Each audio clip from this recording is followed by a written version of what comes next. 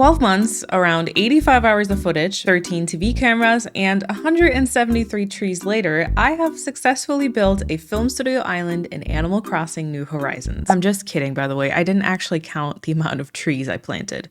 All the other data is correct though. It has been an absolute joy to build up this island, and I just could not resist giving it one last moment to shine on my channel, so welcome to the full framework series. This is all the episodes and the entire process of building this island, along with some extra bonus content in the middle from a long play that never really made it into any of the episodes. Now this is going to be quite a ride because there were some branding and I also think editing changes throughout the series as I was kind of trying to find my voice and my style, so bear with me for a bit there, but I do hope that you will enjoy this retelling of Framework one more time, and because we've got quite a bit to get through, I will not keep you any longer.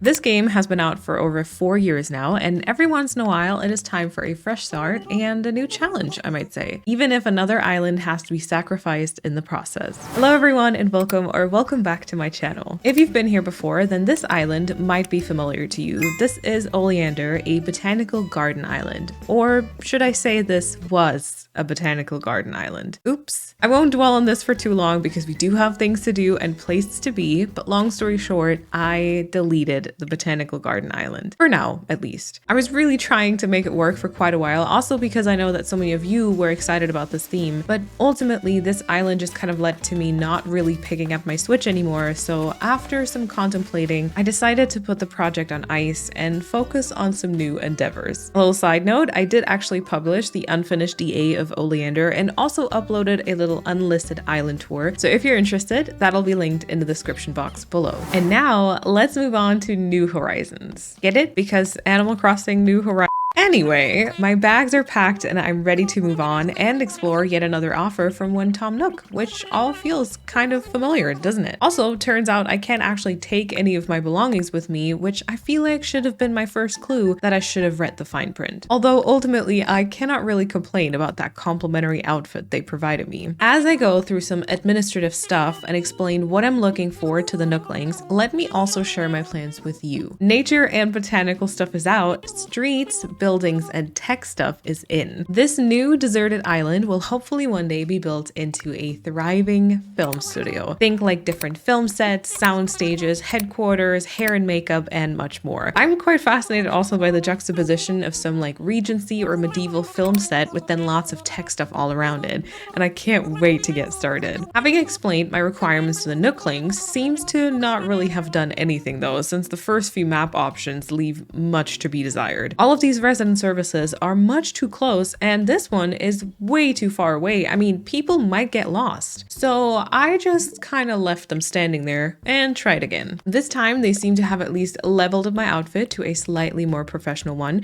which is good because my house will pose as the headquarters after all, so we need all the professionalism that we can get. The new map selection also looked a lot better. 2 options were still kind of too close, and then this one here offered a bit too much space in front of the building, but this here with resident services off to the right seemed quite promising. So I let the Nooklings know of my interest, and very quickly we were off to fly there, with them promising to cover all of my basic needs. We'll just see about that, won't we? On my way there, I also discovered an abundance of oranges, and then also promptly met my 2 new neighbors. Billy I really like, but Diva I am not so sure. And I'm also not so sure what happened here. Moving on, I was then handed a map for the island as well as a tent for my accommodation. Now, if that's considered basic needs, I think we're gonna be in trouble. Because, of course, there's a lot of construction in our future, I decided to place my tent on the beach to keep it out of the way. And also because who doesn't love sand everywhere when you go camping? I quickly found Billy and Diva and decided to also make them live out the sand nightmares, at least then I won't be suffering alone. And Diva was initially hiding quite far back behind some trees. Coming to think of this now, maybe this would have been the better spot. Everything still very much looks like a big mess at this point, and yet Nook's first thought is to throw a party and, you guessed it, making us work for it. So much for covering the basic needs. And for some reason, it gets worse because all the others are clearly just pretending to work. I mean, who needs to sweep a plaza that's made up entirely of dirt? I can definitely see that not much will happen if I'm not the one doing it though, so let's just go ahead and do a bit of cleanup and gather all these sticks lying about, and maybe we should also bring some oranges as well. Once I handed all of these over to Nook,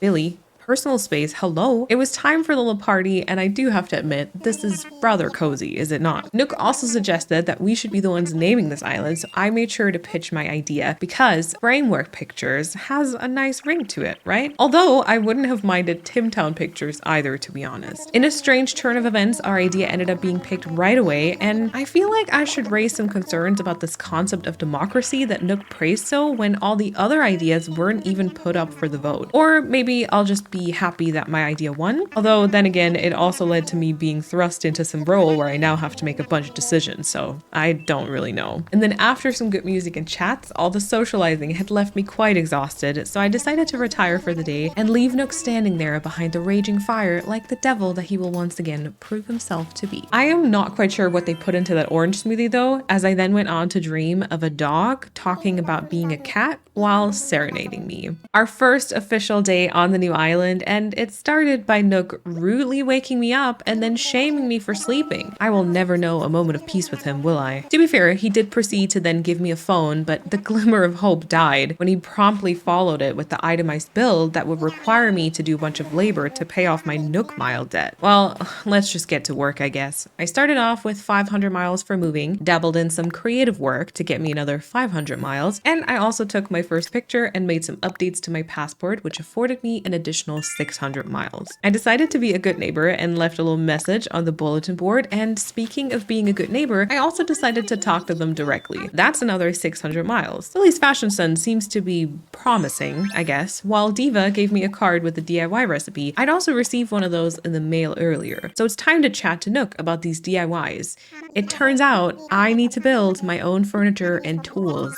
Great. Anyway, I do happen to actually have some materials with me, so let's just go ahead and craft a fishing rod, I guess. Not as if I had much choice in the matter. And I also went ahead and made a net. I found a cardboard box in this bin, and considering I have absolutely nothing at this point, I of course snatched up right away, and then also went ahead to interact with this ABD, of course, which actually gave me another 50 miles. Let's put the new tools to good use right away. A butterfly made the start, quickly joined by another, a robust cicada, grasshopper, long locust, and earth-boring dung beetle. Okay, well, the first one escaped me, but its friend is right there. I also managed to find some money in a tree. Maybe this isn't such a bad place after all. I then caught a brown cicada and a wasp, found more money in trees, as well as an item, which also gave me 300 more miles. I mean, seriously, what is this place? Turns out I shook a mirror from the tree and managed to not shatter it in the process, so naturally, I used this opportunity to spruce up my looks a little bit. I got more money and another long locust, which then brought me to 10 bucks in total, aka 300 more miles, and this also promptly shattered my net. I seem to not be the best at making tools, I guess, but at least I got some more miles in return. I felt compelled to make the other neighbors jealous and displayed all the bugs that I caught for everyone to see, which Nook quickly rewarded with 300 miles. And then I also decided to recreate this beautiful atmosphere in my tent. Just don't ask about this, okay? Which gave me another whopping 1,300 miles. And then because my in-game persona is just as chronically online as I am, I also got more miles for how often I've already used my new phone. And thus I have accumulated 5,000 Nook miles, enough to be free of my debt.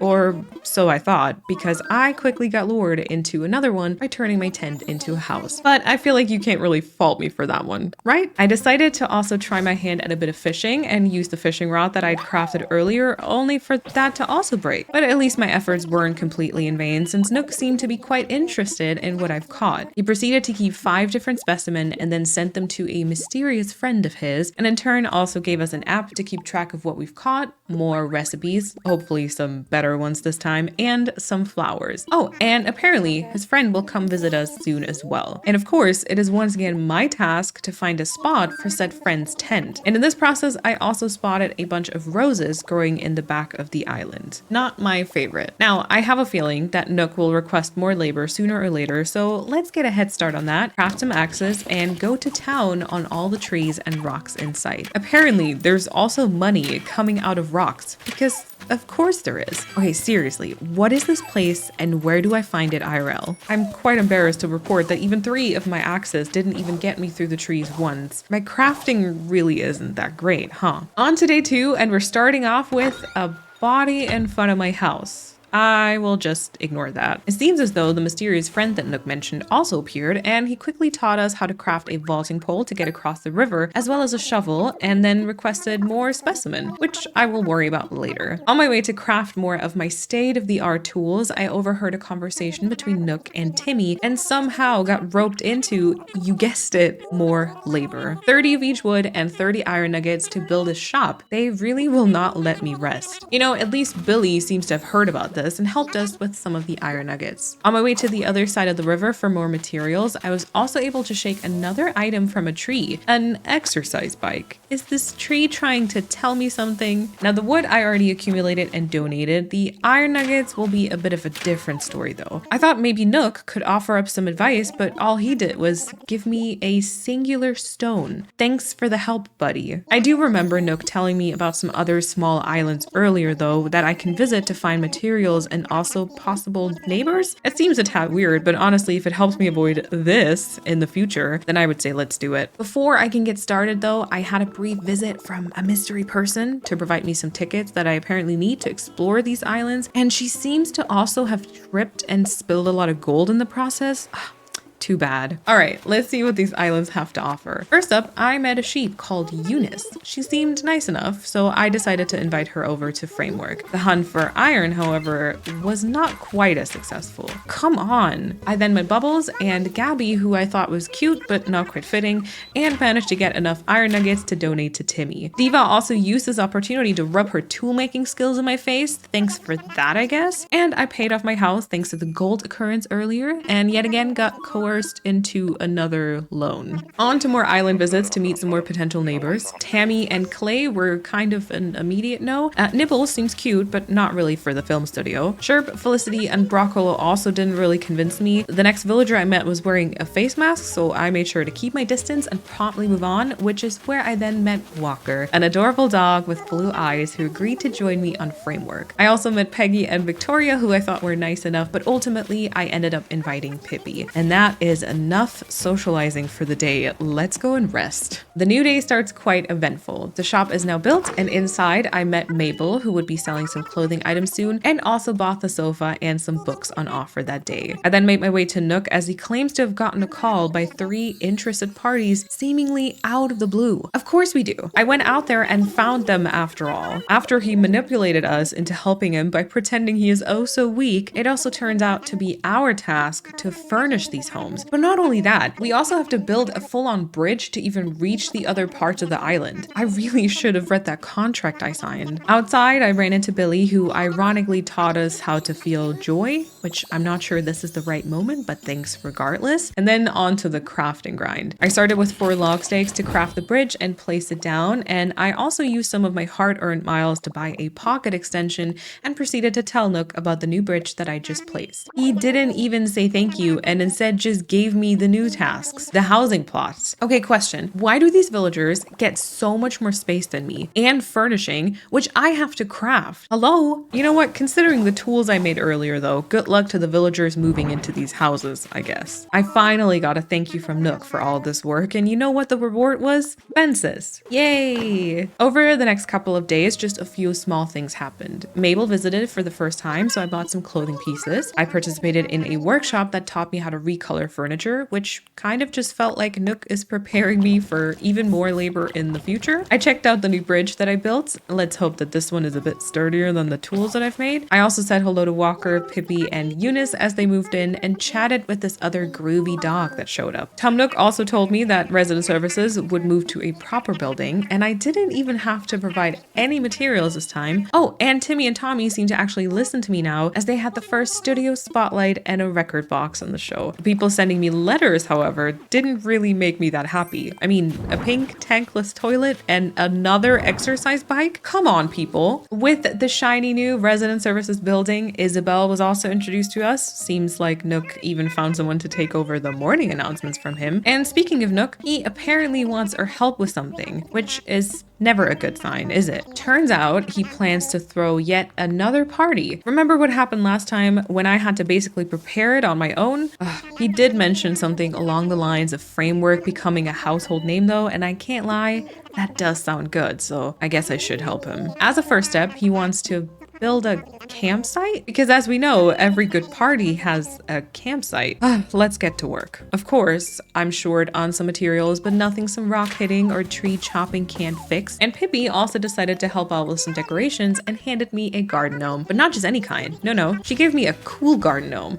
Now, isn't this already great film studio inspo? The campsite naturally got placed on the beach so that more people can enjoy the sand nightmares. And now I guess I have to wait. I'm just kidding, of course. I'll just go ahead and make the time go faster in this magical world that has muddy trees and talking animals. Can you believe that Nook told me the island isn't yet pretty enough for his grand plans? As if this decorating isn't top notch already. Come on. Not long after, the first visitors showed up in the campsite. Tex. Now, he seems a little smug, but also quite eager to live here, which would please Nook and then also bring me another step closer to what I hope will be freedom. So let's go ahead and do that. Nook handed us a plot for Tex's new house, which of course went onto the beach, and then he explained that I would also be able to place more plots myself now, but I would be the one paying for it. It's not me who wants to throw a party, hello? Although I guess with money literally growing on trees, I also can't complain too much. With a new plot down, I decided to try my luck once again on the small islands and met Hamfrey on the second one that I traveled to. He's cute. In the meantime, I'd also purchased more from Mabel when she came by, and she told me that she'd also like to open her little shop on Framework, and that sounds like the start of the costume department to me. On this day, I also decided to prep another housing plot and find more friends, and after a couple of no's from my side, I ended up meeting Zell, who seemed to be quite excited when I told him about the film studio. Surely we've proven ourselves to Nook in being able to bring new people to the island now, right? With the campsite up and working, I gathered all my courage to ask Nook about the current plans, only for him to once again insinuate that the island isn't quite pretty enough just yet. Alright, let's ask Isabel what the 1 star? Come on, now that's just rude. Alright, okay, to be fair, the new friends haven't all moved in yet, so let's see to that. With Hamfrey and Zell both settled, as well as a brand new tailor shop, Isabel's report will surely be better, right? Alright, yeah, I guess a little bit, but not enough for Nook quite yet. According to the report, we're missing flowers. A good thing we have a lovely visitor today then. About 20 flowers later, and we're still at 2 stars. Now she's mumbling something about trees. Okay, a couple of fruit trees, and even some more flowers for good measure, and come on. Back to the shop it is. After purchasing and planting 20 new trees, do saplings even count, by the way? Surely this will be enough. Are you kidding me? Now the feedback is back to missing flowers? Okay, time to bring in the big guns. I can't be collecting, crafting, and buying everything myself when I have an entire film studio to build up after all. Now surely this 40 flower delivery did its job, right? And yes, Isabel is impressed. Maybe she likes online shopping as much as I do. With the 3-star rating now reached, little fanboy Nook made sure to call KK right away. Little question on the side, how exactly did he get his number? Regardless, KK will be here the very next day to give his concert on a deserted island with 9 residents. Now he's really an A-list celebrity, huh? And turns out this KK is no other but the dream dog talking about being a cat, something he seems to enjoy doing a lot. I can't deny though, the music was great. Almost made me forget all the labor I had to do to get here, and this. And thus at last, freedom. Or well, freedom to now work harder than ever to build up the Framework Pictures film studio, I guess. So what's next? First step would be a big cleanup. Now, as much as I'm sure everyone really appreciates my great decorating, the vibe and aesthetic that we want might be a tad different from random toilet accessories and the many bug cages. Also, it's definitely time to expand on our online shopping endeavors to fill up the storage with all that we might require in the future and change our outfit to be a little bit more fitting and practical. In the meantime, I also made a little logo for the film studio that I will be sure to plaster all over set very soon. What are we thinking of this tiny inspo section? Oh, and speaking of inspo, I've also started a little Pinterest board for this project. And with all these preparations underway, I now want to ask you, what codes do you think I need on this island? And also, what villagers do you think fit the theme and vibe? I'm excited to start working on this project and sharing more of it very soon. Make sure that you're subscribed so that you don't miss anything. I would love to hear from you in the comments, and then thank you so much for watching today, and I will hopefully see you again next time. An Animal Crossing island that looks like a film studio. Did I really think that through? Hello everyone, and welcome back to my channel, and of course, welcome to Framework Picture Studios. Okay, yeah, it doesn't look like much just yet, but these last few days I've been really busy getting all the necessary permits and paperwork set up. Honestly, the bureaucracy almost rivals that of Germany. You know what? Since we're talking about a film studio here, why don't I give you a proper recap? Previously on Framework. Craving a new challenge, I talked to Tom Nook about wanting to move to a different island, and then quickly found and selected the map and was on my way along with my new neighbors Billy and Diva. Yeah. I got to name the island Framework and then met and convinced Eunice, Walker, and Pippi to join the film studio as well. With growing popularity, Framework soon also got its own shop and tailor shop and even a museum, and then Tex, Hamfrey, and Zell moved in. All of that even convinced an A-list celebrity to do weekly concerts, which in turn also led to Nook giving me all the permits required to make any changes about the island. And I also used all of my hard-earned money to expand my house, made a logo, and then rid the island of all of its trees. That sounds like a great place to start, doesn't it? And now I have to get the studio up and running, but it is way too warm in this heat and I can barely think, enough that I have to endure that in real life, right? Let's go ahead and fix that. So much better. Okay, let me think about this. Now, of course, we'll need some sort of infrastructure to get from one set to another, and also some security so that not everyone can just waltz in here. The airport is where any arrivals and deliveries will come through, and then of course there's also the town hall building that's required for any infrastructural decisions. Oh, and I'm not sure I mentioned this, but Nook absolutely refuses to relocate. So how about I turn this part here into a parking lot along with a gate to the studio premises. Now, to make all of this a bit easier for anyone visiting Framework, I would like the infrastructure to be somewhat reflected on the island map as well, which means I will have to establish the street routes first, aka lay down some in-game pathing, and then add the correct tiles on top. After careful calculations, I established that the street would have to be around 3 tiles wide, so I started laying that down and then went about testing the location of the gate itself. Of course, I would have to ensure that it was wide enough for the cars to actually be able to still pass through as well. Once roughly done with that, there are 3 different pillar options to use, with either a light gray, a gray, or a black version. I definitely want this to seem as professional as possible, of course. I mean, we aspire to be a reputable film studio after all. Therefore, I am leaning towards the black one. However, I kind of fear that it would make it hard to find a matching fence option. We'll see about that. You know what? Maybe resident services could be kind of an official building that is close to the headquarters itself. That way, it doesn't actually have to be part of this entrance build. And now, while I do very important infrastructure work, Zell seems to already be honing his artistic skills over by the river. Very promising talent for sure. I decided to extend the surrounding sidewalk tiles as far to the left as the land allowed me, build in some of the street code, and then extended the entire groundwork all the way to the left as well. This way, I'd be able to judge from the airport location whether the parking lot has the desired size. I was surprised that none of the residents had come by so far to try and get their own vision across. Although it is still quite early, maybe they just require their beauty sleep. Well, except for Zell, of course, who we had already seen earlier. No beauty sleep required there. Time to test out some cars in the space, and I think with the gate just one more tile to the back, that seems to be a decent size. That's what she said. With more of the surrounding sidewalk breaks down, I also made sure to fill the space in with the appropriate street patterns. For now, I just opted to focus on the plain middle tile first. Any lines and details would then be added later on. I am admittedly a little undecided about this bit here on the side. With such unshapely land, maybe this would just be best for a bit of greenery later on. Everything is covered and so far so good, but I think we all know that if I leave it like this, it'll be pure and utter chaos. Have you seen how people park their cars? We need at least some parking spot markers.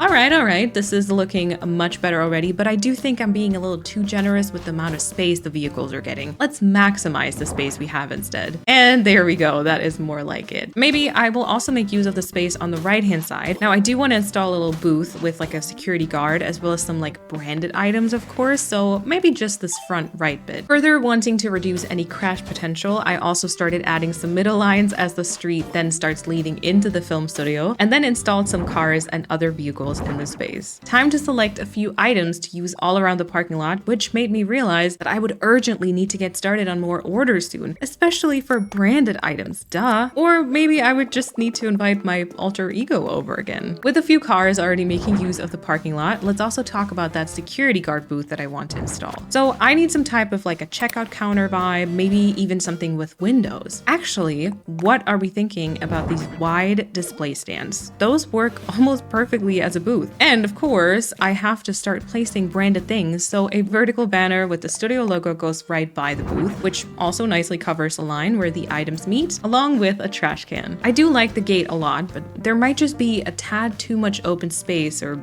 sky visible in between, so why don't we just pretend as though the gates are currently being opened or closed? Yeah, kind of like that. And then, of course, something is still needed to communicate to the car drivers, like a microphone, duh. Along with a cash register, I would say that is a decent looking booth, right? A brief pocket decluttering to deposit some items that I might still want to use off to the side properly confused Pippi, who then promptly taught me how to be curious. Sorry, Pippi, I promise I'll clean this up in a bit. Okay, not bad, but I do feel like there's still some stuff missing, and especially this part here to the front left seems very flat and empty. I know what you're thinking, more logos, right? I'm sure that we can sacrifice this one parking spot. I mean, it's for the greater good, right? Little did I know that this section right here would be the bane of my existence for the rest of the day. Okay, not bad with the sign, but it's not quite it yet. I do like the addition of the hedges though, because I mean, this area is still missing some of my favorite color after all. Maybe I could try some short, simple panels instead, or this wood partition, and some of the rope partition might be nice as well. Or I also want to see what the stage light looks like when in action to kind of illuminate the sign. All right, well, the rope partition has a nice vibe to it. I do somewhat like the look of the stage lights, but I believe not for this specific area. Maybe the sign is just too small. I mean, the short, simple panels would be a taller option, but that kind of makes all the other decorations a little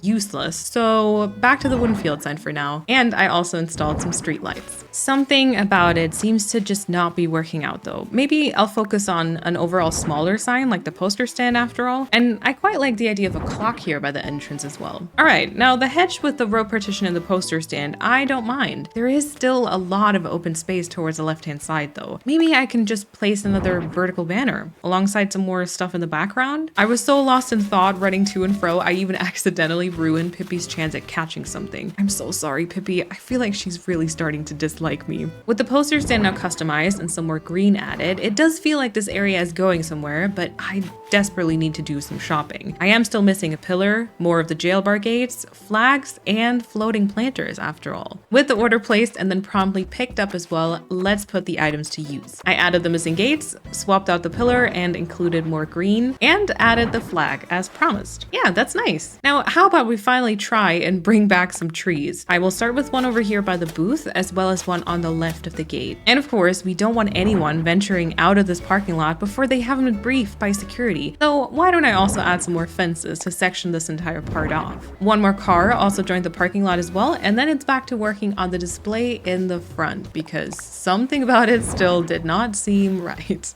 I will spare you the full montage of this though, because you would think that I was obsessed and like a perfectionist or something, and I mean, we really can't have that.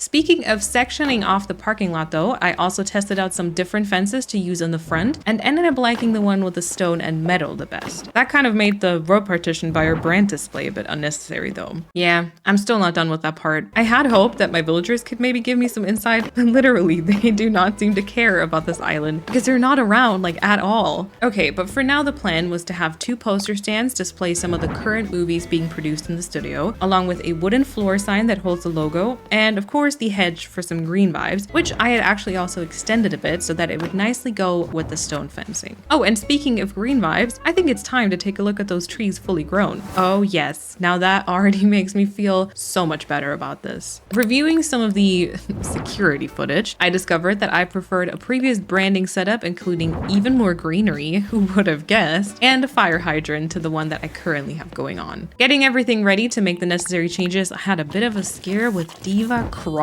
towards me, but she quickly lost interest again. Whew. Now, having those two movie posters there, yes, please. I mean, of course, as like production goes on, these might get replaced in the future, but for now, I really like this. I also finally added the fencing along the sides as well, and might have spotted Diva not so successfully try and pursue the bug catching hobby. Oops. And of course, I'm not quite done with the branding aspect. I mean, it'll never be enough. So I also added some posters to the fences in the back and then caught Diva fail again at bug bug catching. She then tried to water the plant that's all the way on top of the pillar and started another attempt to catch a bug without any success. Maybe today isn't your day, honey. With the branded fences placed down, there's still a few other things that I might like to try and incorporate. What about a utility pole here? And maybe over to the right as well. And then this part by the booth could be a little bit more messy, maybe with some boxes and trash bags and even some paper on the floor. And there'd be some cracks on the floor as well, right? This was also when I realized that I had actually forgotten to get the inner corner piece of my path, so I quickly fixed those up as well. I then decided to continue the road a bit further, even if just to imagine this is actually leading somewhere, and then went right back to adding a few more details to the parking lot, like the meter and pipes. Oh, and should I also plant another tree to this side here? Actually, speaking of trees, much more greenery would be needed around this place, especially now with the basic outline standing. I'm not quite sure which ones would even grow around this place, so let me just do some random happy planting for now. And while I run around, lay down a new parking lot and streets, move entire cars with the sheer strength of my little ball hands, and plant an entire forest worth of new trees,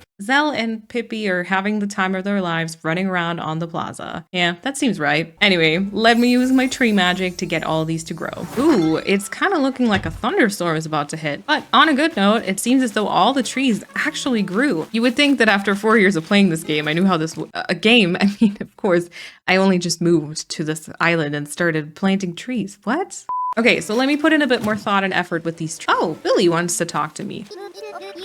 Wow, Billy, I am trying here, you know? It's just like last time when he told me to just be happy. You should smile more. Muscles? Which muscles? Is this about the exercise bike? Yeah, hooray my ass. So, trees, am I right? Okay, time to get out of this weather. I am soaked to the bone. After a hot bath and drying my clothes, and with much better weather, let's take a look at all these trees. Now, what did I say about a forest? A lot of the times when I try and decorate, I'll kind of find a particular frame that is most likely used for photos, and then kind of just try and determine the things that I like or dislike. In this case, I like the third stage cedar tree here, so I would want to stunt that. But then I definitely wouldn't mind the one behind the gate and the booth to grow taller. And I think we could also get away with this one in the front being taller. So we'll let all those grow. And for this left side here, I like the ones on the side of the fence, specifically the hardwood and cedar around the corner. I would like to keep those at third stage. Whereas the cedar tree a bit further to the front might be able to grow a bit taller. And actually the hardwood at the very front maybe should be smaller so the transition to the beach isn't as abrupt. And then there's quite a few things about the back part that I don't like this clump of trees in the corner here. Both the hardwood and the cedar have to go and maybe just be reduced to one tree a bit more to the left, as there's currently kind of a lot of free space there. And then the double hardwood and cedar also don't seem ideal. Maybe I gotta switch those around as well. Nothing like uprooting an entire tree and carrying it in your pocket, am I right? Briefly interrupting the tree talk, as this was also when I started thinking about placing the first few smaller sound stages close to the entrance. So I used some of the wide display cases to kind of evaluate the size of the houses and see whether I kind of like those here. Now, that was a lot of small decisions, so let's just go and see if all the tree planting actually made any sense at all. Okay, here we have the right-hand side, because everyone loves a good before and after. Here's the area without the trees, and now with the trees. That's quite nice. And moving on to the left-hand side, first without any trees, then with a couple of the trees planted, and now with the, I want to say, optimized trees. Now, you might call me obsessive when it comes to tree placements, but I genuinely think that this made a difference. This was also the time for any last minute changes. I'm finally bringing the park clock back and implementing another utility pole. Oh, and how about we imagine that there's someone just like unpacking their trunk here or something with some boxes and maybe a camera. I'll also add some more paper chaos and oh, maybe a manhole cover right here. Awesome. I believe I am happy with the parking lot in and of itself. And now before I work on the next few bits, I cannot keep this gem of sound designing from you. Seriously, Animal Crossing, where's the option to mute animal sounds? Enough of that though. Let me work a bit on the overall infrastructure so that all of us kind of have a better idea of what'll happen next. So how about we go from the entrance, we kind of drive past the small sound stages to then the headquarters somewhere over here. On my planning trip, I also actually stumbled into a conversation between Zell and Walker. Turns out that Walker would like to learn how to be cool. Okay, we might all need this advice, so let's listen. Okay, fashion and hairstyle are important. Good. Those departments are planned. Your personality and what's in your heart.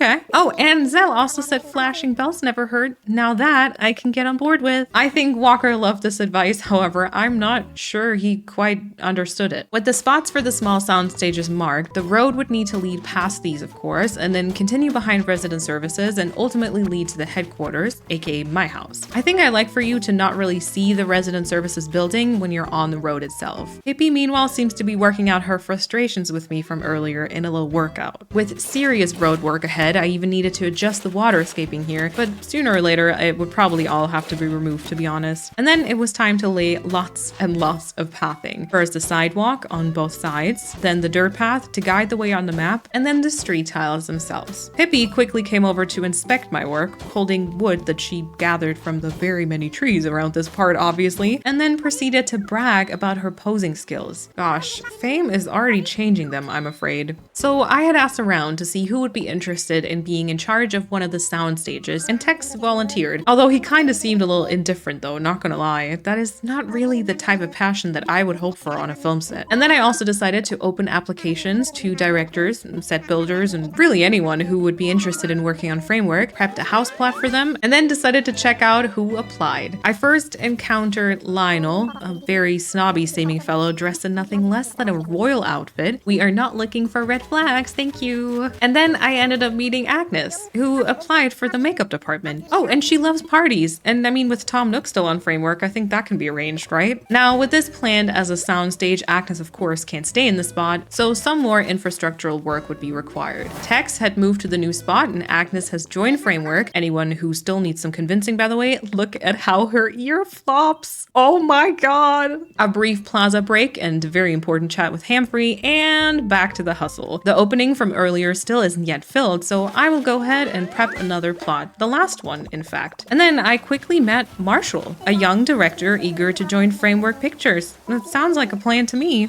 My next day then started quite interesting, I might say, as Diva ran up to me and asked if I have ever gotten a cold chill right to my bones. Well, yes, I believe I got one just now. Oh, and speaking of, I've read your comments about her fitting the movie star vibe and all, and I get it, I do, but also, I'm sorry, it'll be a no from my side. And now with Marshall all moved in, it is time for a bit of planning and organizing on my end. Let's start by moving Agnes somewhere else. I do have different plans for the makeup and hair department after all, and then this spot will instead be occupied by our newest addition, Marshall. And now I had big plans of inviting the highly requested, the one and only star producer and director, Marlo. So I started conversations and contract talk with him. He required some jail bars, a bonfire in a pot, and in turn brought along with him a red Sprite costume, a blue do-rag, and a knit hat. Those are some interesting movie plans happening, I'm sure. Having finally convinced Marlo to join Framework Pictures, I also learned that Billy wanted to actually move out. I wish him the best. Ultimately, I just think that we both had very different ideas when starting this journey together. Bye, Billy. In the meantime, Agnes also ran up to me all excited and told me about all the new gossip, meanwhile giggling along happily. She seems to settle into her role quite well, I would say. And speaking of settling into your role, I also remembered that Hamfrey had told me about his dream of working as a director earlier. I sat down with Tex again, and he easily agreed to hand a spot over. Directing might not really be his thing after all. And so we have our lineup with star director Marlo, his apprentice Hamfrey, and the young director Marshall. What do we think? Now, of course, these houses look nothing like sound stages yet, but apparently in order to change them, I need some sort of special permit for which I have to work. What exactly have I been doing this entire time? Hello? Anywho, I can't lie, I am quite exhausted after all this house moving and contract talk, so I think we'll have to leave this for another day. What do you think I should build next? Tell me in the comments, and don't forget to give the video a thumbs up and subscribe. The next video might be a long play. I hope you all have a fantastic time until I see you in my next video.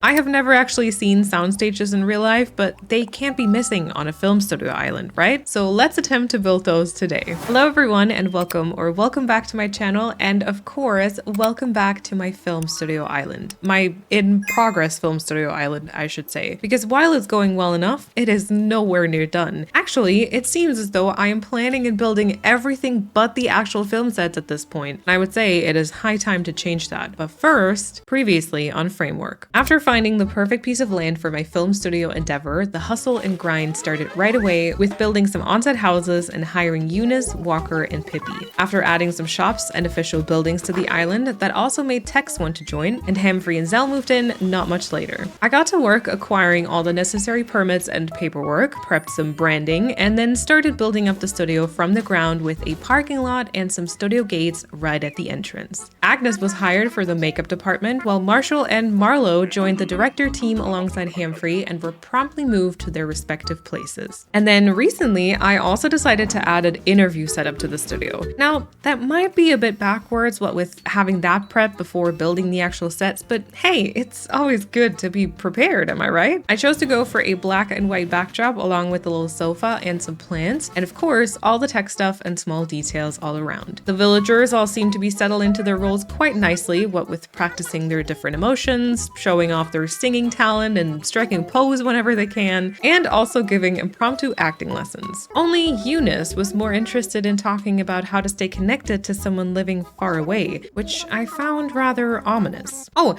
I also did so much online shopping that Nook finally caved and got me an app just so that I would basically stop interrupting their nap time. Thanks for that, Nook. And having finally acquired the license to change houses, I put it to good use right away to transfer Marshall's, Marlo's, and Humphrey's house for the sound stages, which will be important for today's renovations. And now, without further ado, me and my ball hands are ready, so let's get to work. As usual, I kind of have a frame to focus on and work with. I know that I want most of this to be stone flooring, and then to connect the houses, sound stages, with some simple panels and wide display stands to make them appear more unified. The first step, putting down the stone flooring. I'll try the same ones that I have over by the interview panels, and I will lay them all horizontally for now because I can always swap out some stray pieces later on. With that done, it's definitely time to figure out the building structures first, and then to go back in for more soundstage details later. I went ahead and I gathered some different items for my storage, and then also put my newly acquired shopping app to good use right away because I would definitely need many more of these items. So Marlo and Humphrey would have a joint and bigger soundstage in the back, so I unified the two houses in the middle with some simple panels, and then also quickly decided that it would make sense to give these buildings a bit more height with some extra display stands on a higher tier.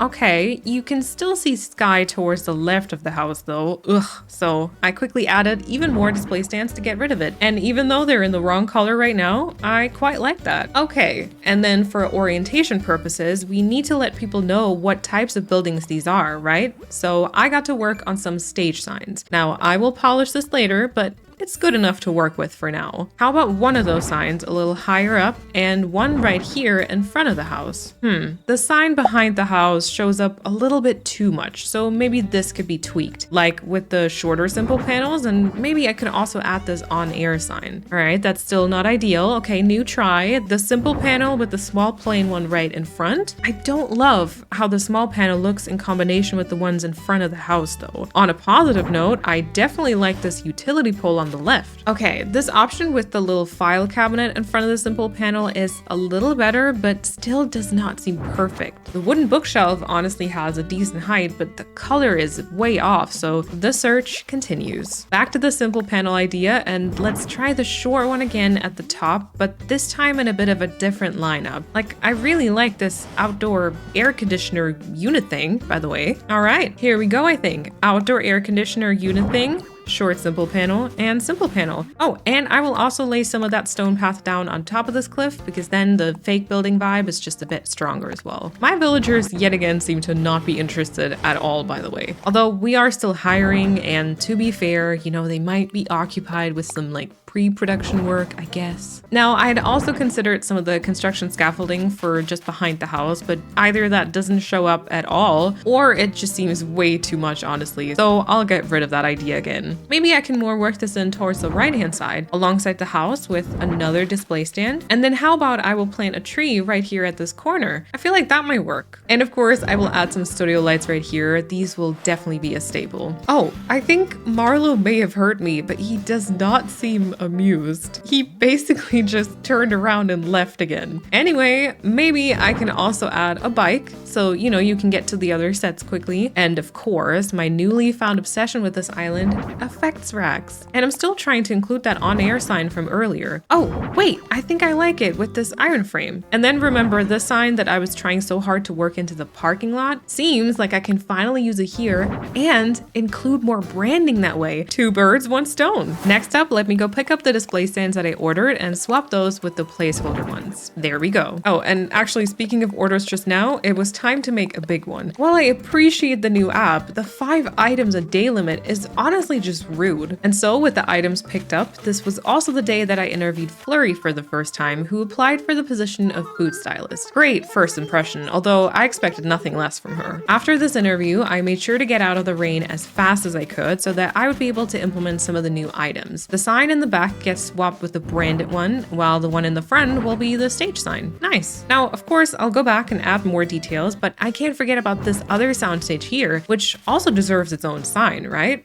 Maybe somewhat like this for now. Again, they will be adjusted later, so they also actually match up. So this stage, aka stage 1, I don't want to be quite as big as stage 2, but I would still like to work on it a bit and at least cover like that grassy border around the house. And I also have to say I don't really love the purple curtains that Marshall picked out, but we'll just leave him the illusion of free will and just cover it up. Plus, I mean, I did make a sign and I can't let that go to waste. Marshall seems to either not care or he's just already fed up with me. I will let you decide. Now, let me see what items I can work with here. I'll get started with some of the go-tos like simple panels, wide display stands, and I might want to try the wooden bookshelves again. Simple panel on the left is a great fit, I think, but in this case, I don't really love it on the right. And weirdly enough, the wooden bookshelves haven't changed color since I tried using it last and still don't match. Huh. Oh, now another branded flag is cute here, but doesn't really hide the grass, does it? But you know what item I think might be really cool? This parabolic antenna, and maybe a little higher up. That looks almost like this reference picture right here. Okay, very much yes. Now I just have to make it look like it's part of the structure. The wide display stand would be quite tall, but the simple panels could work as long as they are all the same color and I do something about the grass, of course. And another idea, what if I add some more cliff so that I can pull the antenna a bit further to the back and then add some fencing in front. All right, not bad, but I think maybe that's covering a little bit too much. But let me try to go all in on the simple panel idea. I'll add the stone floor on top of the cliff, put the antenna back down, and swap the black simple panels with white ones instead. All right, yes, it's definitely still a bit too plain, and no, you might have seen this one coming. There's a bit too much sky. Okay, well, how about I add the fence idea from earlier to the back? In this case, it could even go behind the house and therefore be a bit of a nicer transition. I think that's honestly decent. And maybe I'll even continue it on the side as well. Ooh, yes. That's the sky coverage that I like to see. Now, obviously, it is still not done. I still need some more variety and also height, but I have ideas on how to achieve that. First option, I will switch to the wide display stands towards the side.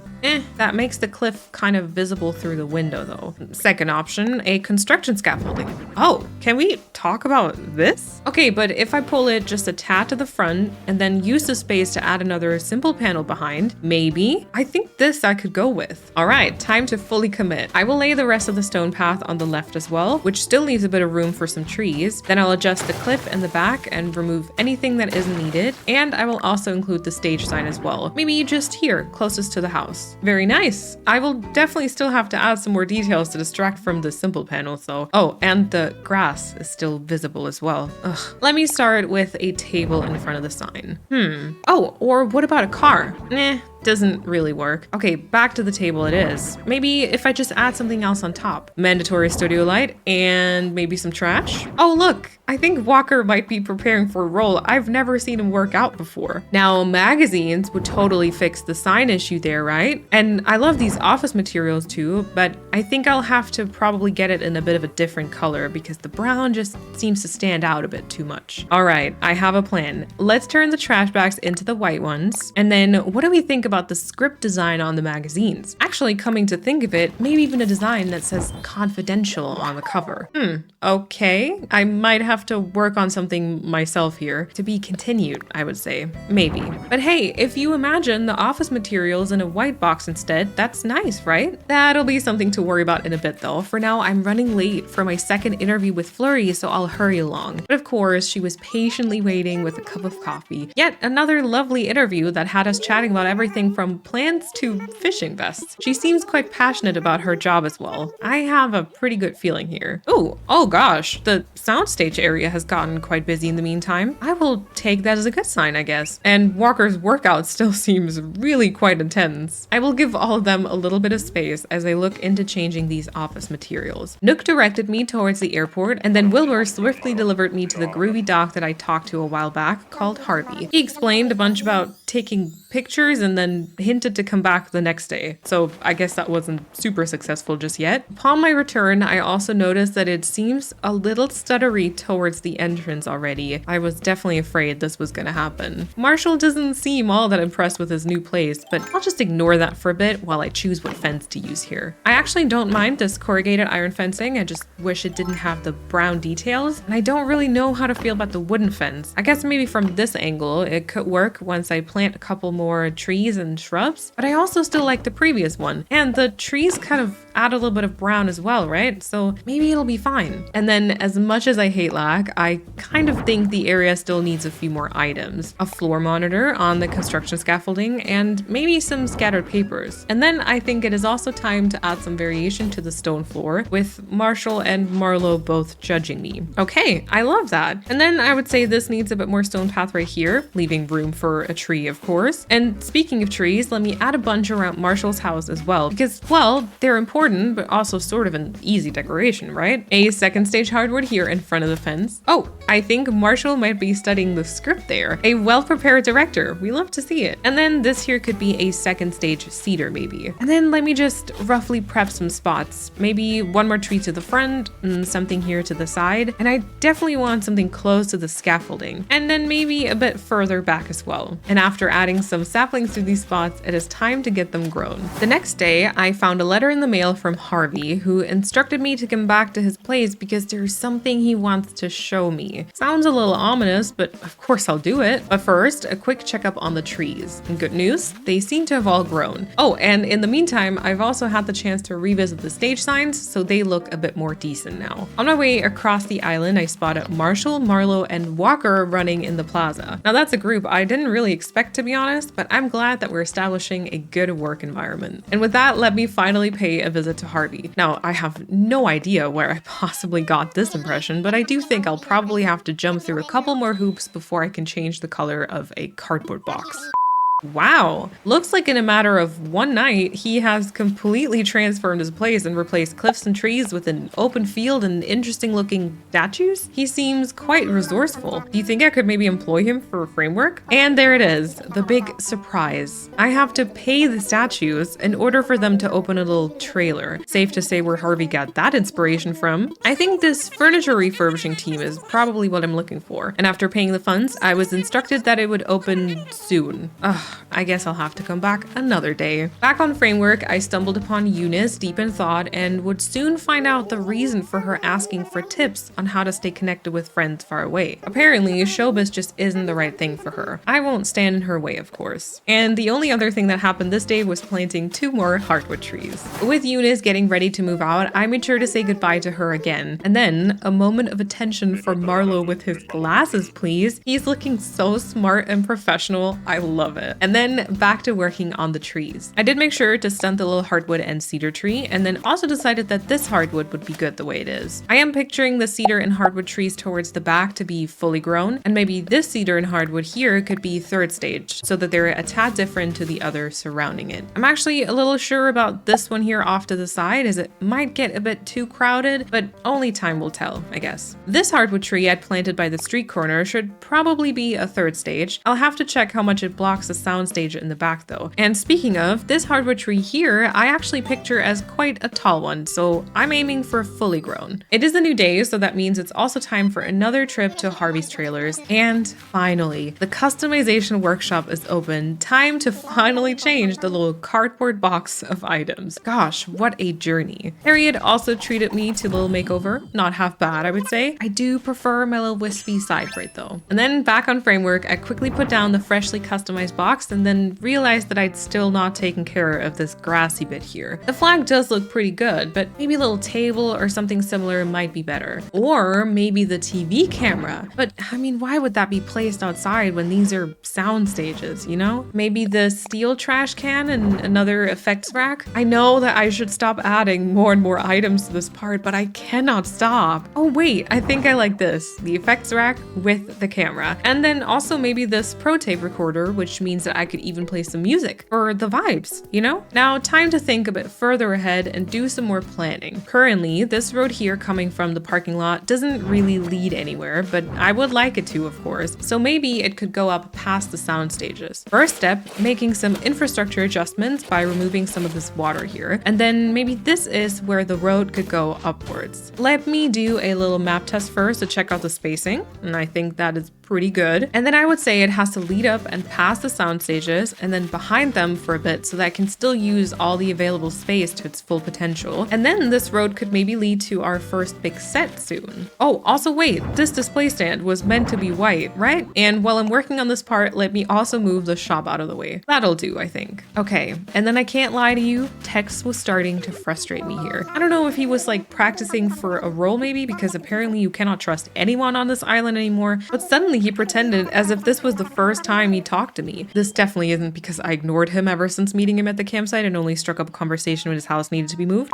He kept blabbering on about signing a merch deal and then something about the text show, which honestly, that's the first time I've heard about that. With Eunice having moved out, there is a new completely open plot. So why don't I go see about some open applications? I ended up meeting with Zucker and Walt. Both of them honestly just didn't seem right for any of the positions or parts. But then I ended up meeting Tasha, an absolute organizational talent who could help me with the talent hires and general management. And she said that she feels like a movie star already. And if that doesn't fit, then I don't know. Let's go ahead and get her settled in. Oh, that is not the interior that I was expecting. Well, welcome to framework, I guess. With the new position taken care of, time for a short concert break. And then right back to the grind to continue the work on the road. I started with the sidewalk to get an idea of the outline, and then realized I never actually went back to shape this cliff, so I promptly fixed that as well. And then I went over to the left to establish a possible street corner, from which I then went back over to the right-hand side to connect it with what I already had. This way, being on the road wouldn't be too blocked by the sound stages, although maybe a tie lower could also work and save a little bit more space. And then maybe over to the side it would be enough space for some food trucks or maybe trailers for the set that I would like to build. This might even be a good area for a bridge across a river. It would only need a couple of small adjustments. Now, full disclosure, I am not sure that this will stay or how this river will be tied into the island, so we'll just call this a for now plan. But anyway, I also made sure to lay down the sidewalk here and then connected this all the way back to the original road as well. Next step was to lay the groundwork, aka the in-game pathing, so that this would also be reflected on the map, and you already know which step is coming up next, adding the street code. With the road then completely placed down, I did also want to go back in and add some of those lines in the middle as well, sort of like that. And here goes some fencing for the bridge. And now let's tie everything together. I'll adjust the stones here by the sound stage and plant another cedar tree and stunt this hardwood tree. And then I also decided that I wanted a couple more trees in this little open space here as well, so I ended up planting just a few more. Ooh, we're starting this day with terrible weather. Let's hope that none of the equipment will break. Although, considering this is an island filled with talking animals, we might just be fine. And the trees seem to all be prospering in the rain. Oh, and speaking of talking animals, with Tasha all moved in, oh, that does not look healthy. We also decided to invite Flurry back for her final interview. She expressed her desire to be part of the team, and after asking around, we found out that Pippi has been missing Eunice too much and would also like to pursue a less stressful life. All right, bye-bye Pippi. It was lovely to have you on the island, and see you soon, Flurry. And then I will use this beautiful weather to plant just a few more trees behind this interview section so the rain can do its job in watering them, I guess. And then let's get out of the rain. Okay, I quite like the cedar and hardwood to be a bit smaller, so I'll go stunt those and let the others around them grow a bit more. And then I think it is about time I declutter my pockets a bit, prep some crops that I can use as fillers over here by resident services. Can I also just say I really like the sky today? I know, me liking sky is unheard of. I can't even really enjoy it though, because after picking up an order of wheat fields, it is time to keep growing all the trees. Zell can once again be found honing his dance skills by the river, very dedicated I must say. And then I watered the crops and said hello to Flurry, who finally joined production. Now sadly this cedar tree right here seems to have stopped growing, so I'll move it out of the way to give it its space and then replant it later. This hardwood I will swap with a fully grown cedar instead, and then I will also swap out this hardwood and cedar tree so that the two small cedar trees are next to each other. And then I think I will do the same to the ones next to it. Okay, let's take a look. I put the cedar tree back in its place, and a couple of days later also swapped this hardwood for a fully grown tree. And then with everything having grown to its desired size, let me go to an appropriate date, stock up on some flowers and items, and start filling in the gaps. I'll get started with another utility pole right by the entrance, and then let me fill this little gap here with another flag. Never enough logos, right? And I guess I could also include some more lamps along the way. One thing I am not loving is this quite open space here around the corner. Either I could try and plant another tree, or what about a truck here? Oh, and everything is branded, right? And then a utility pole right behind. Nice. And now I could maybe even add some more boxes at the risk of more and more and more lag. Okay, now time for the actual fillers. I always like to get started with some wheat fields, like maybe just towards the side of this house to cover the border of the stones, and here by the lamppost, and here between the trees. And now I will use the shrub starts I have as well as the flowers in my pockets. There's not really any rhyme or reason to how I do this, to be honest. Mostly I just try and see whether I'd want a flower or just some greenery, aka shrubs or the crops, and then just plant away. And I will also use quite a few weeds in this process just because many tiles don't actually matter too much, especially if they're hidden behind a cliff. Oh, and looks like there's a big meetup on the plaza today. Zell, Marshall, and Walker are doing a workout. Walker really seems to be getting into shape. Flurry is doing some yoga, and Tasha is making sure that everything's in order. She was an awesome hire. After some more flower and shrub planting around Marshall's house, let's see if all of that worked out. And so far, so good. I can't see anything at first glance that seems out of place. Now, I will have to return to maybe fix these parts behind the cliff and of course continue the fillers further once the surrounding bits are also decorated, but I believe I'm quite content with this. So we've had some decent map and personnel changes today, and until next time, I believe I will put in some landscaping efforts, maybe talk to Harvey about some tips so that we can utilize all the space that we can. But there we go. Sound stages 1 and 2 are standing. What do you think should be inside of these houses? Let me know in the comments, and don't forget to give the video a thumbs up and subscribe so that you don't miss the next part of our film studio endeavor, and then I will hopefully see you next time.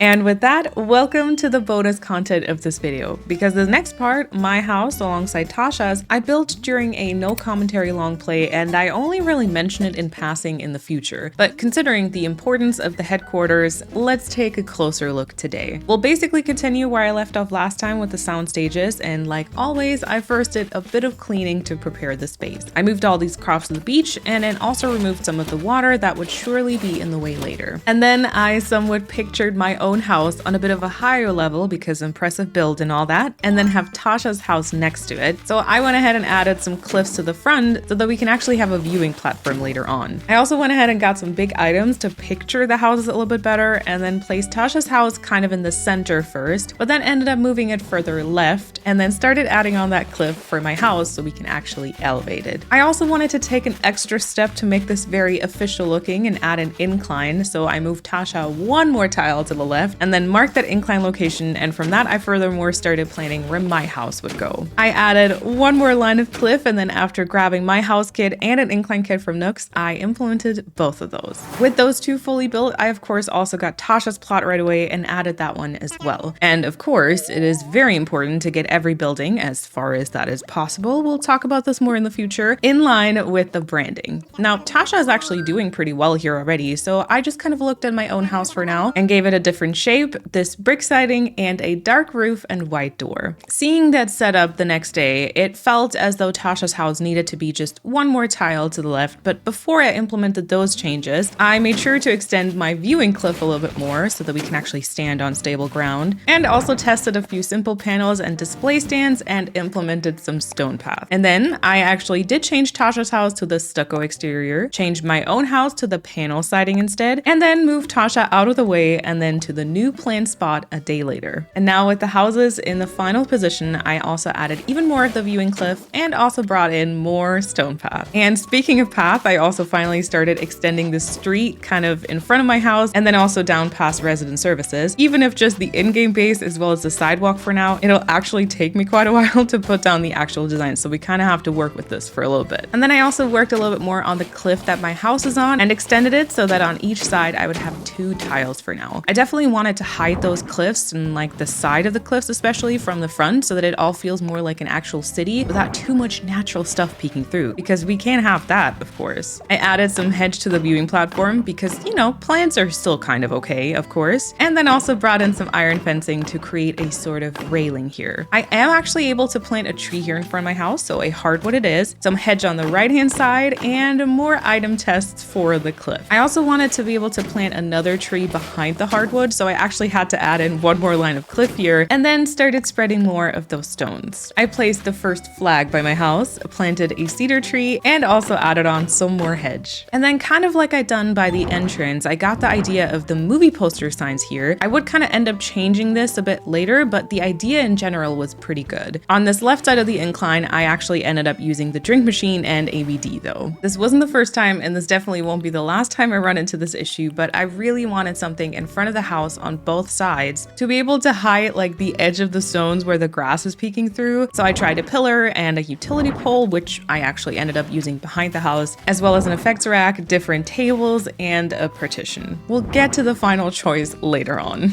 I also moved my own mailbox around a bit more, but then decided first on putting down the stone floor on the right hand side as well. Similar to the left side of the incline, I once again wanted something here to possibly hide the cliff, but not the hedge fence up above it, because you know, plants are allowed, and I actually really like that fence in combination with the simple panels. This also gave me the idea of bringing in extra simple panels behind the drink machine and ABD, so I quickly made a black design, which actually looks quite decent on the simple panels since it kind of gives a bit of a textured look by default. I brought another utility pole to in front of my house and discovered the round topiary to hide those few grassy bits next to Tasha's house, and I was also playing with the idea of bringing in some short simple panels here. Speaking of, I also customized the simple panels on the left hand side with that black design, found a decent location for the mailbox in front of the incline, and made that flag a branded one, of course. Whenever I watch back any of my decorating footage, I'm reminded of the fact that I probably have ADHD, because the amount of times I start in one area, but then without finishing go to the next, oh gosh, it is rough. Anyway, I did manage to place down 2 more black simple panels, then added a snack machine right in front of it, and brought in 2 of those poster stands with some movie posters. I worked a bit more on the setup and where which of these would go, but generally really like these item choices at least. For Tasha, I had added another branded flag and was now trying around with another trash can. Another loss of focus had me adding a few tiles to the house cliff on the right hand side, just a few though, before yet again abandoning this to finally add the street codes in front of the house. Goodbye dirt path at last. After a little break to calm my ADHD brain and some research, I got the idea of including a water tower by Tasha's area and perhaps turning the space to the left there into a parking lot. So with some logos slapped onto the tank item and a few other items added to my pockets, I got back to work. I wanted to add some more construction scaffoldings behind or sort of next to my house, and then the tank sort of behind Tasha's house. I even decided to bring in an extra cliff to make this an even more imposing looking water tower. With room for a tree and some simple panels to hide as much of these cliffs as I can, this felt like a decent plan. The next logical step for me, sectioning this parking lot off with a construction scaffolding and some fencing or fences, or maybe both. And with the size of the area therefore decided, I also put down that stone floor here and added some logos to the fences. I also tried around with some fencing here, but I will spare you the details of me going back and forth on which fence to use, and we'll just say I immediately made the right call here, okay? I also fixed up a few other things, such as adding some stone underneath this tank and shaping off any unnecessary cliff bits, and then I added some more to the house cliff to make room for that second construction scaffolding. And then let's go back to my favorite struggle area of this build, the front of Tasha's house. I tried another counter table, the Zen bench, a locker, the plant partition, and I don't even know how many other things, but then I placed these short simple panels with the steel fence and decided that this would be the winning combination. All I would need now is a matching sign, so I quickly made what I thought would just be a placeholder. I actually ended up really liking this basic vibe though, and this ended up being the final design, and it even inspired future pieces for other houses. I added some vertical stones to the parking lot for some more details, and then grew and swapped these trees, and then also ended up planting a bunch more behind the fenced off parking lot. With another pocket full of items, I added on a fire hydrant, a street lamp, and some bikes, and then set out to find something to block those fences a little bit more. A storage shed actually seemed very promising, and so did another truck. Maybe this one's just kind of stopping by the street to load or unload something. I definitely struggled a little here with where to put the bikes and then also if and where to add some more fence, but I did decide to give Tasha her own car. I also placed some meter and pipes and seat back to the back, and then decided on some rope partition and a simple manhole cover in front of the tanks. You're supposed to keep it somewhat accessible, right? With this area now more or less done, it was time for me to return to my own house. I fixed up that unfinished house cliff that I abandoned earlier, planted a tree behind the scaffolding as well as to the front, and then brought in another simple panel behind that as well as that steel trash can I was trying to make work earlier for Tasha's house. And I also could not resist yet another branded flag. Oh, and the logo on the steel trash can, as well as another utility pole. My brain was kind of smoking at this point, so I actually stopped recording and decorated a bit more while in sofa gremlin mode, as I like to call it, which brought in just a few more details in front of my house, like that other poster stand that I hadn't used downstairs, an on-air sign, and a film projector. And thus, the framework headquarters were finally up and running, and nothing would stand in my way. And now I will hand it back over to CEO Malene from the past. About 5 months ago now, I had set out to create the ultimate film studio and had moved to a brand new island to achieve said goal. After a few successful building projects, my focus got torn away as I then got distracted finishing up a coastal retreat. Enough with the nonsense now though, and back to business we go. Let me get you up to date with all the ongoing projects. After signing the necessary permits to acquire this land and proving myself to Tom Nook, who for some reason has all the say, I prepared the logo for the film studio and adjusted my outfit. Dressed for the job and all that. Although I'm not really sure what my job would be then. And then I gathered all the strength my little ball hands would allow and started building the studio from the ground up. The first thing was the entrance and parking lot itself, with some fence keeping out any unwanted visitors as well as a security booth to check people upon entering. I also made sure to have an interview panel up and running for whenever the time to promote the movies would come, and then started building up the first 2 sound stages right behind the entrance. I hired Marshall as the director for Soundstage 1, which currently has a green screen setup on the inside, and Stage 2 is occupied by Marlo and his apprentice Humphrey with a Regency film set as well as some storage space. To help with any other hires as well as general decision making, I also added Tasha to the team and moved her house right beside mine as the headquarters. Other hires currently include Agnes for hair and makeup, Flurry for food styling, and then Walker and Zell in some to be determined positions. More on this later. For now, Tasha and I had made some rough plans as per the rest of the studio's infrastructure, and even though not final at all, our next focus would be establishing a spot for the hair and makeup department as well as costume designing, since our goal was to have many of these departments on site. Speaking of infrastructure, that would be the first order of business, what with the current road just sort of stopping here. And because I seem to have just as many talents as responsibilities in this world, of course, I would be laying the street myself. I started by simply extending it further down in direction of the beach, as well as establishing a spot to cross over the existing river. Our bridge here would probably have to be much wider and sturdier than the current one though. Once roughly in place, the next task will be to connect it all and then put down the required layers. The groundwork, aka in-game path, so that you can also see the path reflected on the map, the sidewalk tiles, and then all the street codes. Halfway through the process, tech started serenading me from the plaza. I'm starting to think that we'll be producing movie musical adaptations here with all the practice singing over the last few weeks. The freshly installed street does leave a bit of awkward space here by the plaza, but I'm sure that I'll be able to figure something out sooner or later. I mean, when in doubt, add some branding, am I right? Let me now also remove these wooden pieces here to make space for something a bit sturdy.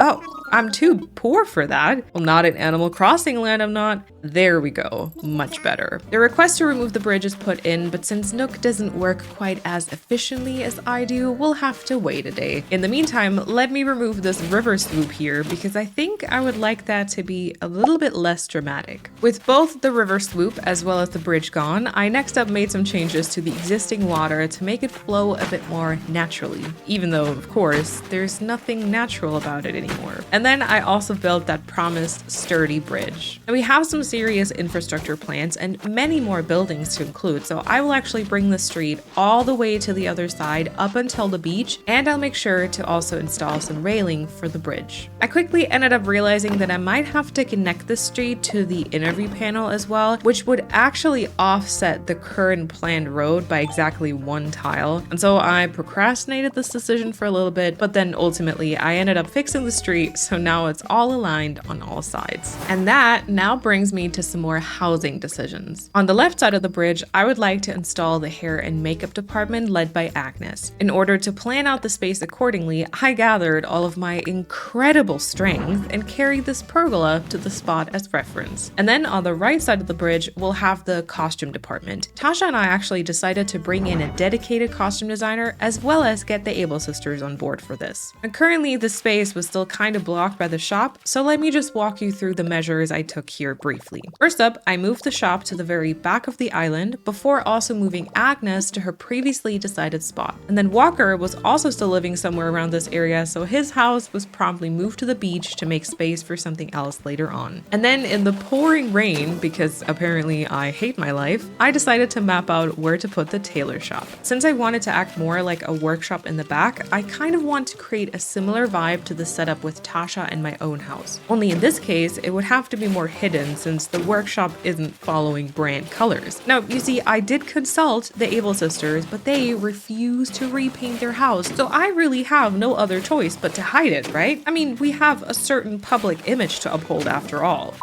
Alright, so we'll have a house here in the front, another incline, and then the tailor shop on the platform. The road will probably continue up past the tailor shop, and then Flurry might move to the right-hand side as the food designer. My imagination for all the houses and changes is kind of reaching its limit though, so it seems as though it's time to bring in someone new. May I introduce John? Pre-makeover. Inspired by John Glazer from Bridgerton, he will be our costume designer. With a nice little welcome gift from yours truly, he was quickly able to pay off his mile debt as well as all his actual money debt and turn his tent into an impressive house. Oh, and yes, of course, he did have a little makeover, and at this point I should probably mention that John Glazer really only is the name and maybe glasses inspo in this case. And now the house obviously also needs its own makeover. Luckily, John is way more open to my suggestions, and so we can stick to the brand colors. I was torn between these two options here, but because I personally prefer this house shape, I will choose this and try it out. With John having joined the framework team, let me now also talk to the Able sisters and get the workshop moved as well. Now the cliff that I had prepared is just enough room. However, considering I might still want to include a few items, let me make that a tad bigger. Perhaps this will be enough, and I can always add more later on, of course. As I was also planning the location of Flurry's house, I realized that this would be a much tighter fit than I had thought at first. Flurry, however, seems quite happy and optimistic about it. Oh, And she also told me about a cotton candy recipe that she had just discovered. I wonder what movie that will be for. With the tailor shop moved, I also installed an incline for that cliff and made sure to move Flurry's house into the plant location as well. And then of course both Agnes and Flurry would also need the framework remodel as well. Agnes got the slightly altered black siding and Flurry's was also kept white while fitting the other houses a bit more. After some well-deserved rest from all this hard work, it was now time to actually lock into the decorating. But first, I called John to remove his mailbox because that constant notification would have driven me up the wall. As the first thing, I made sure to put the stone bricks down all around Agnes' house. Although with this being so close to the river, I wasn't entirely sure what to do about the edges. Agnes also let me know that she would like to have space in her backyard for a makeup trailer that she can drive around the studio to the different sets. For the trailer itself, we'd need some type of a white box with a window and a door and some tires. The tire toys definitely come to mind right away, but of course, I currently don't have those. White display stands once again seem to be just a thing. Oh, and perhaps I could include a car that can pull and deliver the trailer to wherever it's needed on set. And having some simple panels ready also can't hurt. I was intrigued to try out a few other items to get the trailer illusion down, but after picking up an order for said items as well as tires, I quickly realized it wasn't really leading anywhere. But hey, white display stands with a car in front, perhaps a simple panel as the door, and the promised tire toys could maybe work. It would be really cool to be able to somehow put in a window code. Let me see something. Oh, we could put a custom design here. Maybe not as a window, but like a poster that would be like inside the trailer. And then if I place something inside the display stand, it might make it look more realistic. Or wait, a TV to pretend it's a window? I know it sounds ridiculous, but I think it works. Zell and Marshall also seem quite interested in what I'm doing here. I think Zell hasn't quite understood that these aren't really supposed to be for sitting down though. With the current setup, there's also some more stone bricks missing, so I made sure to lay those down. And then I would still have to install a proper door, aka make or find a fitting custom design. And in this reference I have here, the trailer is actually even a little longer than the current version. So I added another white display stand to the front bit, as well as another simple panel to hide some of that glass. And then adding some rope fence sort of makes it look like it's connected to the car. I like that. Now, as for the trailer door, this isn't quite the right vibe just yet. In my research, I had found this one here, but unfortunately, since it's two parts, I can't put that on a simple panel, which means I will have to design a door on my own. Oh gosh, let me instead distract myself with my favorite topic, trees. Naturally, I will of course make changes to the waterscaping just to be able to fit more of those. So let me plant one just in front of the trailer here, as well as behind it. With the frame of the door now swapped to gray, and then some more changes to the door design, I guess this will sort of be the trailer. Listen, if anyone has tips regarding door handles, slide into the comments please. For now, let's move on. The space around the house is still somewhat awkward, despite the tree having grown in. I mean, what is this grass doing here? And there's obviously not enough branding going on right now either, and no one even knows what this building is yet. That simply won't do. Now, I definitely like this planned partition for Agnes' house, and let's be honest, that is like the dream location for a branded flag. Everything else was way more trouble, to be honest. With so many grassy borders and actually not all that much space, it was a whole bunch of trial and error. Like here on the right-hand side, anything I placed down obviously kind of covered the wheels of the trailer, which was subpar at best since it would destroy the entire illusion. I was surprised at how much I liked the utility pole though. Thin enough not to cover too much, but just enough to make the grass disappear, at least from the correct angles. And hey, turns out the solution is just to add more items and shift around some trees. Who would have thought? Me. I would have thought.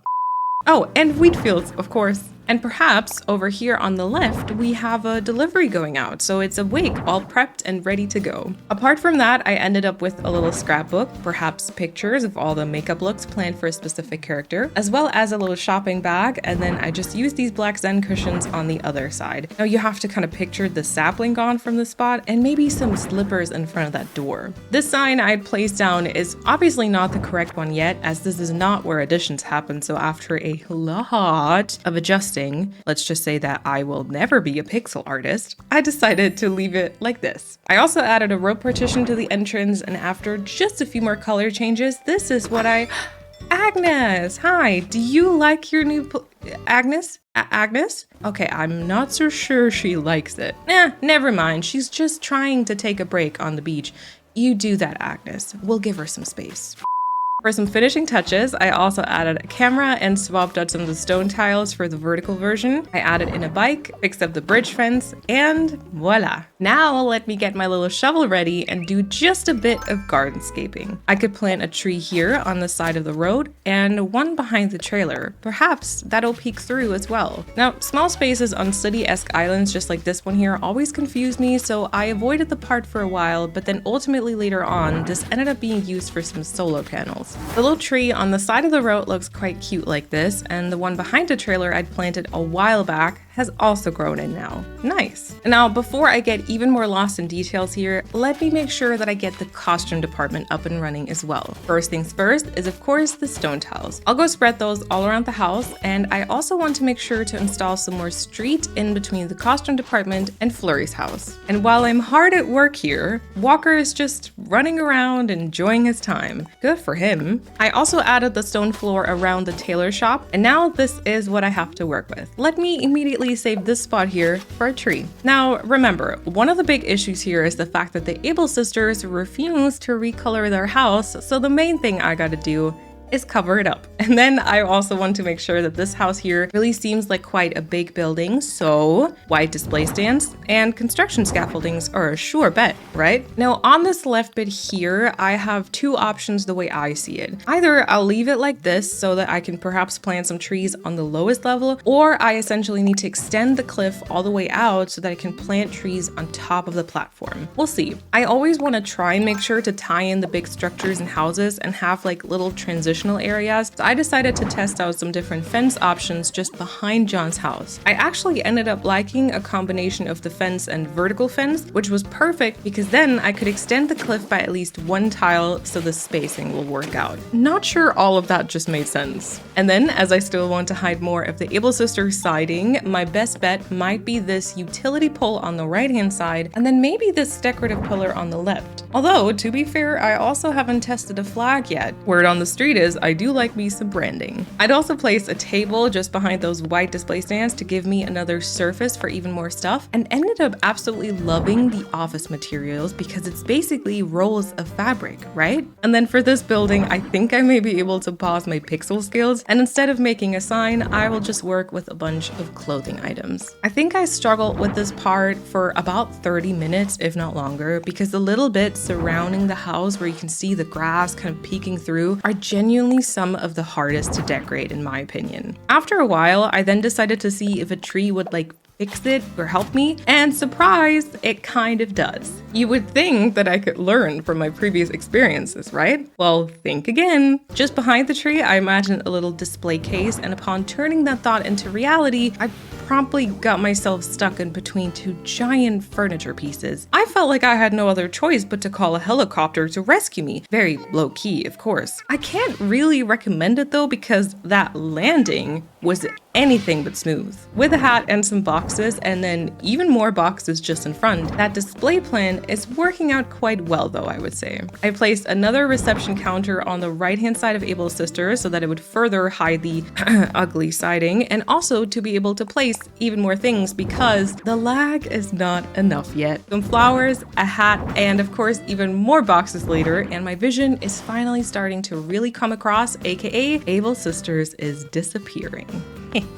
After another little break, Walker taught me how to cry. Hopefully that won't set the mood for this play session. Okay, quickly, let's focus on my favorite topic instead, trees. This one in front of Agnes' house will get stunted, whereas the cedar tree directly behind the trailer is now also fully grown. I quite like that. And then I think I would also love it if there was another tree crown visible above the top of the trailer, but I doubt a hardwood tree would show up enough. Maybe I will try a bamboo tree instead. And additionally, I also planted planted another tree over here. After the brief detour, back to the workshop I go. I decided to shift around the construction scaffolding and then actually added another layer of cliff like I had initially planned. This way I can also make space for yet another tree on top, and that is always a bonus. And then look who decided to show her face again. Lately, it feels like because I didn't give her the attention that she wanted, she has been avoiding me. Well, to be quite honest with you, I'm not complaining. And because I did like this for my own house a lot, I also added some hedge fencing to the cliff here. And then I considered another fence, but decided to check this out again once the tree in the back had grown in. The tree in front of John's house has now grown in, but feels a little too similar to the one on the right. Perhaps I could switch one of them to a cedar, or plant a cedar tree in front of the house here to break it up visually. Let me try that one, and then get a few of the trees that I've planted to the correct size. Both the cedar as well as the one on top of the cliff got stunted, and so did the hardwood behind the trailer a day later. And then finally the bamboo I'd planted behind the trailer also grew fully. I actually thought that it would show up a bit more than this, but in picture mode it's not too bad. And I also quite like the trees around Able Sisters. And now, time for another item party. If I bring some more fence in here like I'd planned, that would be a perfect opportunity for, let's say it together, branding. And then I just need to make sure that I add more details to the front. Kind of like this, but with different colors. There we go, perfect. I also caught another conversation between some of the residents, and yet again, I'm astounded at how well they take on their roles. Flurry was telling Walker all about how she makes food look pretty as well as taste good, and how barely anyone really appreciates the artistic side of cooking. Makes sense as a food stylist. Now, how about some more boxes just over there to the left? And then perhaps some hedge? Yes, any gaps there are now covered. Okay, one more thing I feel like I need to fix up is this slightly open space as you walk past Able Sisters. I'm thinking about adding another line of cliff to be able to use some vertical board fence. Let me try that. Here's the cliff, the stone path, fixing up the hedge, and of course, adding the vertical board fence. I feel pretty good about this. I do see some more item potential right here. There we go. Oh, and my outfit? Why, yes, it is new. I just bought it. Thank you so much. Now, I think this top bit here is all done, and I will just need to work on this and this. Flurry immediately got very curious once I started working on this part and decided this would be the perfect spot to squeeze into. Excuse me, I'm trying to fill this with items. Oh, this clothing piece seems to have caught her attention, at least for a little bit, because she immediately went to sit down again. Okay, wait, maybe I can just push her a little bit. Sorry, Flurry. But see, this spot would be okay. She did try to go back just a little later and we had to have a little stare off, which I won, kind of. She is really lucky that she's so cute. Although she then kind of behaved like a petulant child and sat down right there. Well, you know what? That's fine for me. Finally, I was able to throw a bunch more things down. Lots of boxes, more clothing, and some fancy fencing as well. And the next thing I knew, Flurry was basically caught on the tiny bit of land. Oops. Okay, let me save her. I do still need to change some colors anyway. Oh my god. On my way to the airport for some express customizations, look who I found deep in thought. Seems like after a lot of back and forth in the previous weeks, Tex has finally decided this life is not the right fit for him. Or perhaps he just wants to do his own Tex-branded thing considering some previous conversations we had. I even thought that he was trying to get some insider tips asking Zell what the one thing he can't live without is, but then seeing them do a simultaneous twirl and shout out, lip balm, quickly made me realize these two are just besties having a conversation. I think they'll probably make sure to keep in touch. As I said goodbye to Tex, Tasha and I started thinking about who we'd want to employ in his place. Initially, we thought about bringing some actors on set as well. However, as I started interviews, it kind of got me thinking. Getting actors to permanently live on set would not be a financially responsible decision. Instead, it would make much more sense to bring them on temporarily and instead give the open spots to crew and post-production professionals. And then, as I met gonzo and saw the sparkle in his eyes, I knew it would be the right decision. Because hear me out, he immediately reminded me of Jack Murphy, the dance instructor from Bridgerton. And so with a new friend, of course, secured for framework, let me dive back into the decorating. The drink machine in front of the clothing workshop was joined by another caged cart, a fire hydrant, and of course some more boxes, as well as some trash. And for this exposed cliff part on the side, I added a snack machine to go with the drink machine, and also really like those fences again. I know what you're thinking, branding. And now, after all this road work, landscaping, house moving, and item carrying, I decided to give myself a little break and hand over the gardenscaping part to someone else, aka my off video self. And thus, here is the final tour. The small awkward space between the headquarters and Agnes Place is now used for some renewable energy, while the one next to the Plaza building has been utilized for an intense branding moment. And then here we've got Agnes' hair and makeup department with the trailer in the background, and across the bridge our costume department with an on-site clothing workshop in the back. And plus, Flurry's house has also gotten a makeover, and the food, art, and styling department is also up and running, complete with a garage and car so that Flurry can deliver all these beautiful creations she makes. All those interiors do still require a makeover though. Make sure that you subscribe if you want to see how those turn out and to find out what jobs Zell and Walker will be taking on in the future. And then I hope you enjoyed all the progress we made on Framework today. Thank you so much for watching, and I will see you next time.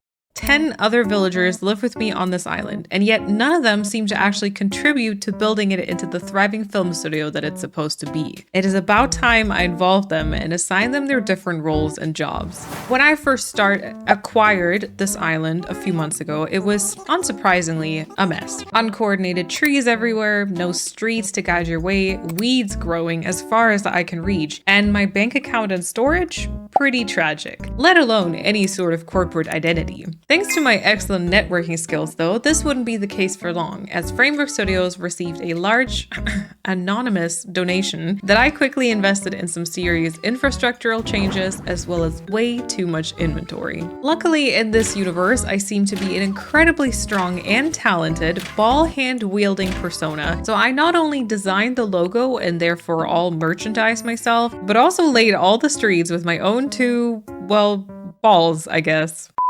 I set up a parking lot with a security booth and some fence all around it right at the start of the island to keep an eye on anyone wanting to enter. You can't be too careful these days. And then once you've made your way into the studio, the first two buildings you stumble upon are Soundstage 1 and 2. Further following the street will then get you to the headquarters office, which is where my humble self resides, as well as our HR office where we conduct all auditions. Further down the street, you will then encounter another branch of the headquarters that Tom Nook insisted on, alongside the interview panel that is used for promotional purposes. If you turn the other way instead, you will find the hair and makeup department alongside costume design right across the bridge with its very own clothing workshop, aka Dang Able Sisters, which doesn't fit the brand colors. And then we can continue and also end our tour update with the food and art styling. These buildings, however, are still entirely empty on the inside, or a completely questionable interior that needs to be changed as quickly as possible if we want to be taken seriously in the industry. And also, if anyone counted along, only 6 out of the overall 10 villagers have even found their location at all. So my to-do list for the day is quite a long one. The strolling around and doing nothing needs to stop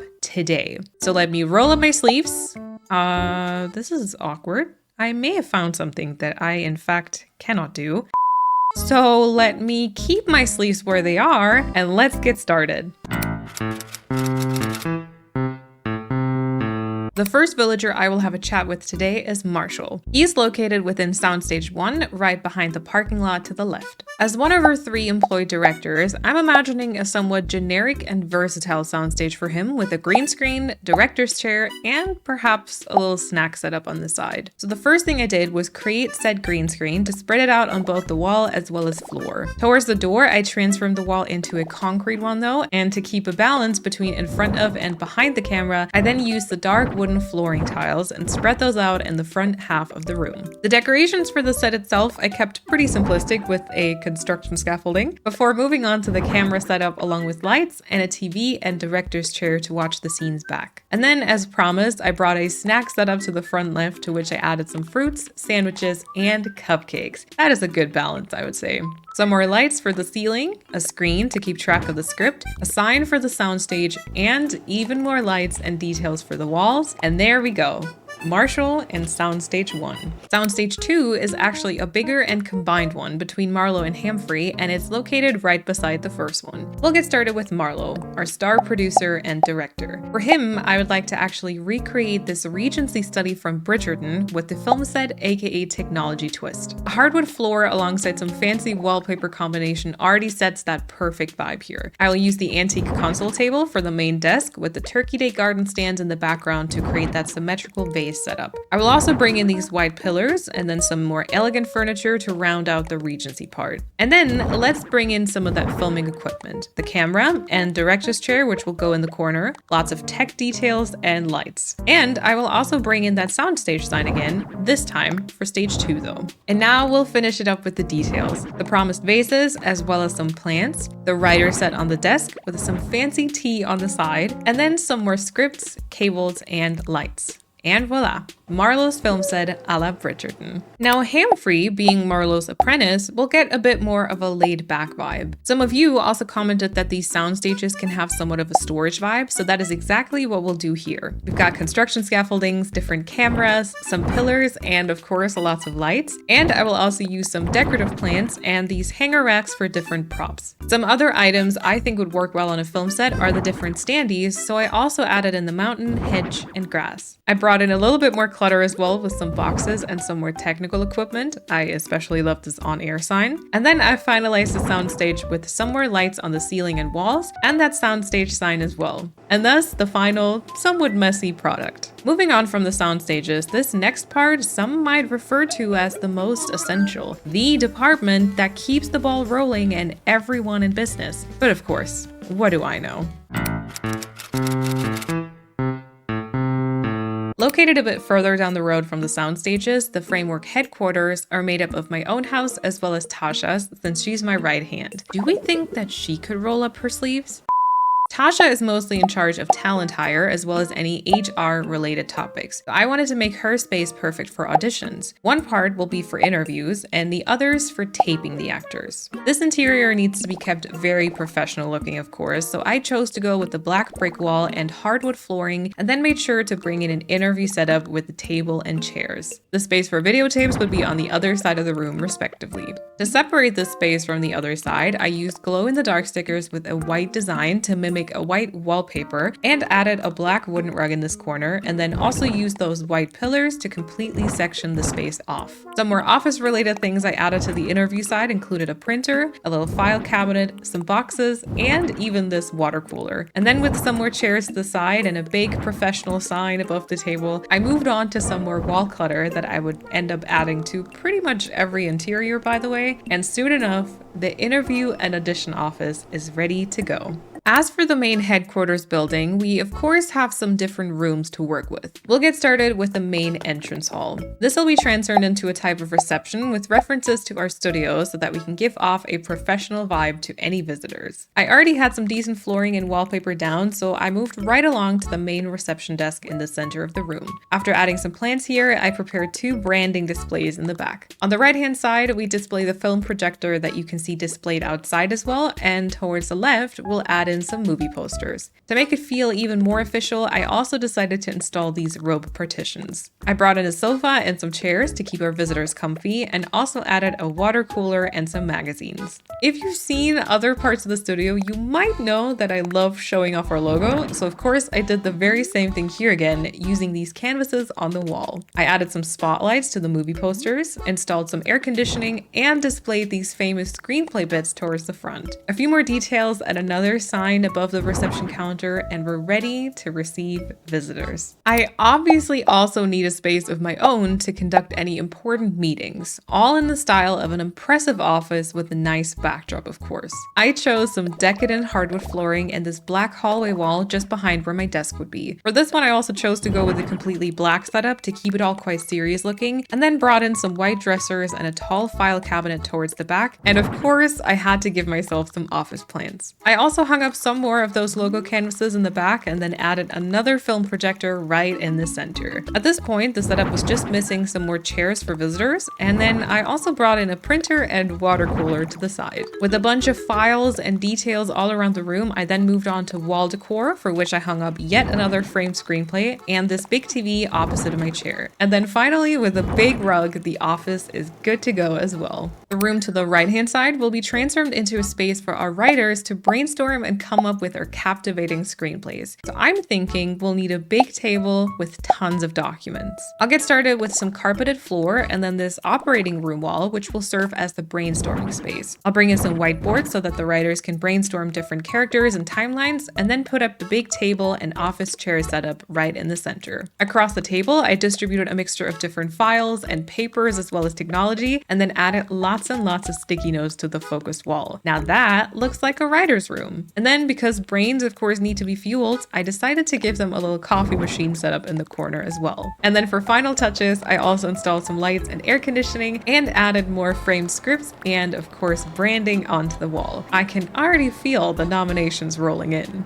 With the space for our writers done, I also think that we should have a space for our actors to do a table read. So once again, I'm thinking a big table in the center with lots of documents, and then for this one, I think we should also bring in some snacks. I'll use this artsy carpeted floor and those brick walls that are pretty much a staple at this point, and then first and foremost focus on the big table. For this one, I ended up combining 3 big 2x2 tables with a total of 14 chairs around it. I decided to go for some more fancy looking ones here. Oh, and did you spot the branding? I can't help myself. And then along that back wall, I started putting up a long buffet for all kinds of different snacks and refreshments. We've got some different drink options with coffee, tea, infused water, and more. And as for snacks, there's a pretty good selection ranging from fruit to pretzels and cupcakes. And we even got some cookies and chips right here in the center, in between all of these scripts, paperwork, and technology. As for the walls, I had brought in another TV and then hung up some autographs and framed screenplays, and also once again installed some air conditioning. Oh, and yes, I also fixed this chair. All right,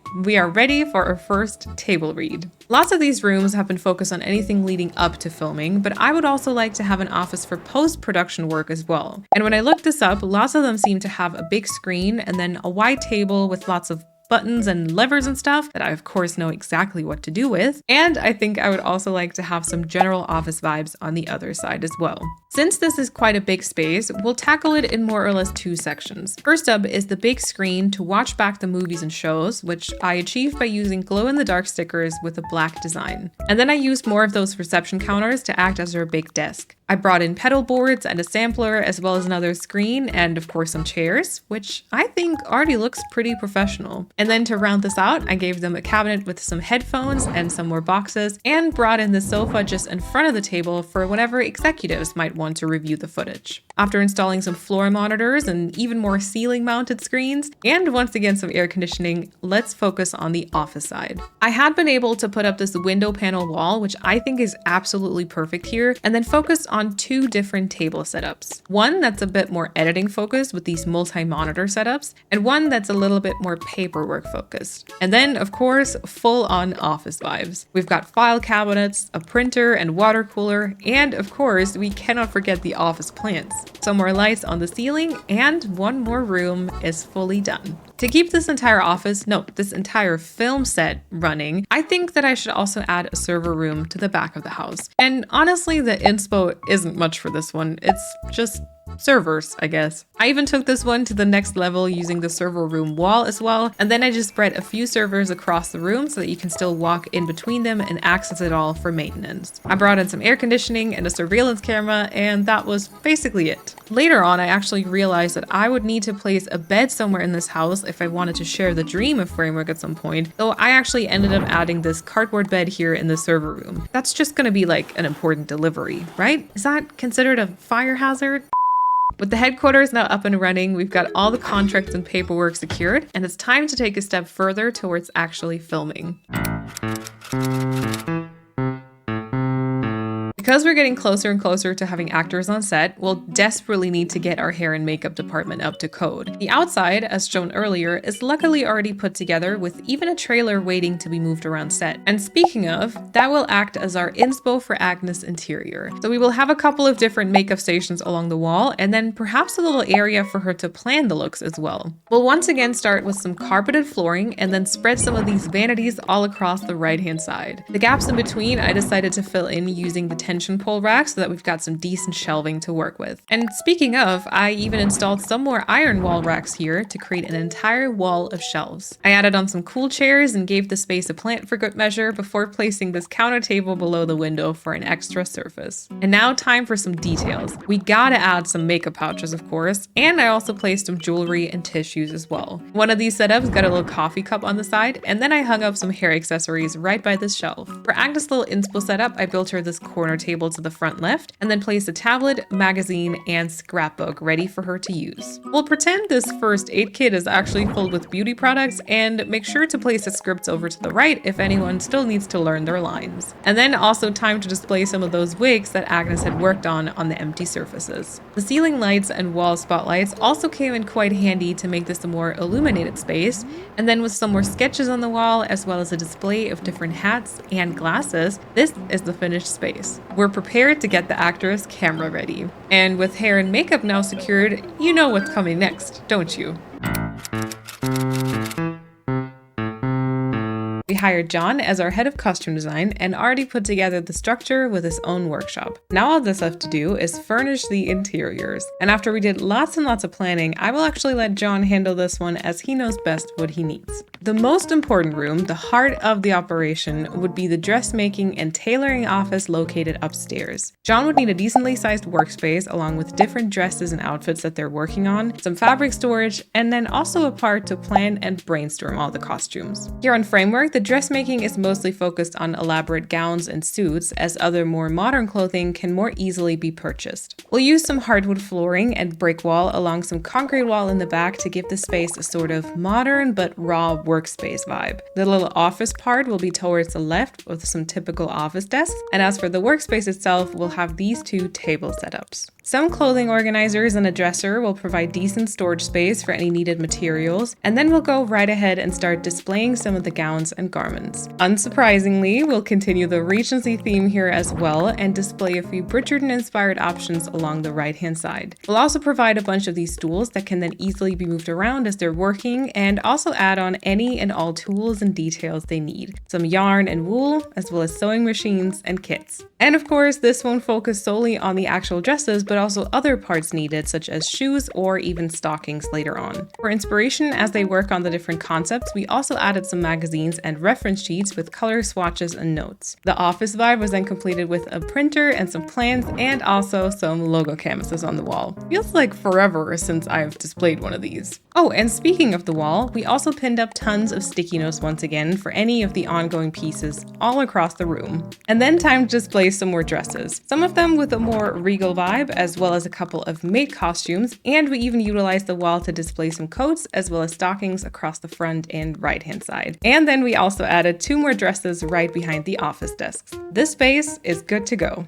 Once the dresses are then made, we of course need to make sure that they work for the actors as well, so the room to the left will be used for fittings. We'll need some mirrors, lots of lights, and maybe also a white wall to take some pictures of the outfits. We'll use the exact same wallpaper setup as upstairs with the brick and concrete, and then to create a mirror wall towards the back, we'll utilize the simple panels with a mirror design. Somewhere in the center, they'll be separated by this pillar though, so that we can put up some curtain partitions and create a changing room in that corner. We'll also bring in a little little fluffy rug and a stool here before moving on to the opposite corner of the room. This one, like we did at Tasha's place, will be made to look like it has white wallpaper using the glow-in-the-dark stickers so that it acts as a blank canvas when taking pictures during the fittings. We'll make sure the space is sufficiently illuminated with some ceiling lights and then bring in the needed camera and another stage light for good measure. Towards the front bit, we also decided to add on a sofa with some snacks, and then we brought in a few of the dresses as though they need to be tried on. One goes right by the mirrors, and then 2 others will be hung up inside the changing room. Add on some stockings, some boxes to the other side, and this back towards the entrance,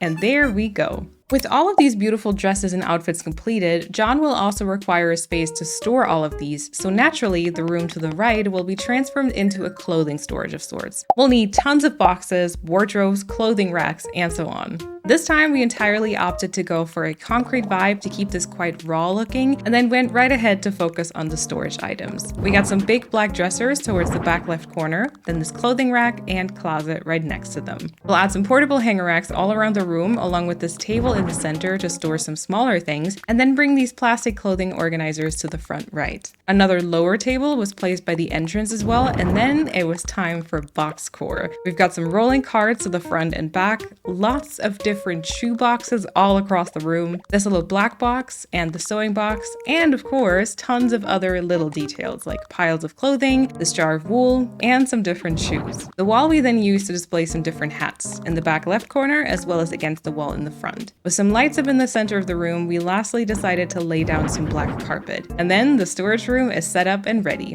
Something else John asked for is a laundry room, which we will add on to the back. This will be a place to wash and dry the different garments, and also will be sure to add an ironing setup as well. With some white wallpaper and flooring to transport the more clean vibes, I first went and installed our washing machines. I actually got this idea to layer the counter tables and machines from Pinterest because it provides an awesome opportunity to add all those bottles alongside the wall as well. We additionally added on some shelving to the right and some wall racks towards the left. That way, the center created a perfect spot for some more sticky notes, maybe some washing instructions or something like that. We also wanted to add a little ironing station here, so I brought in a table towards the right, along with a hanger rack, and also placed a drying rack towards the front. Otherwise, tons of little details we needed to truly bring this room together. So we included some different cushions or maybe stacks of fabric, a little basket, and bottles of fabric softener, as well as some laundry detergent. Then the ironing board was set up alongside some folded clothing, and for good measure, we added another ironing board to the left as well. With some more clothing items down, I spotted another great opportunity for some branding, and after installing a ceiling fan, the laundry room was also good to go.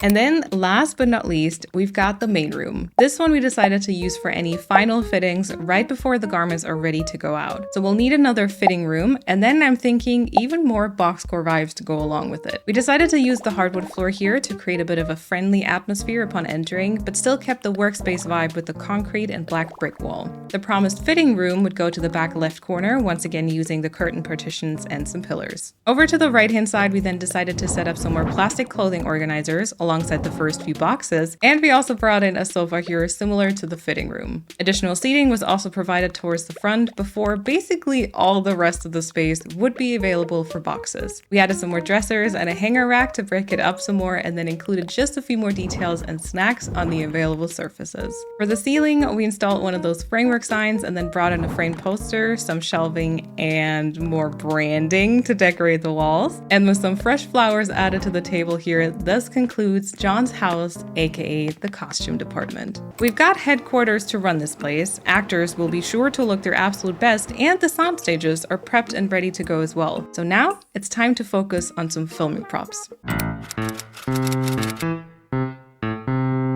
I'll go ahead and talk to Fleury, who's in charge of food styling here on Framework. I'd like to give her a sort of industrial kitchen style with multiple fridges and decent space to work on her creations, such as a big table setup, and, of course, lots of cakes. I first got started laying down some kitchen tile as well as putting up our beloved black brick wall. And before I get lost in the details here, I do have to make sure that she gets a functioning kitchen. I'll bring in this big system kitchen and then install those promised fridges, and she will of course need a stove and oven as well. With these range hoods installed above, at least she'd have some functioning equipment. So now let's move on to the workspace. I'll once again make use of these black tables toward the right hand side, and I will also start bringing in some of the kitchen utensils alongside. A pot, a pan, and, very important, a stand mixer. I also added some stools for her to work a bit more comfortably, and then this space is all about storage as well, with some flower bags and bottle crates across the space. And now, time to add those beautiful and delicious creations. We've got some impressive 3-tiered cakes, this afternoon tea set, some fruit cupcakes and a Yule log, as well as some more cooking tools. And at this point, I had already run out of surface space, so added another setup to the front left for her that was then soon covered with more sweet treats, bread, a tea set, and a kitchen scale. We hung up the set of knives for her, and because cleanliness is very important in the food industry, there's also a broom and dustpan. Apart from that, Flurry requested a little space to pin up her recipes as well as sticky notes, which I added to the front, and with a few more details on the walls and some lights installed, Flurry is ready to start prepping. Not ready are the 4 remaining houses, since the food styling was the last house that had been incorporated into the studio's infrastructure. So before I can plan out some more interior spaces, I should probably take care of that. I had previously decided that all on-set employees would be kept to the front part of the island, and thus had roughly planned out the road outline here so the rest of the houses might fit in. And so of course, the first thing for me to do was to properly install some street. I first started laying down some of the groundwork so we'd see the changes reflected on our map as well, and then also started more specifically planning the other house locations. We'd have 2 right here next to each other with pretty minimal space in between them, and then another one a bit further to the front right. Once these spots felt like they somewhat made sense, I also went back to actually bring in the street design, at least all the way to this corner here for now. At this point, Walker also strolled past, maybe to see if this would finally be his space. I do have to disappoint him though, it's not his turn just yet. I decided to extend the road groundwork and design a little further up. I would need to sooner or later anyway, and at this point at least I have all the tools ready to go. And once I could be sure that these new plots would be connected to the infrastructure, it's time to chat to Nook as well as the employees so that I can move their entire houses. Strong balls and all that, you know? The first one I decided to chat with here was Gonzo. He's joined the framework team not too long ago and will be the one to move into the spot right here. You'll notice it shifted a little bit forward from the initial intended spot, and the reason behind that is basically being able to plant a tree. What else could it be? At this point, I think I have 2 passions: trees and branding. With this one squared away, I think maybe Walker might be feeling a little left out at this point. But don't worry, I've got plans for you as well. You are not the one that I want to move out.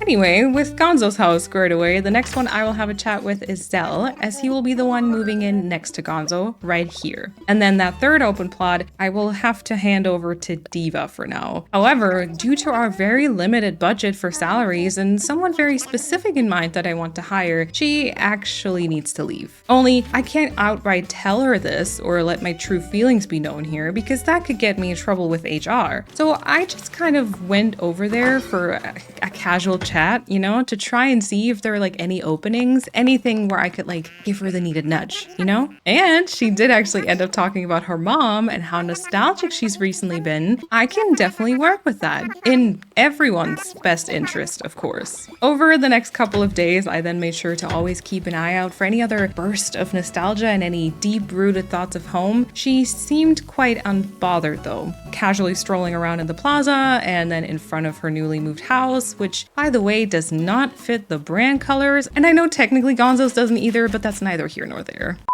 Diva was so casual and unbothered, in fact, I kind of started getting worried that she might never free up her spot until finally, in the pouring rain, there she was, thinking, I wish you all the best. May you find your calling, just like anywhere else. Soon, this spot would be free. Catching up with Tasha, she also let me know that she had already been prepping everything for the new arrival. So all I had to do, once I said a final goodbye to Diva, of course, was let our new employee know about joining Framework. I'm pleased to announce we'll be adding Bones to the film studio. Welcome to the team. And so, with Bones having joined this lineup and finalizing our employee list, it was time for these 3 houses to get the Framework makeover. Once again, let's go ahead and start with Gonzo. For him, I decided to go with this clean stucco exterior along with a gray roof and white door. For Zell, I then decided to go with a white and gray cobblestone siding with a dark roof and white door. And our newest arrival got somewhat of a mirror version of this with the black siding and white roof, as well as a white door and flower wreath. Now this feels a lot more like Framework Studios, doesn't it? Oh wait, actually, I will also need to install some stone flooring around their house, then it'll feel like Framework Studios. And thus, with these three having found their respective spots in the studio and being more or less incorporated, let's chat about their jobs and interiors. Gonzo was recently hired as Framework's very own dance instructor, so naturally his interior needs to reflect a space for the actors to practice for their upcoming choreographies. We'll need lots of mirrors and a sort of railing, as is typical for this kind of studio, and then maybe some refreshments and other details to keep it interesting. I chose to go with some hardwood flooring, and then once again the black brick wall and the concrete wall towards the back so that we can install mirrors here in basically the same way we had done for John. As promised, once the mirrors were standing, I also added the railing bar, and of course, we have to have some music here as well. I brought in some benches along the front and side for people to rest on in between dancing, and then just added some towels and this mop to keep the space clean and dry. I also placed some dance shoes and installed some proper lighting above the mirrors, and with some sticky notes and air conditioning here as well. This is Gonzo's dance studio, and we can move on to the next apartment.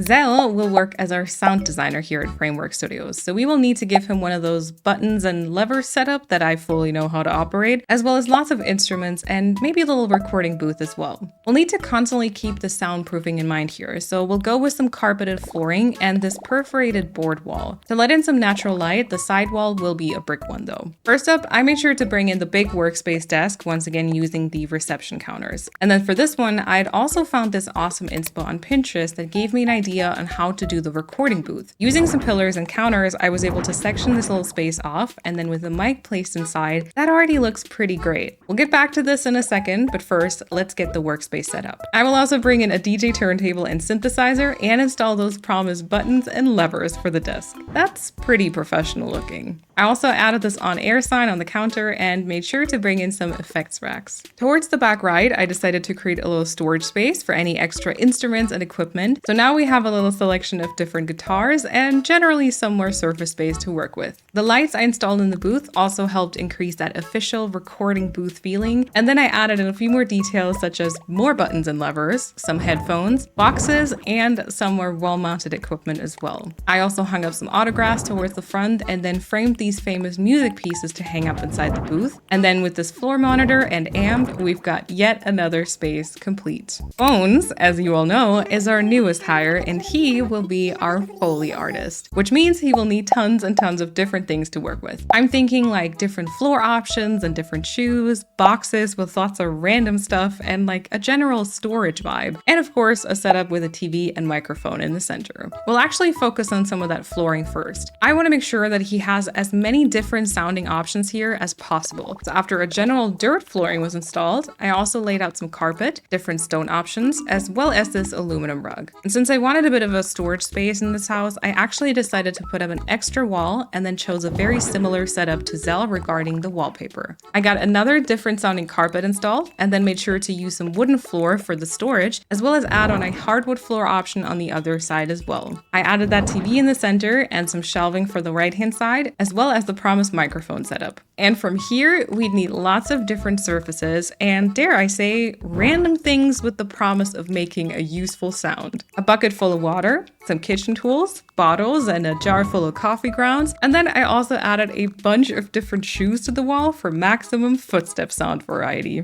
We've got a plant, some fruit, a box full of tools, and multiple bottles filled with different liquids, and even some firewood. And with some lights, sticky notes, and some more kitchen tools on the wall, we have yet another completed and pretty messy workspace, at least on the inside. Now it's time to reflect all this on the outside as well.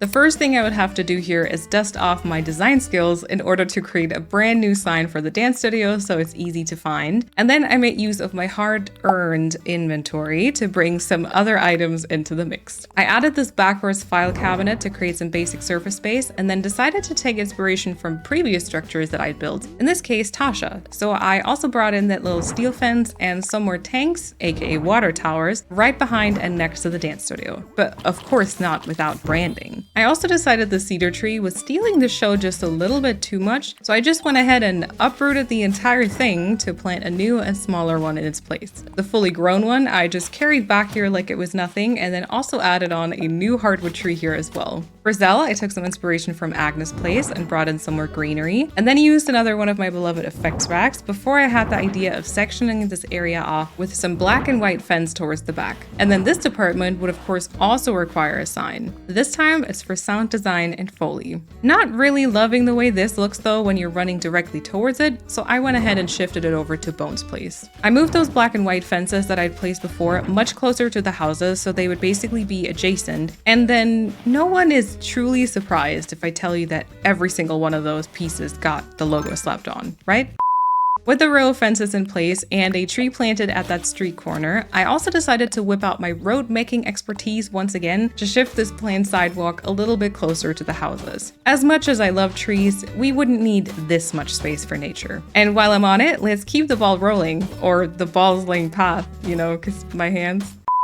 Alright, okay, I may have used this joke enough now. Anyway, let me continue laying the rest of the street part here. You know the drill by now. We've got the sidewalk, the in-game pathing as groundwork, and of course, the street code itself. And then we can focus on the house decorations again. This time, I also added more plants by Bones' house as well, and then brought in this wooden partition behind and the rope partition in front of the dance studio. And because I've liked having these around in the past, I placed a construction scaffolding towards the left as well as behind the houses. Just like I'd promised before, the space behind these would then be used for some trees. I was mostly focused on getting the best possible coverage here. Another trip to my storage, and I also brought in this on-air sign just like I had on the inside of the houses, as well as some boxes. And then because I wanted some more basic surface space, I used another file cabinet here by the side and this plastic organizer behind the scaffolding with the short simple panel to minimize the gaps. That way, I'd even have space for another smaller tree here by the side of the road. I went over to in front of the houses again to swap out a couple of the stone tiles for the vertical piece, and then time to grow in some of those freshly planted trees. On my way back to the area to check on those, I went ahead and picked up some orders from my mailbox, including this caged car that I then tried out in between the houses. Honestly, that felt a little bit too much like a cage though, so I instead moved over the wooden partition that I used behind the dance studio. And this, I ended up liking. I also chose to go for somewhere greenery here in the form of a shrub, and then place this amp just in front. I'd also used these headphones in both interiors before, so I thought it might make sense to bring these back, and this tree right here will also stay exactly like this. All the others will need a little bit more time. Before I grow those, let me just install a few more things though. This record box in front of Zell's place and this rope partition, and the steel fence goes over to Bones' place. And then for the music vibes, let me drop one of these KK pieces here. That's pretty cute. I also still had that caged card with me, which I was then able to use by the dance studio, and then a pocket declutter and refill later. I also installed some meter and pipes behind Zell's house, brought that previously stolen wooden partition back, and created some more surface area with an effects rack. To make this side part transition nicely, I added some trash bags and wheat fields. With enough items down for now, I then made sure to grow a few of these trees. I stunted this hardwood by the beach, the cedar, as well as these two hardwood trees back behind the fence. And then I also went over to that cedar that I'd replanted at the start of this process and decided to slightly extend the stone flooring here, as well as install some fence so that Gonzo can park his car right there. The cedar tree was of course also stunted at this stage, and I used the opportunity to plant a few more new trees here as well. At this point, I decided I would need a little change of pace to focus on the last remaining house.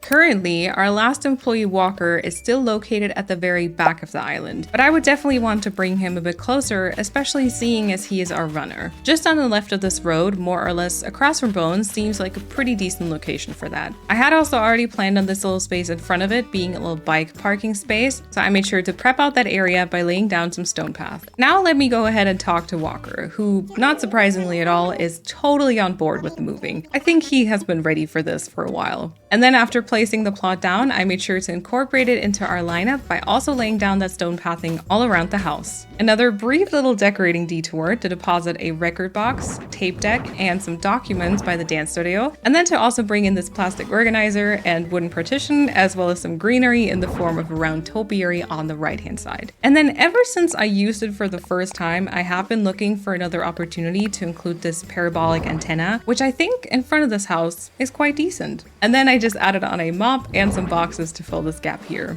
I quite like those black and white fences that I put up before, so back to Walker's house, I used that same layout and added on another few framing bits such as the meter and pipes and wooden partition. Now let's get that house moved. I realized that I actually forgot to add the branding to the fences, so I ran to fix this grave error before whipping out my pathing tool once again and filling in these gaps in front of the house, adding some sidewalk pieces to the bike parking spot, and then extending the stone floor to the left of the house. I also planted a tree right here and installed some fence by the parking spot before I decided it was time to align Walker's house with Framework's corporate identity a bit more. For this one, I actually wanted a little bit more of a rough industrial look, so I chose this black striped siding with a gray roof and white door. And then once I had communicated these plans to Nook, let me just go ahead and tackle that interior as well. I have been told that runners, or in this case walkers I suppose, because you know, walker, are absolutely essential on a film studio. They make sure that not only coffee and tea is delivered from A to B, but also important documents and media as well. Most of my inspo for this part actually comes from Bella Does Editing on Instagram, who shared a bit about her day as a runner a while back. I think we'll need another industrial kitchen setup here and lots of boxes and documents, and I see my chance for a workbench. I'll get started with my trusted black brick and concrete combination for the wall and floor, and then bring in that industrial kitchen vibe using the kitchen dishwashers and counter. This might actually be the first time that I've ever used these items. We'll start layering this in the back right and then section this part off using some pillars and tall counters. The left part will then serve as a little workbench corner because, little Animal Crossing knowledge moment, the changes the villagers make to their house to fit their workbench when you see them crafting during the day actually are reflected in the DA. So by incorporating this here, I will then hope that Walker will be the one crafting, aka all those interiors that we worked on so hard today, actually will look like intended. My only other hope for this is the stove in Flurry's place. To the kitchen side in Walker's house here, I then also added the previously mentioned coffee and tea, as well as some dishes, and provided some cleaning supplies with the mop and vacuum cleaner. I filled all the gaps with a variety of boxes and even scattered these papers on the floor. Oops. And speaking of papers, I used the opportunity to place some more scripts and music pieces here to the front as well. And then last but not least, I installed an intercom and phone and hung up these keys. I hope that this will meet Walker's expectations. Now, let's make sure to head back outside to finish the space. With the newly designed house being ready the next day, I actually decided to quickly check in with Walker and promptly found him napping on the job. I will excuse it this time since his house isn't fully done yet. Back outside, I noticed that I had this leftover branded flag in my inventory, which I promptly deposited over by Zelle's house, and then I went over to also fill this gap in front of the bikes with a few more trees. With all of these having grown as intended, I then gathered some more items and the last bit of my strength and inspiration I could find to work on this last exterior. I would want to continue the sort of cluttered vibes from inside the house, so I tried yet another one of those cage cards on either side of the house and also planted a few more trees around the corner before I decided to craft and then set up this big iron frame on the side. I moved this lower wooden field sign over towards the front by the bike parking space to make room for a slightly taller sign by the house, and then filled this newly open spot here with a utility pole and a tool cart because it's always good to have tools nearby, and a garbage bin. I also made the decision to actually rest my design skills at this point and just opted for a generic branded sign this time. The fence around the bikes was further extended as well, and then speaking of fence, I sort of didn't know what to do next to this house or how to really end this front/backyard, so I wanted to try some fencing to sort of just cut it off right there. And because I quite liked that, I actually took it a little step further and also used the sidewalk tile here around the edge. Now, in order for Walker to in fact not have to walk everywhere, I am on fire today, I also gave him this electric scooter and then layered some more boxes and trash for good measure. Even after that though, the space still felt somewhat empty to me, so I also installed this manhole cover and then tripped and scattered these papers on the floor. Seeing as I liked them, I just left them there though, and then brought in some more documents and office materials as well as these dishes. I couldn't stop myself from laying down somewhere street and then decided to make sure that all the freshly planted trees are grown. And with that done, it was time to once again pass this over to my off-the-record gardening persona. A big step was taken today towards turning Framework into a functioning film studio. And then coming up next, let's finally work on some exterior film sets. Now, I do have some projects lined up to start filming here soon, but if you have any ideas as to what we should bring to Framework, please do let me know in the comments. Thank you so much for watching today. Make sure that you're subscribed so that you don't miss any of the important Framework updates, and I will see you next time. From what was once a deserted island to a now more or less functioning film studio, these ball hands have surely been busy laying down street, establishing an entire infrastructure, and building multiple houses around the premise, all with their themed interiors. But if you thought I could finally cosplay my villagers and stand around singing, or let alone relax on the beach, well, unfortunately, you would be mistaken. And with that, welcome to Framework, my current passion project. And with all the labor that I've had to put in, it couldn't be anything else really. It all started with a dream and a piece of land. Oh, and Nook was there, so after the dream came mountains upon mountains of debt and labor that I somehow got tricked into. But now, lots of tears, sweat, and despair later, I'm not that much smarter and still somehow end up being the only one doing any actual work. But at least the film studio is starting to look really cute. When thinking of a film studio, you're probably imagining really fancy film sets with green screens and blue screens and lights and cameras and so on. And yes, we finally have one of those. And believe me, I wanted to explain all about that today and show you what I've worked on. But just as Tasha and I started reaching out to agencies and actors, and before we could even work on the next set, the first complaints started reaching us about how there wasn't a space for the actors to relax in between takes or maybe grab a bite to eat. Apparently, this quaint little cafe that I built isn't enough. Go figure. And because I will simply not be leaving anything up to chance in this studio, to the planning office I went. I do have some space limitations to consider after all. Whose idea was it again to move to an island? Now, looking at a map of our studio, all this front part here is already fully decorated and occupied by our staff and their respective houses. So we will instead focus on the back half. Like previously mentioned, we do now have our first film set in the back left corner. And according to my original plan, the next one was to be set up, because, you know, it's a film set, directly next to it. However, if we move that one a little bit further over to the side, we might just be able to squeeze in something else right in between here. And then if we extend this street a little bit further back and introduce another side street, that might just give us enough room right in there to optimize the space and give everyone what they want, I suppose.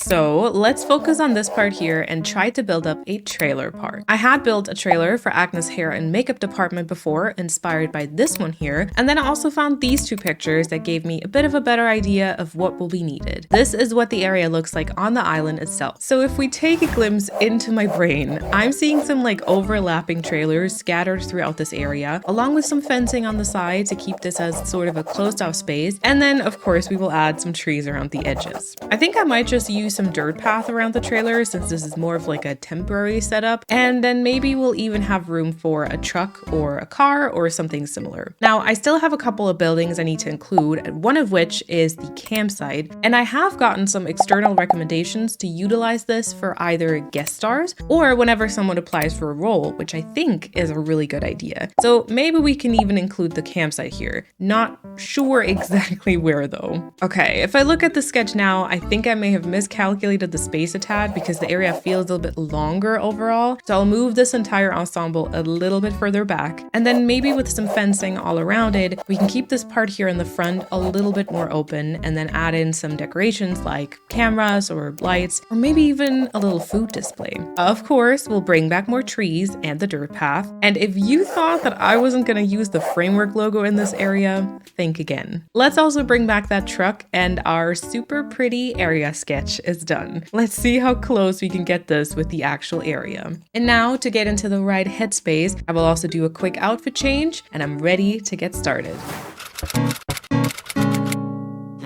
Now, one thing I have got going for me is that I am basically already a professional when it comes to assembling trailers because, like I said before, I built one already and Agnes has been raving about it, of course. So we will essentially use that same formula for this area. With a bunch of the needed items in my pockets, the first step will be to find a good distribution of the trailers. I would like to maybe have 3 in total, so we'll start with one in the very back left and then one just in front of that, which quickly made me realize that space, in fact, will be an issue. If wanting to include the campsite, which is 4x4 tile itself, we'll need to squeeze all of these a little bit closer together. But I mean, no one said the actors would get a spacious area, right?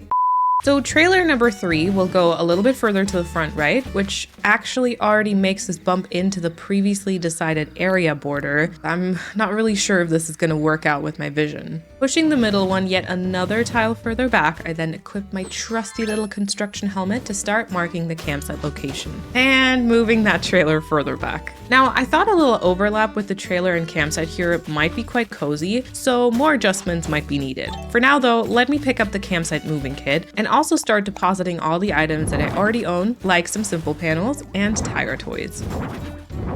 I would definitely need to do a little bit more online shopping though. A preview at the campsite, and I don't really know. Maybe let's go back to that initial spot. Okay, no. Or next to the trailer?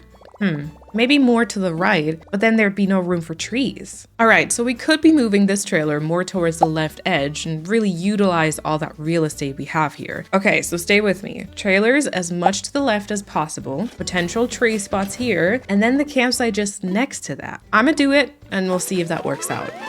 So trailers to the left, there we go. Some trees planted, and then this trailer will definitely have to change its position. Maybe we can like push it as far up against the campsite as possible and then create that bit of open space for the food display, which would sort of look like this. Oh, or what if we actually turn this trailer sideways? Then we could even create the setup I had done before with the car and some rope fence. There we go. Now that might be a good idea. And then with some cleverly located trees, we can also hide whatever imperfections the setup brings along. And then we have enough room for all of our plants. Alrighty, let's go craft some decent doors for the trailers and install them, and then look at this little in-between overview. That's actually not too far off from the sketch either. Now, instead of helping me as I once again move huge structures and make considerable changes to the infrastructure, all the villagers seem to have some type of event going on where they weirdly dressed up and are walking around with their bug nets. And I wasn't invited. Well, fate of a CEO, I suppose.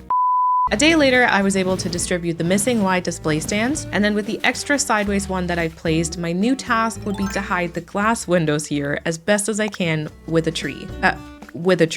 Hello? I said with a tree. Okay, there we go. Let me move this trailer here a little bit more to the center, and then of course we'll plant another tree. And now let's also bring in some of the missing items for the trailers. Another TV as the window here, and a tire toy as the wheels here. Now I wanted to go and plant some more trees because, you know, nature is important and all, but it wouldn't let me. So like, what other choice did I have but to go for a big fat truck instead? I mean, really, my hands were tied. I tried to make up for it though by planting some more trees over to the right hand side as well as by this trailer corner. That way I can bring in some tires here as well, and perhaps also add that food display I've been dreaming about right here. Another tree at the corner here, and then time to let all those grow. I stunted a few of them already and also swapped these 2 hardwood trees here in the front, and then as I attempted to replant this cedar, my shovel promptly exploded in my hands. I mean, I guess tool making still isn't on my list of talents.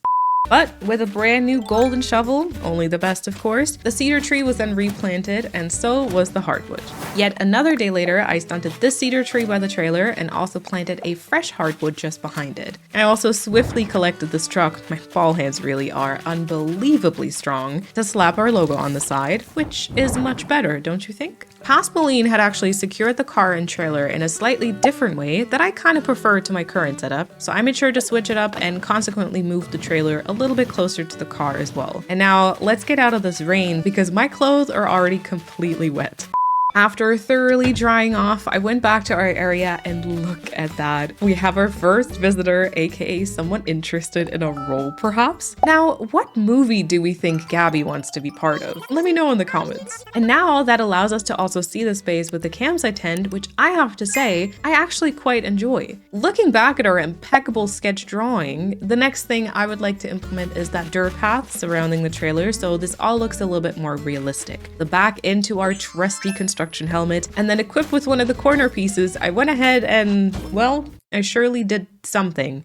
All jokes aside though, my goal here was to get an idea of the general outline and size of the pathing, and then piece by piece replace the designs with the correct tiles and reassemble the trailers. Logically, the path needs to be kind of everywhere that people are walking around a lot. I can kind of already hear the next complaints rolling in about how muddy it is, but really vibes above anything. And I have to admit, for this one, I like the slightly more rustic look. With the front bit fixed up, I also brought in some more details with this broken up tile, extended the dirt to underneath the car, and then also implemented it by the trailer in the back. And I even added some more to not leave the part in the middle too empty. It would all be pretty trampled down, right? Perhaps at a later point, you know, stone pathing would be installed for like a more permanent trailer park, but I don't think we have to worry about that. We're getting closer to the vision now, but you know what's still missing? The flags, the branding, the logos. I also chose to switch this hardwood tree here to a smaller version so a possible flag would show up a bit more, which then started a little chain reaction of switching this here to a cedar and this here to a hardwood. And then it was time. I grabbed my leftover flags from my storage and promptly ordered more, and also decided to take some fences with me as per the sketch. And with all these neatly customized and branded, I started spreading the fences across the back and then started my first flag test next to this trailer in the center and also this one in the front. But somehow this doesn't quite feel like enough. We need taller, bigger, grander flags. And I know that I've gone quite all in on the branding so far, but this may have been my most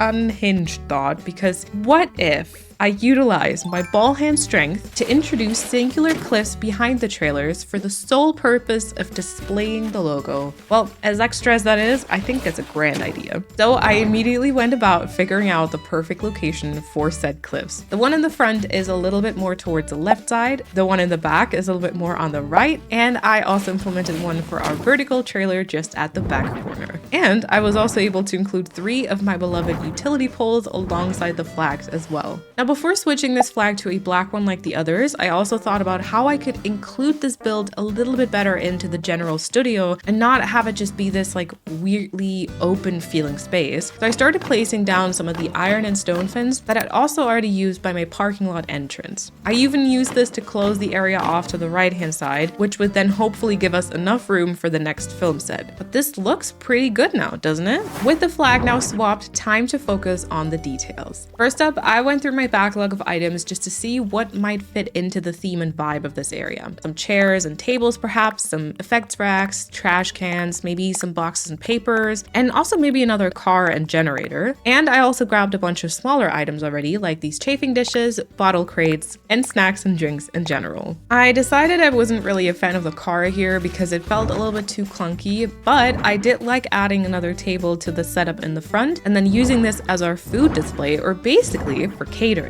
I like this so much, in fact, that I also brought another table to the left. I mean, we are talking about food. I'd also placed the generator behind the campsite and installed a trash can just here in the center. And after bringing in some more of the promised food, I got the idea of placing a hanger rack by the trailers, almost like a last fitting just before shooting, you know? I ended up putting this towards the front left alongside some shoe boxes and then moved on to scatter some script papers in the area. I also placed some slippers outside this trailer and took some more inspiration from my entrance build by adding this film poster stand. Almost like this is the trailer setup for this movie specifically. Just a few more items are missing now. A tin bucket and second trash can by the campsite, and a little stool with some coffee in front of this trailer. And I also changed the car to a black one. And now all that was needed were some shrubs and flowers. Oh, and if you were wondering why we once again haven't been seeing any of my villagers, they seem to have their private club going on again, which is fine. I'm not feeling left out or anything. Anyways, back to the area for a little shrub and flower planting montage.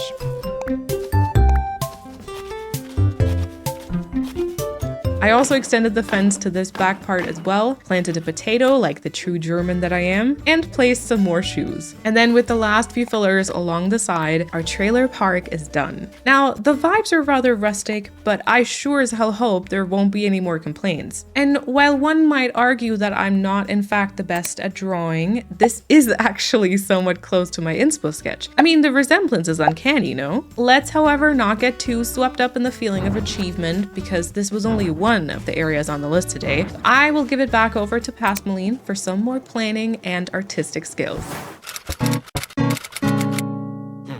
Let's now focus on this part on the map, which I would like to turn into a cafe. But this time we will not be leaving anything to chance and give anyone the option to complain, because it won't just be a small cafe like on the side of the road, but instead we'll turn this into a fancy rooftop cafe. Upon my research, I found some options that used either fencing or some structures on the level below to create a sort of railing and then had a good view at the area just behind. And I also really liked the doors in this example I found. Back to the SketchUp I go. This build will essentially be separated into 3 different parts. The first one will be the cafe building itself. So I'll build up a cliff here and then try and turn this into a fake building with simple panels, maybe some storefronts or other comparable things. And actually, I once again seem to have slightly miscalculated the space here, so we might need to bring this pretty close to the street. And then we'll add a little sign, maybe some plants, and of course, some branding. And this time, the entire part will be covered with stone pathing. Moving on to the second area, this will be the outside seating, which will essentially be somewhat close to the cafe that I have on the other side of the island. Not entirely sure what we'll do towards the back here, but I'm hoping that will come to me once I'm actually working on it. Maybe just some trees, or maybe some fencing, or maybe there will be another street and opening there. Absolutely breathtaking sketch of the patio though, I will say.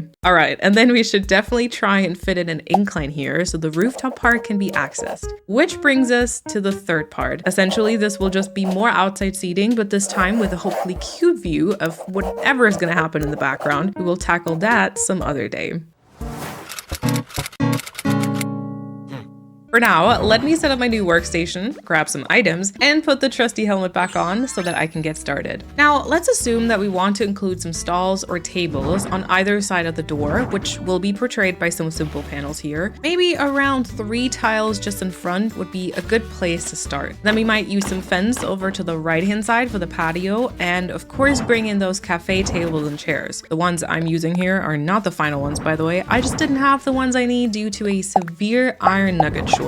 With this spacing in mind, I started shoveling some dirt just behind the setup for the rooftop and already saved a little spot on the right-hand side for the incline. I started implementing the possible street here, and I think we can all agree that that really doesn't leave me with a lot of space in the back. But we might just have to work with that. With the street then fully implemented, I also added the sidewalk tile on the edge of the island as like a separation for the patio, and then laid down some stone pathing all across the area. My next task would be fixing up the building. So first up, I wanted to do some door shopping. I found a white option and then 2 different black versions that also came with a window code as well. Putting them next to each other and also in comparison to that menu design that I have, the version on the right hand side is definitely my favorite. And it also came with this cafe design as well, but I thought that didn't quite fit the vibe. And actually the stalls weren't my favorite either. Now on multiple occasions before, I had attempted to use the bookshelves, but they never quite worked all that well. But maybe would now be the time for them to shine?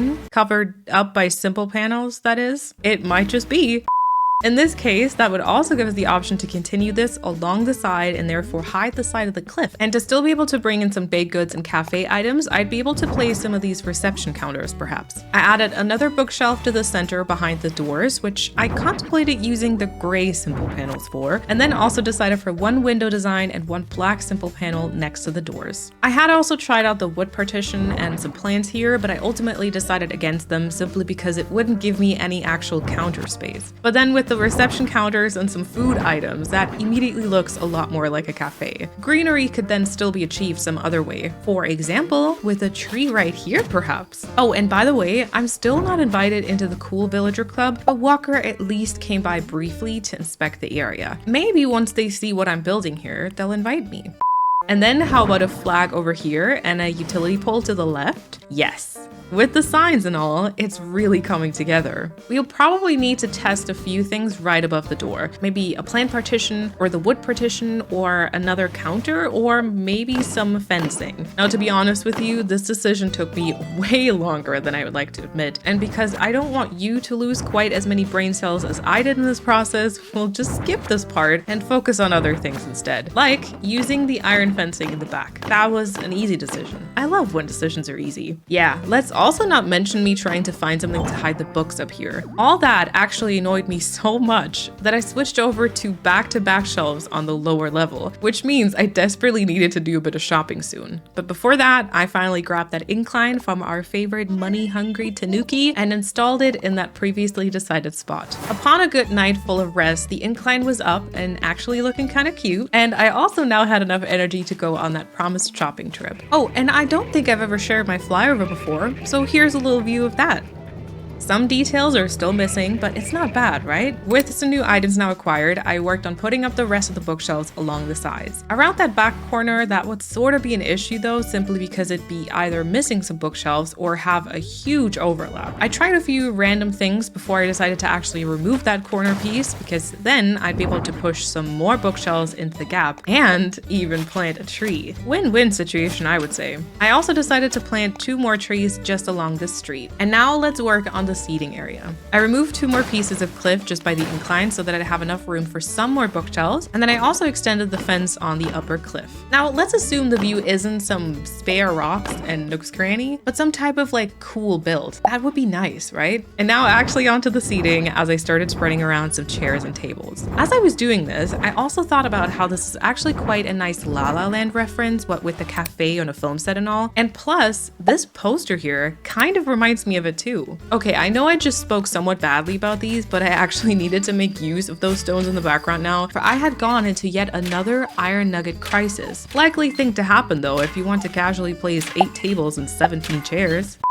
For the sake of our admittedly non-existent view, I actually went ahead and destroyed those rocks, and then this was somewhat the layout I ended up with for the rooftop part. Oh, and I also swapped out some of the stone tiles for the vertical pieces. And I'm happy to report that at this point I had finally decided on using the gray simple panels for the door, and then using the wood partitions both in black and white above it. Moving on to the downstairs, I spread the very same fencing around, planted some tree spots on the right hand side, and placed a branded flag, and then spread around the rest of the chairs and tables I had. I also decided that a tree right at that cliff corner would greatly help, so I utilized that same carved out cliff style that I used on the other side. And then this would also allow me room for my second favorite thing on this island after branding, a utility pole. Once again, finding myself on the verge of another iron nugget crisis, I punched some more rocks with mediocre success, and then threw the shop onto the beach where no one would have to see it. Nintendo, please let us customize the shop in the next game. Thank you.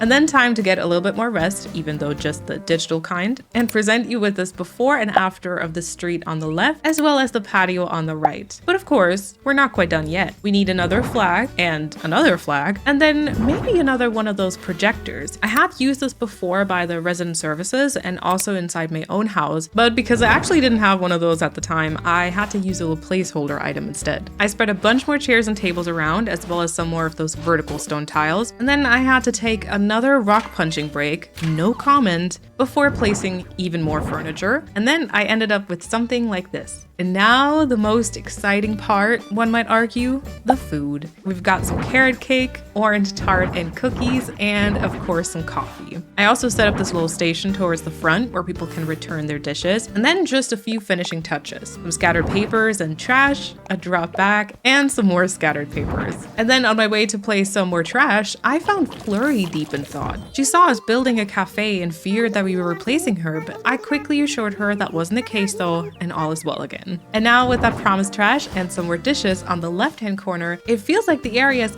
oh, wait! The film projector. Okay, order retrieved and placed. And now, the most important question. How close is this to the very professional sketch? Well, you know, maybe not quite as accurate as the trailer park, but still pretty decent. I would say we have brought the visions to life. We have the cafe with all the delicious treats, its very own patio seating, as well as that rooftop area with the view of, well, we'll have to see. Also, here's a little before and after of the map of what we now got fully decorated. We are getting so close now. Oh my gosh. Now, truth be told, I will be equally happy and sad once this island is complete, but I do already have my next island plans, so I probably won't sit with those emotions for too long. For today though, this is as much strength as I have in my little ball hands, but next time we will finally tackle those film sets. One is already up and standing, inspired by Wicked, and the other will probably not be too much of a surprise. Anyways, make sure that you're subscribed if you don't want to miss that, and take a guess in the comments what the inspiration behind that second film set will be. Thank you so much for watching today, and I will see you next time.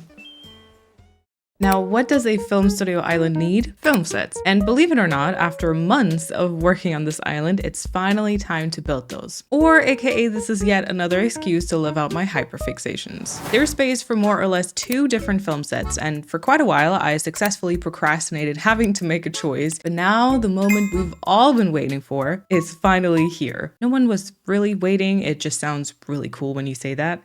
For weeks and months now, I have been working away, hustling and grinding to turn this piece of land into a successful business. We've got sound stages, hair and makeup, costume design, post-production, a sound department, and more. And unsurprisingly, the available space is getting less and less, so it's time to finally lock in. Our first film set will go in this very back left corner and be inspired by Wicked. More specifically, the enchanted forest that you see in the Wicked movie with its looping vines, and of course that lovely tech background. For the sake of better planning, I also went ahead and prepared a little mood board highlighting some of the item choices, and I once again put my artistic skill to use to create a quick little sketch. We'll add in some type of backdrop to make room for all the lights, and then have vines, trees, and flowers to the front with a nice little camera setup. And there's really not much more to say, but tons to do, so let's head to the site. You can see all of this emptiness, right? Let's get started. But first, a little bit of cleaning. And now to the storage I go. So I got some of these stadium lights because I feel like having those in the background will be fantastic. And then the other thing that I definitely do have is construction scaffoldings. So I think these are gonna mostly work as my backdrop. Now, obviously the space that we do have here is a little bit limited. So the first thing I wanted to do is kind of check the height of both the construction scaffolding and stadium lights. Obviously, if you're standing here just taking a picture, I think this works really well. I think trees might cover it up though. Perhaps we just need to bring it to the next level in every sense of the word, of course. Oh, Tasha is here to observe the space, but let's see about these trees. Okay, yeah, it kind of works because the lights are still visible above the trees. Higher up might still be better though. And now look at that. Humphrey seems to be on his way to the area. Oh, and who do we have here? Walker and okay. I don't know if I should be watching this right now. They were pretending like nothing happened, but I definitely saw. I think everyone saw. Now they're being casual about it, but Agnes is definitely yearning. Tasha, did you see that? Tasha, I feel like you as HR should be aware of canoodling. Perhaps we try another layer, one little strip of landscaping just so we can put like the items up top. Okay, and then I definitely want to see the different versions of construction scaffoldings. Did I not grab a green one? Wow, this is starting off really well. Yeah, okay, because it would just provide like a lot of height, right? And then so that we can judge this fully.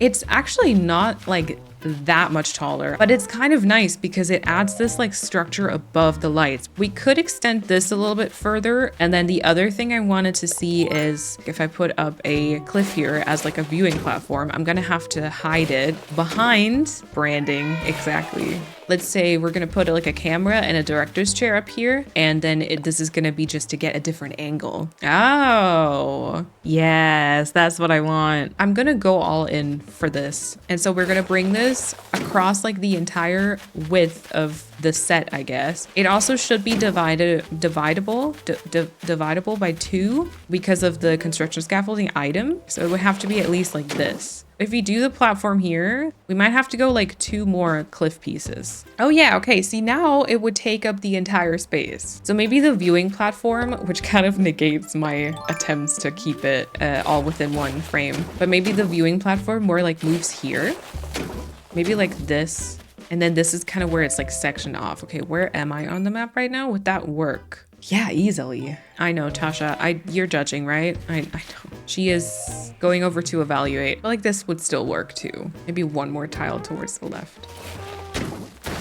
Okay, but back to the color of construction scaffolding I want to use. So the options are none, blue, green, which we'll try out, gray, white, or orange, but we're not gonna do that one. Oh, Humphrey is busy today. And then we got Flurry, relaxing. You know, I thought I gave them jobs. They still don't really do much, do they? Okay, here's the green version. I kind of like that there is something, right? Okay, let me try the white. That's tough. I don't think it's gonna be white, is it? I probably prefer either the green or the blue. Yeah, I got rid of the trees. Now I kind of want to test them again. Yeah, because like that is a ton of green. Okay, we're still in the testing phase. This is fine. Flurry is still relaxing, and then we'll go and get some flowers. Aw, Walker is running because he's a runner. Get it? And then after an almost breakdown, oh God, I don't know if I can make this decision. I decided to go with the blue scaffoldings. Oh yeah, that's a massive set. Oh yes. Watch the space because I think it'll be good. Right, for now we're gonna get the trees back to where they were supposed to be. And then obviously we're gonna be removing these cliffs.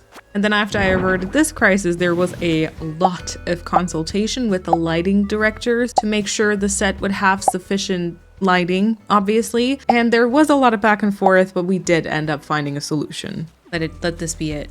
Please, let this be it. Let me be happy with this for once. Yeah, I like how the lights end, but then there's still a bit of scaffolding left over. Okay, do I want to fully commit to this platform now? Maybe let's do it and let's turn it into a 3x3 platform. So now that we've established the backdrop, I think it might make sense to have like a focus point. And I'm currently thinking about the giant vine because it gives me kind of those magic tree vibes. Let's just see what that looks like because I think it's good. Yeah. Yeah, and then maybe towards the back, we create more of like a greenery vibe. We're gonna treat maybe the vine as like a backdrop sort of thing. So the path doesn't have to like go all around it. We're just maybe gonna create something from like here to, let's say, just somewhere in front. Kind of goes like around, sort of like back here, and then just kind of like end up right there. Okay, let me go up on the platform. See that? Yep. So it's like sort of circles around this vine. We're gonna have to have some trees here though. I think we're gonna go for just hardwood, right? I'll just go ahead and plant a few and then I do think we'll have to move them around. And then maybe these ladders here can go on the side of the platform. And I also brought the promised branding. Okay, but maybe that platform does need to be pushed back, but I'll decide that later. Okay, but look at this. I really like it. Now we just need to grow some trees. Oh my God. And Tasha is right there with us. She heard us come on set. She was like, oh, here I am. I'm also gonna check everything. Oh, Marlo is here today too. And he's wearing his glasses. Oh my God, 2 of the rocks have spawned here again. Oh, Zell is gonna take a little nap, isn't he? Yeah. So much for having a job. Okay, let's install the missing construction scaffolding. We're gonna need some different tree sizes. I'm gonna just stunt this one in the center, but I feel like we're gonna move these around a lot. Maybe this one too. Okay, here we are. Why don't we get started with laying the path? I'm gonna just go over like the corners exactly how I had it here. I think there's probably gonna be some changes though. Oh my God, see? Tasha. Here again, of course. She's always close by. She's always making sure everything's going according to plan, which I guess I appreciate. But at the same time, you know, isn't she my employee technically? Why is she pretending like I can't handle this? Maybe I can't, all right? That's fair, but still. Okay, see, this is really windy. I might want to bring this out here instead. I think it works. It might make sense to just do a bit of dirt towards the front here too, where like maybe this is where the cameras are. People have kind of trampled over the grass there a bunch of times because they needed to set up the cameras and stuff. Oh my God, look at her. Like, have a bit of faith in me, please, Tasha. Okay, and then I just want to see what does it look like if there is a big tree just behind this vine. No, I think that's good. And then here we could perhaps try to do like a small one. Okay, I think this here could be maybe also a fully grown one. Tasha is unbelievable. Okay, I think think that's okay, right? I believe we're gonna have like a third stage just in front of me here. Ooh, wow. The flower may be there. Oh yeah, I think that might work. And I think I want another one of those flowers maybe towards like the front here. And maybe I need to bring in some more of the vines as well for some more enchanted forest feeling. Maybe we try that one in between the stadium lights right there. So it kind of would be here, correct? And then it would just like peek out. Then let's try maybe another vine right there. I have a feeling, oh. Oh, okay, I like that. And then maybe this is a tree. This is gonna be good. Oh, Zell has joined us. Oh my God, and he's dancing and singing again. Let me see this for a second. Okay, I'm loving the flower because it just kind of looks like the flower is coming out in between the trees. I do think we might need to bring in some cedar trees though. No, because I like the vine there generally, I think.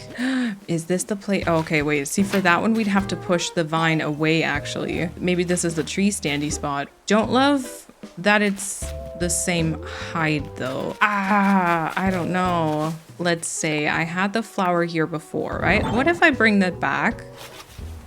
Okay, that makes the standee a little bit better. If we have a flower there, I do really think we need a third one. Perhaps here? Also, definitely another tree standee. It's a bit too obvious is my problem, I think. Okay, let's definitely make this one here fully grown though. Better, better, better, better. We're gonna plant a fresh one here instead. We're gonna make this a third stage again. Or fully grown, back and forth. And then, I mean, there is like a big cedar tree that we're gonna be waiting for. We're not gonna plant any trees here, I don't think, but like keep this open for the camera. Another red flower and then maybe another brown vine somewhere towards the front here. Yeah, perfect. Okay, I'm just gonna put that here for now. And Walker is running again. Oh, yes, and I also did make some changes to the platform again. It's kind of maybe coming together though. One of these trees here could also be a cedar. We'll also plant some more here. And I kind of feel like I still want to have a little bit of an area towards this side. Just a little something for them to store some tech equipment, you know? And then that same iron fencing could be used too. Why don't I already bring in, just as a reminder for myself, a camera? And then I definitely want some fence like just around the corner here, I feel like at least like this. Why don't I go and, well, first of all, plant another tree and then make sure that some of these trees are grown. Tasha is already, I cannot. Okay, yeah, cedar tree is growing. Flower. We could kind of push it in here, which I think would be good. Goodbye, weeds. Okay, so sort of like that.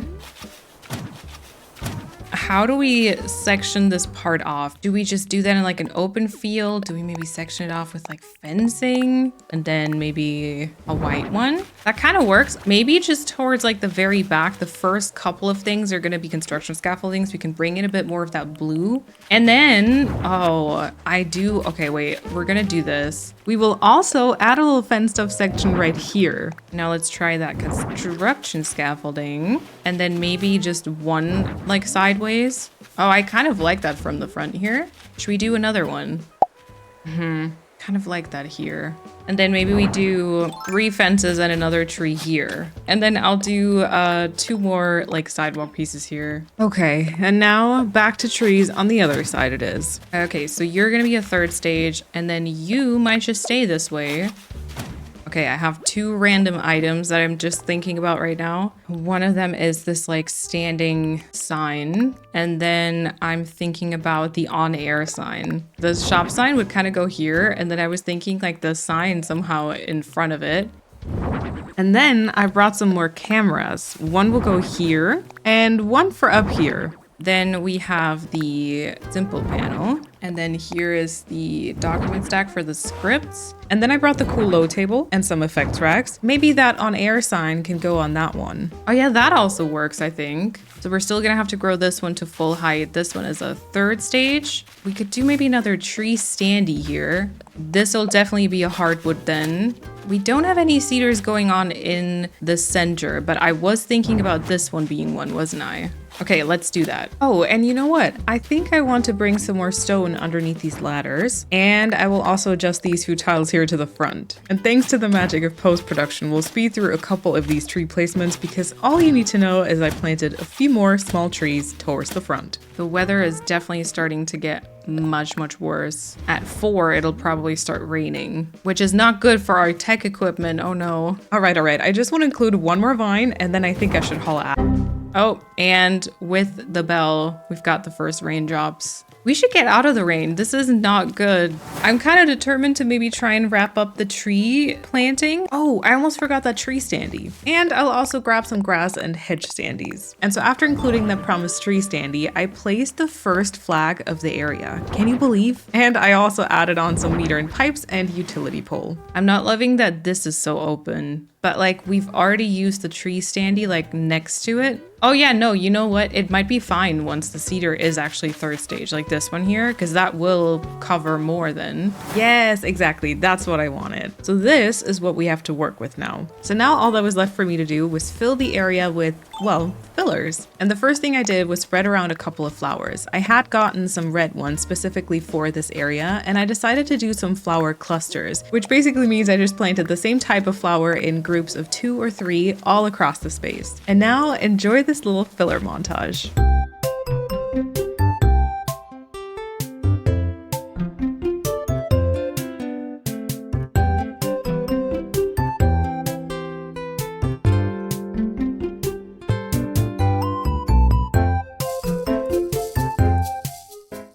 Oh, you know what I haven't used yet? You know how there's like the vine benches too? Those would be really cute here. And as I procrastinated shopping for those, I also placed a ladder and some more lights to the front. And then I did also acquire those vine benches, which actually look a little bit like a tree root. You know, at this point, I was actually so overworked that I accidentally buried a grass standee and I didn't even realize. It has been fixed in the meantime though. But then with my last brain juice gathered, I got the idea of placing the paint buckets because it kind of feels like a set designing moment of painting the vine. Okay, I kind of like that, I think. We do have another set on the agenda today, so let's go ahead and gather some stuff and get these last few bits and pieces placed. I added an iron frame to this part with some more set design vibes in this little drop pouch I found the other day. Brought in a bike, some script papers, and headphones to this part on the left. And of course, we cannot forget that director's chair, which actually almost makes this area complete. Is a good frame on framework. And then I also added the witch's hat as the Wicked reference and some more tech items to that space as well. I could also, hello Agnes, I could also, you know, just extend the iron fencing a tad further. I like it.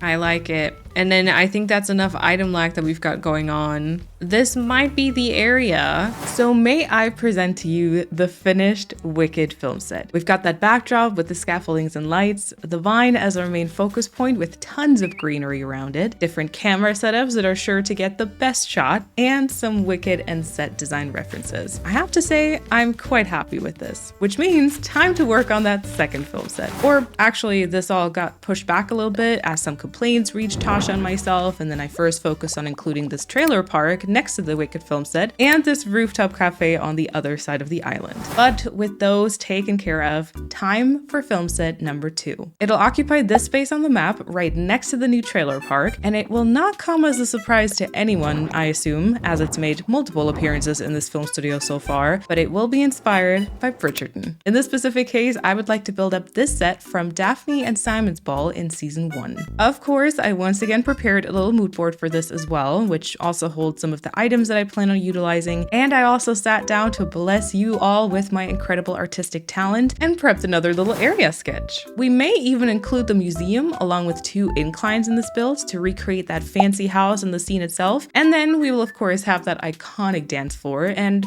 what seems to be artistically placed hedges all around it. And yet again, let's not waste any time and get started. Now this is the real estate that we have to work with, and as you can see, it's currently occupied by nature. But since I want to build up a film set here, all of this obviously has to go. So first things first, we gotta do some cleaning. I have not learned anything from last time, but of course I've got a few more golden shovels in my storage, so I can go right back to work.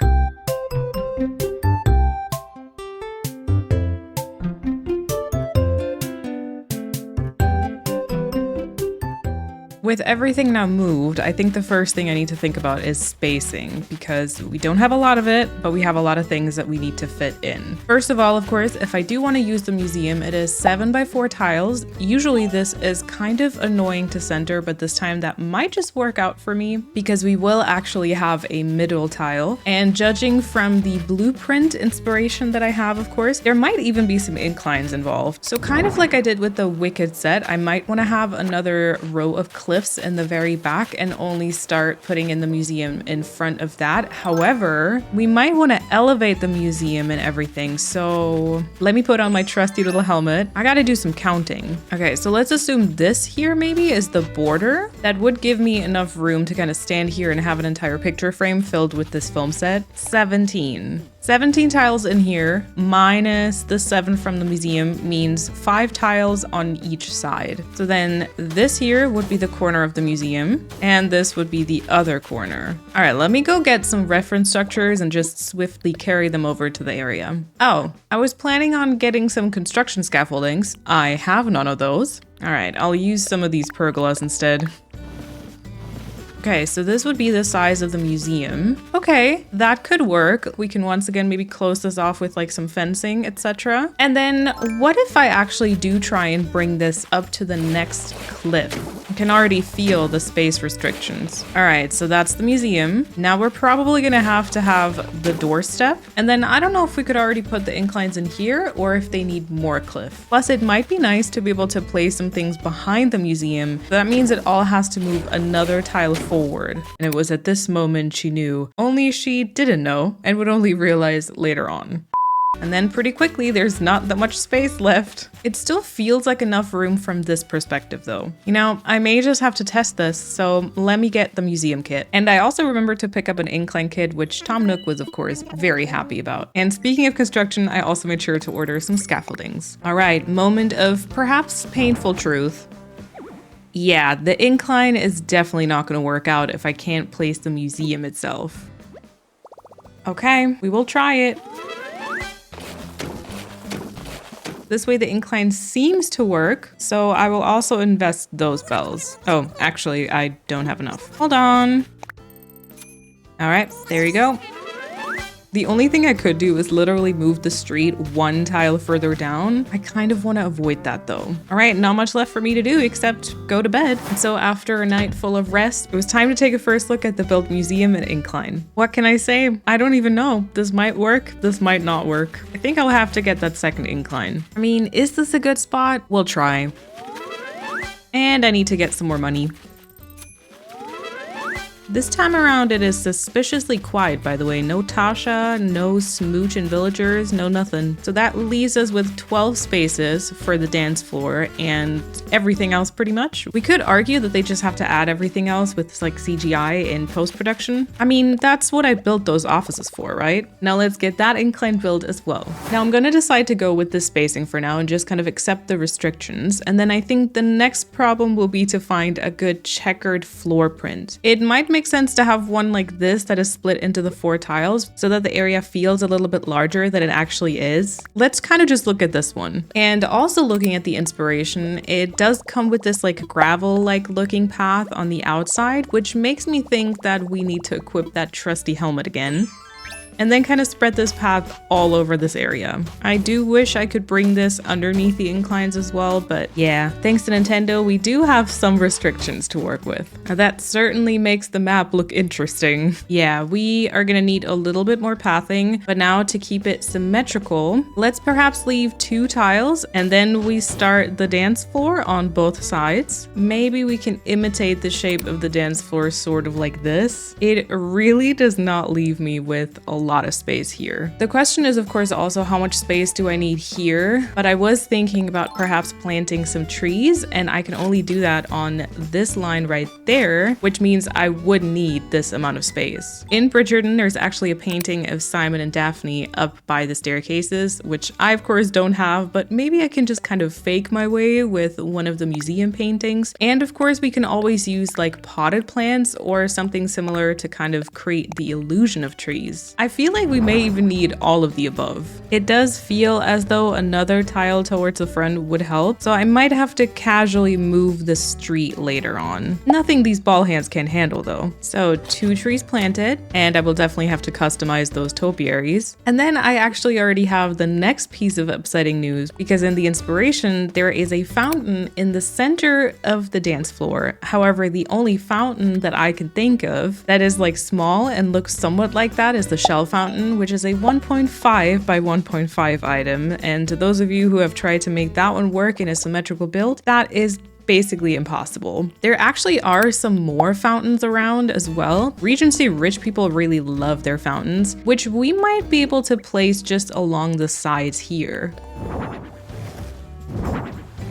Now, if there's just a little bit more space in front here and I can bring in some like hedge fencing and a couple of flowers, I think that actually might work out okay. Yeah, that is exactly what I was talking about. It does also cover the painting that we've just placed, and I don't know if that is really our desired look here. Something else I saw in the picture were the pillars. Although they're kind of more on the actual like building and not really surrounding the dance floor, I thought it might be cute to kind of push them a bit more in and pretend as though they're surrounding the dance floor. Also, I do think it is time to finally grab our hedge fencing and kind of start throwing some shapes down. So I can also see whether it would be worth it to move the street. That is no easy endeavor, you know? I may have found someone who is interested in directing an episode of Bridgerton though. I'm not sure he's very enthusiastic about it, but at least he's here. That's more than can be said about all my other villagers. There's also this random snot baby that's walking around. I don't really know what their deal is. Gardening is quite obviously my passion. I think Marshall is judging me for whatever I'm trying to do with the hedges here, and I can't blame him. Let's move these a bit further back. And then in a short-lived moment of genius, I found my preferred hedge style in these cubes, I guess. Now there's part of me that kind of wants to move all of this a little bit further to the right, but the fact that I would have to tear everything down, move it somewhere else, and then bring it back up is kind of keeping me from doing that. But yeah, I think moving the street is kind of a given. Also definitely extending the dirt path by 2 more tiles. Oh yeah, Marshall still definitely giving the side eye. And losing interest. Okay, wait, I kind of want to test something. Never mind. I thought perhaps a rounded cliff with a vine, but we might just extend it and still do that anyways. Kind of gives us that like growing roses sort of vibe. All right, don't mind me quickly grabbing the tree and back down you go. All right, a little in-between progress overview. And now, before I move this entire street, I'm gonna need a break. And once my break was over, the trees were grown and another surprise awaited me. Hello. Looks like I'm not the only one liking this island. I'm sorry, studio, of course. Also, before I forget, let me try out those pillars. Actually, not too bad. I feel like we could get away with even more than that, perhaps. Lean into the symmetrical part of this, you know? Of course, I'm exactly 1 short. I was not. I just, in fact, did not see the last one in my pockets. But I think I do like this. I do want to try out a couple of different locations, though. And look who has joined us. That's the life. Oh, looks like it's back to work.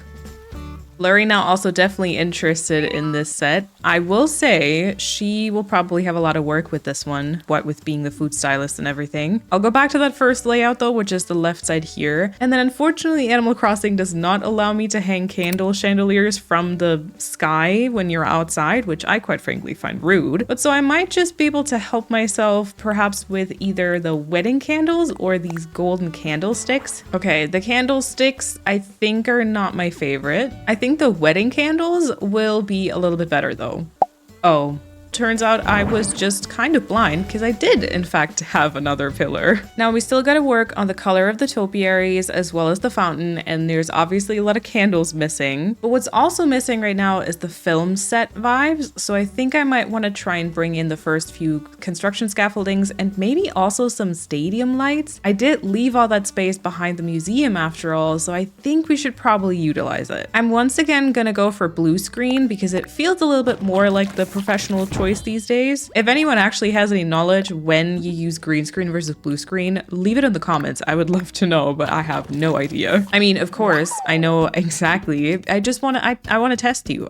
Now, was all that work with the cliff behind the museum and therefore the lack of space, etc., all worth it for that? Well, am I in fact thinking about putting in the work to move everything? Well, okay, before I make any rash decisions, time for my trusty helmet and some tests. I'm gonna add some cliff here and pretend as though there isn't any extra space behind the museum. So the stadium light would be here and the scaffolding would just be next to the museum. Still pretty visible, but at the same time, is this maybe ruining the vibe a little bit too much? Okay, different test. Instead of the scaffolding here, let's put a stadium light partly behind the museum. Still not sure the extra space behind the museum is needed, but I might like it a little bit better without the construction scaffoldings. Next to the museum, I actually don't like it as much. Or in this case, we could of course also go for no scaffolding and no stadium lights, or at least not directly behind the museum, and instead actually opt for some castle walls, which I do not seem to have. The day I actually have the things I need to work with in this game is gonna be the day where I have learned everything I can. We have our next director checking out the space though. I feel like this one is a promising one. And then as I procrastinated actually getting those castle walls, I contemplated a couple of other small decisions, like using a curtain partition behind the painting and therefore moving the round topiaries around, which ultimately didn't end up happening. I did, however, discover that I quite like these Turkey Day garden stands with the biotope planters up on the cliff by the museum, as well as placing the construction scaffolding more towards the right because it felt a little bit more intentional that way. Perhaps if I planted a tree right there, that would nicely blend those two parts together. That also gave me the idea of bringing the stadium lights even higher up. Oh, I almost missed that fountain moment, but that was epic. You know, I think I may be onto something here, but it might be time to lock in and kind of finally change a couple of things, like this fountain and these topiaries. I think I was running errands so fast, Bones could not believe his eyes. And you know what? Let's also steal a tree from somewhere else. Speaking of, I've actually thought about swapping a couple of fully grown hardwood trees with orange trees because some of you have told me that that would actually be a nice little reference to kind of the Hollywood film studios. So let me know down below if you think I should do that. There's actually no reason for me to just push these fountains half a tile further back and then therefore adjust the hedge fencing, which would give me a little bit more room towards the front. Basically, this would be the difference, and I don't have a preference. We're gonna have to do a little bit more testing. I also want to try adding the dirt path underneath the sidewalk here so that there's no grassy gap in between. And then the street would obviously also move a tile. And so with a little bit of endurance, elbow grease, and ball hand strength, I, well, more or less quickly switched all that up, which then left the space looking like this. Oh, and the map now looks like this. And of course, I do still need to make use of the space behind the museum because right now I'm not really. Also, that might be a nice spot for some stadium lights. And I think we need more up on that cliff as well. Maybe not like that. Yeah, that's better. Can I add another tree? Yeah, I guess sort of like that. And now I think I may have to get those castle walls. All right. Now, was that worth all the hassle I went through? Probably not. Yeah, having it next to the museum is basically enough. Dang. Did I then spend an unspeakable amount of time moving everything another tile further back? No, I absolutely did not. That was other Malene. That was annoying task Malene.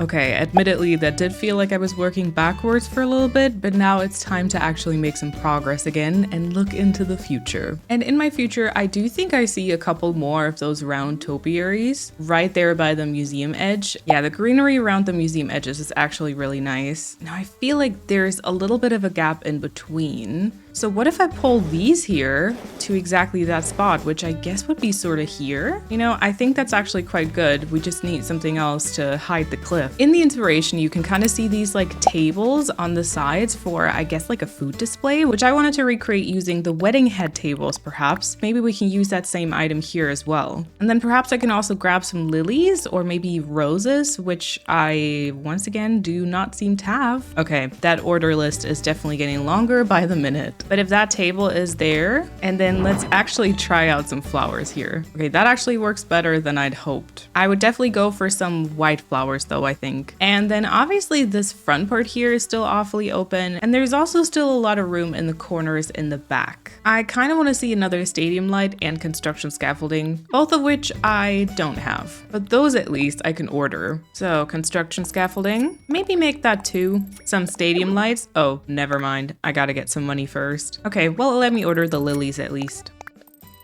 And here's the stadium lights. I think I'm gonna need those to continue, but before I go and sleep the night away, let me also just prep a couple of trees back here.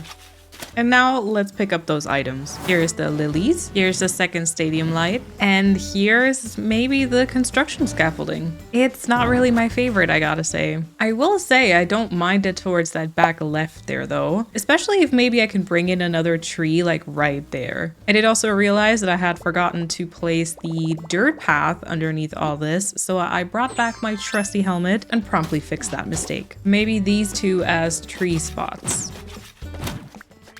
I think I'm gonna take another page from the Wicked film set and section off the Bridgerton film set with some fences on the side as well. Now, should I also customize these with the logo? I know, what type of question is that? Let me also plant a tree right at this corner, as well as this in the front. And then a couple of logo customizations later, this is what the set border looked like. I think I'm quite happy with that. And now let's kind of focus on those last few pieces of Regency decorations before I then go in and spread around a bunch of tech equipment. I would definitely want to include more of those wedding tables that I've kind of put at the very back here. Of course, I find myself once again exactly one of those short, but at least I would know where to place them now. Something else I'd wanted to use were the wedding flower stands, just because it does seem as though there are a ton of roses in the inspo, and along with some shrubs, I may have found a spot for them. Look at this private club again, hanging out in their secret cool outfits, question mark, on the beach without me. Sure. Now something else I'd acquired specifically for this build were some blue flowers as well, so I did also want to make sure to bring in those. And I thought perhaps somewhere close to that hedge art that I had created might be a good location. Maybe I can even utilize that 5-star flower I found earlier.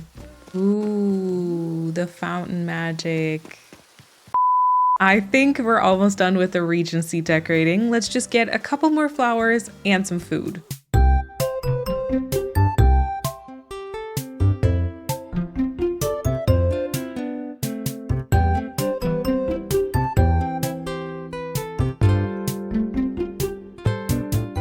And now we just have a couple of trees to grow in and bring in that expensive tech equipment. Definitely a director's chair. I'll grab a tool cart, quite a few of those studio spotlights, some effects racks, maybe also the floor monitors, and of course we need some cameras. I also did enjoy the iron frame over by the Wicked film set, and I will grab some stacked bottle crates, another on-air sign, and I will also take some cables with me. And now let's see. I think the director's chair would once again be quite good if it's noticeable towards the front, and same thing of course for the camera. Right there would probably make sense. Our iron frame maybe towards the side of the set here, and then let's bring in some bottle crates right there too. I do think we should have some lights towards the front here, and maybe we can even bring some more towards the center. I actually also just grabbed a truck because this corner here is still way too open. I didn't love the construction scaffoldings though, but maybe a nice little framework themed truck will do the trick. And I did also bring some of the fencing, which might also help us here to give it more of a closed set sort of vibe. Might take away these two pieces to give myself a little bit more room for items though. I'm also going to introduce a little sound system here towards the sides. I definitely need to find a place for the on-air sign. I'm going to need a few more things. I want some type of low table. Oh, or the Zen bench could also work. I also want to grab some scattered papers, some document stacks, this clipboard, and these magazines. Wow. Did you see those items plop in? For my final tour of this island, I do think I'll use my Switch 2 because then it'll be hopefully lag-less, and I feel like that would be very, very cool to see for this. But for now, we gotta deal with a bit of lag. Okay, Zen bench would go here, and then maybe this would be a good moment for our backlit sign. Actually, no. Maybe this would be good for the headphones though. And some scripts. Let's swap those around. And then maybe this here could be our clipboard. I'll definitely go ahead and add some scattered papers right here. And maybe even right here too. And then we could try to bring in the on-air sign somewhat here. It will need to be placed on top of something else though. Okay, no, it's too big. It steals too much attention. Maybe we do have to bring that on-air sign over to this side once again. And then let's switch this over here to a tool cart along with that first aid kit. I'm sort of tempted to bring in a utility pole, which obviously doesn't fit the area, but it would be a very pretty like tall item here. You know what I mean? I've pushed the item boundaries as far as I can for this build, I think. There are a couple of customization opportunities though, so let me go ahead and take care of those. We've got the scattered papers here and here, the clipboard, the headphones, and of course, that truck. Also, I don't know if it's a good sign that none of my villagers are around anymore. I feel like they maybe lost interest. But I personally am quite happy with this, and I think this is it.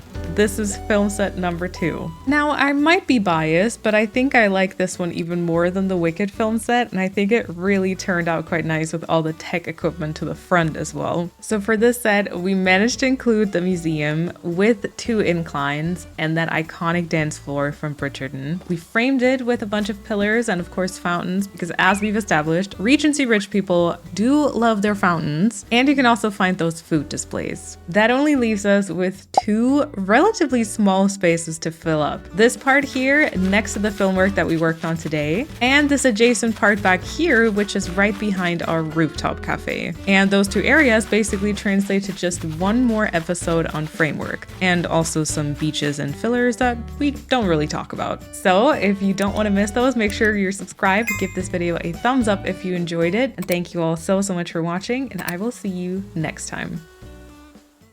12 months ago, I left everything I knew behind to chase my dream, building up a film studio. And now, many hours later, I am closer to that dream than ever, even if just in a video game. It has been almost exactly 1 year of grinding away, laying street, moving buildings, and establishing an array of different workplaces here on Framework. And I'm not going to blabber on for too long today about all the accomplishments, seeing as that final island tour, film studio tour, is so close. So close, in fact, that there's only 2 areas left over in between a Bridgerton film set as well as a rooftop cafe. Oh, and some fillers and beaches, but we don't talk about those. So without further ado, let's get into it. Now, the shop is the only building so far that hasn't been incorporated into the studio. It's currently being stored on the beach, but let's be honest, that is less than ideal. So I would like to try and actually work it into this next part. And fear not, I will be gracing you with my artistic skill again, so to the planning office we go. Of course, in this case, we will include Nook's Cranny itself and set that a little bit further back so that we've got some decent room to work with it just in front. And hopefully there will also still be room for some trees as a backdrop. And then I would like to turn this into a construction site,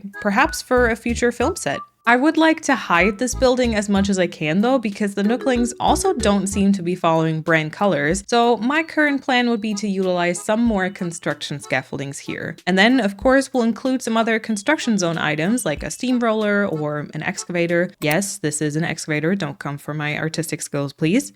And maybe we'll also place some more trucks here. There will probably be quite a bit of dirt, and I do want to make sure to bring back details that I've used before, like some utility poles and, admit it, you were waiting for it, branding as well. Now the front right bit will probably be a bit more open, and it also is accessible from 2 sides via the street, so we'll kind of see what happens here. I was thinking perhaps we could once again hint at some set design, which I did for the Wicked film set, or maybe turn this into kind of like a delivery zone with boxes. Now, of course, I'm taking this seriously, so I did consult Pinterest to search up construction site. I feel like that would be the most reliable source for this, and I also just kind of put down a couple more specific item ideas. And now I would say let's start working on that construction site and also see what my employees think about this. Now, ball hands are ready, sleeves are rolled up. I mean, not really, but metaphorically speaking. And you know what? Let's also get that helmet ready. Now, the first thing here is probably the location of the building itself, and I do have this tiny little nook behind here, which is funny because, you know, Nook's Cranny. And I think I kind of want to hide it behind this, which I know is kind of sad, but if you don't follow the brand colors, you know, what do you want me to say? Play stupid games, get stupid prizes. I think it's 4 by 7 as well. So it would actually go up until this point, and that would still leave me with what, 4 tiles back here for trees. Now the rocks still haven't gotten the message that they're not wanted back here. So now it's only 7:30, but I guess I gotta have my first social interaction for the day and talk to the ducklings. Okay, they're actually very excited for this, but I would be too if I was sequestered away on the beach. Oh, and would you look at who is up bright and early? What do we think Agnes feels about the early disturbance while being asleep? Now let's try that out right behind this construction scaffolding. That should work. I actually was hoping it would cover just a little bit more. We can figure it out later on. So let's go. I think I gotta go get this built. Now look at these villagers once again excluding me from their club after everything I've done for them. Nook's Crannies built. Another rock is back, of course.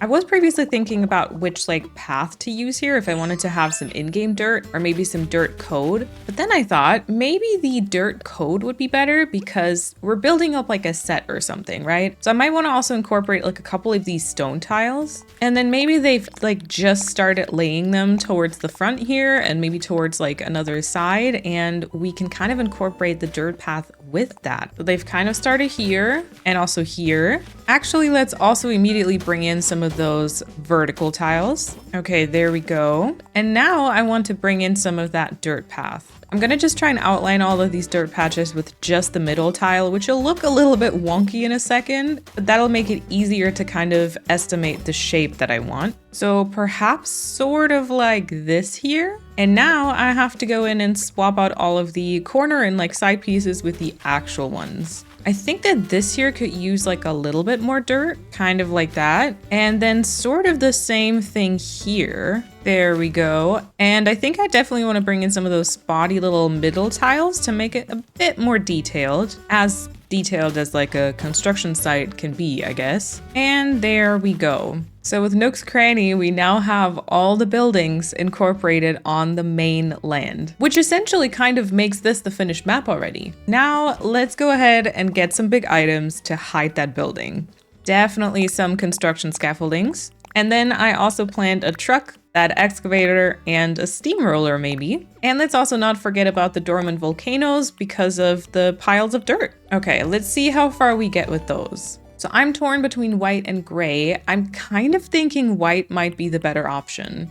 Okay, let's go ahead and start with 2, just in the sketch that I did. Oh my god, I can actually hide this building. Okay, well, why don't we actually do that then? Okay, perhaps even from both sides, kind of how it'd be realistic. I mean, it is realistic, of course. We're quite obviously building an actual construction site. Okay, so this would only leave the very center open, or I feel the other option should be completely hiding the center and maybe just leaving this little notice board open. Listen, do I feel a little bad for completely hiding them away like this? Yeah, I think so, but at the same time, you know, whatever. That deserves a little bit more custom design though. Okay, and then the excavator that I have. And then I believe the truck was initially supposed to be sort of here. Okay, but so if we hide Nook's Cranny like this, and look at the branding of the rest of the island, should this quite honestly just be completely covered maybe? I mean, honestly, I think maybe that's better. Okay, that's not a terrible start, I would say. Now that Nook's Cranny is hidden away, I can kind of picture it a little bit better. Let's perhaps see about some tree spots back here. Now, I do still have that steamroller, and honestly, I'm not really sure how far to the right-hand side we're gonna make this. Probably not too much, so we gotta figure out how to section this part off. Maybe we're once again gonna utilize our beloved fences. And maybe those will be sort of here. Okay, Bones is very interested in this right now. I think that would be all right. And you know what? I think it also makes sense to leave room for another tree. Right here. Oh, right, the pile of dirt. Okay, so we could go with gray because it kind of fits the entire aesthetic of the area better, but maybe we go with the brown because dirt? Although it's not like a perfect match to the pathing, maybe that would also more go here. And maybe here. All right, now the area definitely needs some trees. I feel like this volcano is currently still a bit mismatched, but since I might want to include a couple of boxes here, perhaps that'll kind of tie those two together. Let's go ahead and grow some of those trees. Ugh, not the rain. Well, it's good for nature, I suppose. Wait, wouldn't a rock in the area that I'm currently working on sort of make sense? So maybe they are actually wanted. Now, let's move that hardwood tree a little bit further to the front. And then I feel like, honestly, all the trees here can probably just grow fully because I don't think you will even be able to go back here. And then how about we have a couple more rocks already put in place over here? Okay, Bones is interested in the trees. Okay, interesting. And then I would say, let's get out of the rain. I just received news of someone actually visiting Framework today. Interesting. Mott seems to star in some type of, well, I was gonna say high school drama, but I do think he would be the teacher, right? Well, enjoy your stay. So after what has been an impromptu rock garden moment,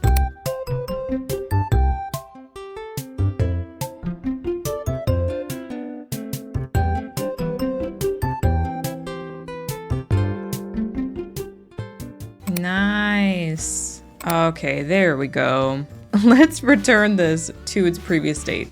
With 3 of the rocks here, one of them now here in front of the set, and another one here at the street corner, that only leaves 1 rock not accounted for. There we go. Something about this fence isn't quite right, and I feel like I want to have a cedar tree exactly here, kind of where the fence is. So I'm gonna have to switch some things around here. Yeah, I think this works a little bit better also with that steamroller there, so I'll just make sure this also has some codes underneath. Okay, perfect. And then I would say, since we've got the branding over here, let's also bring that to this fence. Yep, everything is better with branding. By the way, the villagers seem to once again be avoiding this area. I mean, I kind of get it with the construction vibe going on, but also I'm feeling a little lonely, you know? And then speaking of branding, let's maybe also try to spread around some vertical banners in the back, and then we can fully move on to the details in the front. So far, I've only been able to incorporate 1 flag, which is obviously not enough. So let's maybe try one here as well. Or maybe just right at the street corner there. Also not ideal. I think maybe right here would be all right if I maybe can place something else just behind it or in front. I'll kind of leave it here for now. I did also bring some fencing because I thought just around this corner here, we could maybe install the trusted iron and stone fencing. And then I thought this front part is obviously not finished yet. So how about we use some rope fence here? And now I think I might just want to go and look for some more items to use. Maybe a tool cart, probably some trash bags, this jackhammer, an outdoor generator, maybe some safety barriers, a cone. Let's also grab a step ladder and this iron frame. And I think these hand carts would also be quite nice. Now, perhaps the jackhammer, because obviously these stones would have to still get removed. And then I think let's put one of the iron frames here. Okay, we have someone who's interested. Walker, our runner, that joke will just never get old, is wandering around. Just be careful, please. Don't hurt yourself. And then how do we feel about a couple of wheat fields? Just like there and maybe here. Honestly, I think we're already getting to a pretty good place here. Now, I do think I should utilize the space on the construction scaffoldings as well as the iron frames on the left and right. And it feels like this area right here is a little bit empty. And of course, we cannot forget about the front right part. Let's also kind of fill some of these visual gaps right in the center with just a few strategically placed weeds. And then how about we grab some of those miscellaneous things? Definitely some bottle crates and some stacked bags. Every decent construction area needs a tape deck. I think a tin bucket could work. Maybe some office materials. And then let's also grab a toolbox, as well as these paint cans and spray can. Oh, and maybe this plastic canister. First things first. Yep, that's pretty awesome. Okay, let's try the toolbox on here. Some paint cans just here. And then maybe the plastic canister can just go over to this side. Maybe like this? I am not loving the toolbox right here. Let's instead just try the spray can. You know what? I think that is better. And then this iron frame here actually can't hold anything that's too large because otherwise we block the branding. Unacceptable. Now I think I want to get some more stack bags for right here. And then something relatively small for on top of the iron frame. Like, what about this clipboard here? Okay, admittedly, that is very small. Maybe I can actually put this over here. Now, something I could imagine here is a sandwich. I currently don't have one, so these scones will have to do. Or some snacks. And then let's put the equivalent, aka some decorative bottles, just over here. And with that, I would honestly say that this left side here is probably done. Since this is a construction site, I don't necessarily want to use any flowers because, you know, they'd just be in the way. But we do still have this space here to take care of. Now, the idea here, according to our sketch, was obviously some boxes and delivery and also maybe some set design aspects. And in that regard, I actually prepped a couple of things and got some of these standees because I thought these might be good in terms of filming props that we have already delivered to this soon and upcoming set. I could also see a mop in between these things. And then of course I do want to bring in the cardboard boxes that I planned on. Well, let's get started with the trees because they are definitely the biggest item and they're gonna block quite a bit. Maybe we could just have one like here with some boxes just behind. And then the awesome thing about the standees is that you can layer them quite nicely. And then I definitely wanted to bring in some more of those paint cans. And so, what do we think? Now, I feel like the boxes did exactly what I hoped they would do, and they kind of tie in that like pile of dirt on the left. There's not necessarily any of that color in like the back right, but I think it's kind of okay. And I hope that it still comes across what I was trying to do here. And then I did discover that this here makes an obnoxiously loud sound, and I'm kind of contemplating whether I should leave that on so that if you run past it, it does actually sound like a construction site, and maybe I'll even bring a second one back here. But I think for me, still working on the island now, I might have to turn it off because otherwise I'm gonna be really annoyed really quickly. Okay, I can't find a place to work it in, and the sound really, oh my gosh, my ears. So it seems the next framework set is now underway. Whatever set will be built here, whatever movie will be filmed here, I'm sure it'll be fantastic. What do you think this would be? Admittedly, there might be some missing fillers just behind Nook's Cranny, but let's not forget this isn't the only area that we want to work on today. So you won't have to worry about the fillers, and instead, let's focus on the next area. Now, this next part is a little bit of a full circle moment, and I did tease this a little bit when I was working on the rooftop cafe. Maybe I oversold it, but essentially I would like to build up another big soundstage. For this one, of course, I also consulted Pinterest, and I was able to include some of the earliest inspo pictures for this island, as well as the sound stages that we already did build up by the entrance. So if we switch to the sketch, unsurprisingly, that inspiration is relatively straightforward, and the main goal will be to have a big fake build. Or aka, this build is basically my own love letter to white display stands. They do deserve their moment for this island though. And also, this might quite possibly be our last chance to use branding. Now for this one, I would definitely like to use some of that stone path, and then I am somewhat hopeful that I will be able to include some parabolic antennas, maybe also some solar panels on the roof or side, and maybe some tanks as well. And of course, if possible, we'll definitely include some more trees. And with the basic structure standing, I then want to definitely make sure to bring in quite a bit of filming equipment as well. Once again, probably our last chance. So we'll bring in some cameras, maybe another truck, director's chairs, cables, scripts, and so on. So let's see what we can do. Now this space is kind of opposite to the one prior because it is quite wide, but it is not very deep whatsoever. Now I definitely want this to look especially good from like the cafe space up here. And I am toying with the idea of doing a 3-tiered build. And so you know what's coming, right? We do have to put on our trusty helmet. And then maybe we just attempt to kind of build up that cliff here and check out how much is actually even visible from the cafe. And it is also about time to move that workstation over to the beach because I am quite literally running out of space now. And then let's grab that first round of white display stands. I definitely meant it when I said this would be a love letter to white display stands. Okay, that is definitely quite a building. This would be kind of nice though because it is quite impressive. And if there's one thing I want to do with my film studio, then it's impress people. It would also actually completely fit into the frame from here, which I think would be really good. Now I would say it is still a little bit far off into the distance, and I hope that we all agree in that it needs to be way bigger. Let me extend the platform over to the right-hand side by like maybe 2 more white display stands, and then maybe also 2 tiles to the front. We're gonna need more display stands. Oh my god.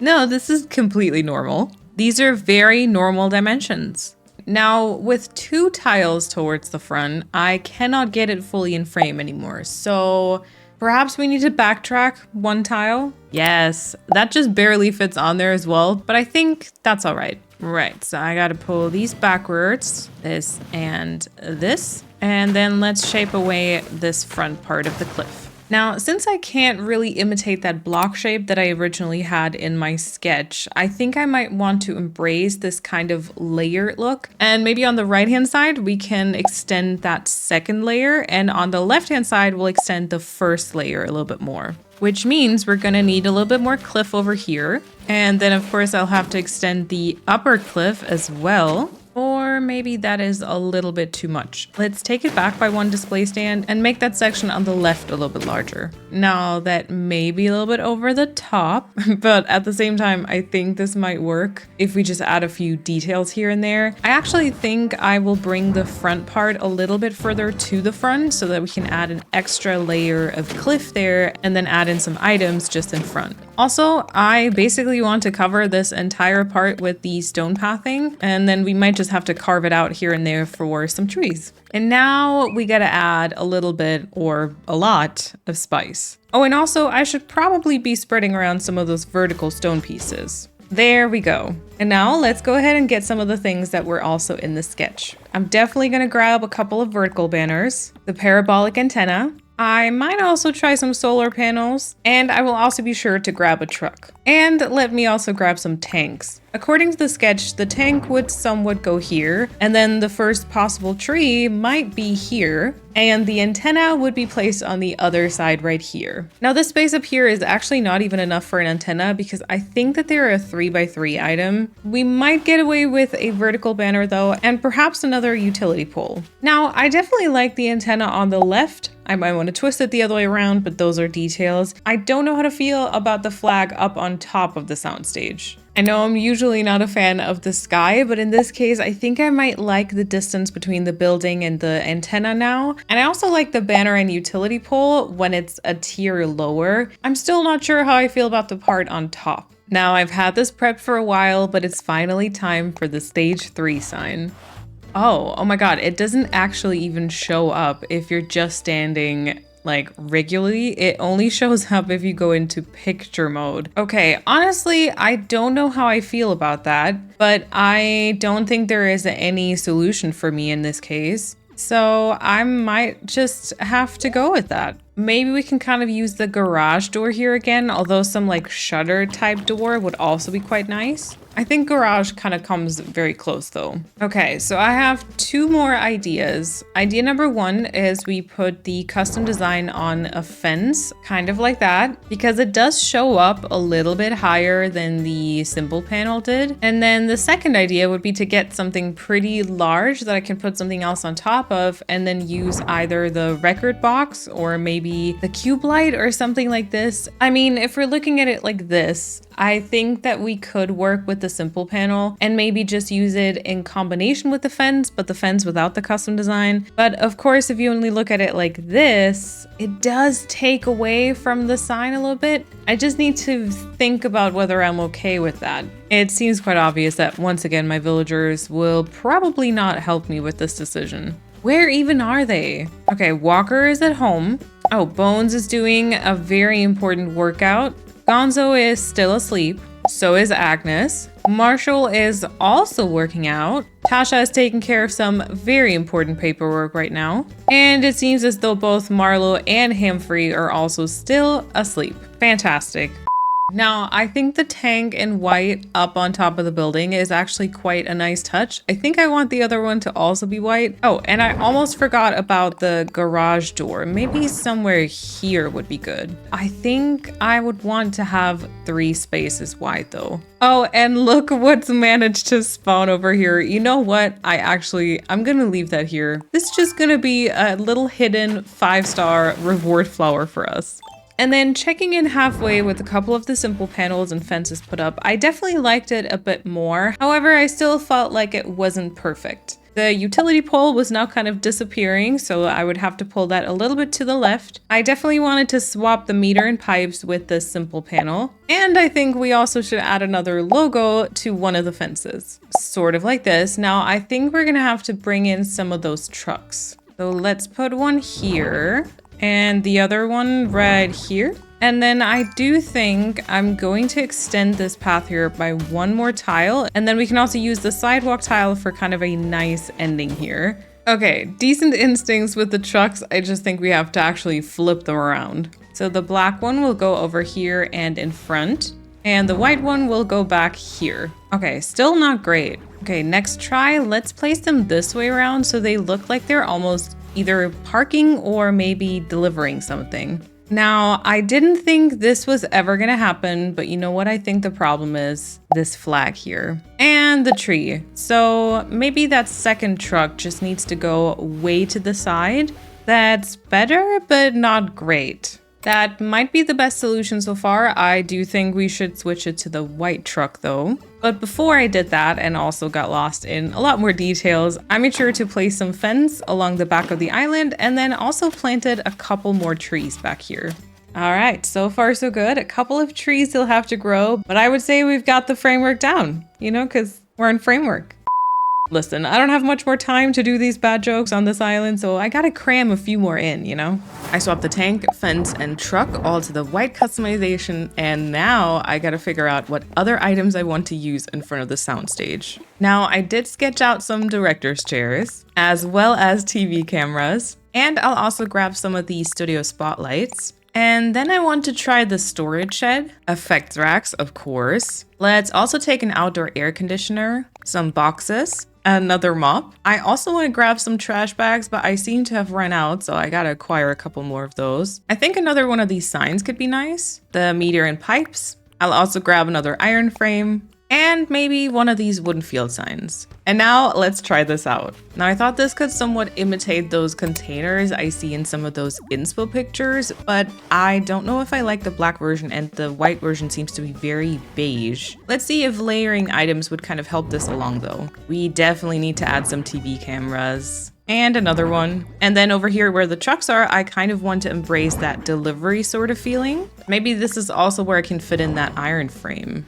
We can put something else on top of that and then squeeze in some more boxes here. I still have my outdoor air conditioner unit, which maybe looks good over to the side here. And then of course, there's also a couple of effects racks that I think would make sense in the delivery area. Maybe one here and then maybe 2 just here. Now let's see if the director's chairs look good. I would say so. We still got that poster stand.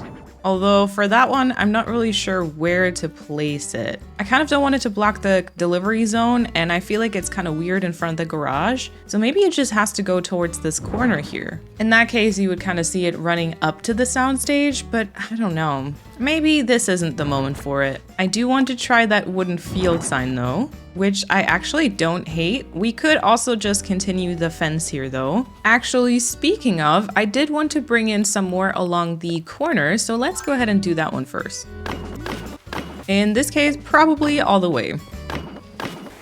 And then maybe actually this left side should also be fenced in so that not everyone can just walk onto the soundstage where the very expensive cameras are. That would make it sort of like this. I'll keep the delivery zone a little bit more open. Now let's take a look at this from our viewpoint. Effects racks and boxes I think are good. I'm not sure about the customization of all these things here on the left though, because it is very dark compared to the entire rest of the soundstage. Now the meter and pipes definitely come in white, and of course we could try out the storage shed in a different customization. And then let me pull this sign here more over to the left and then actually include a little bit more fence. I am kind of uncertain about the sign, I have to say.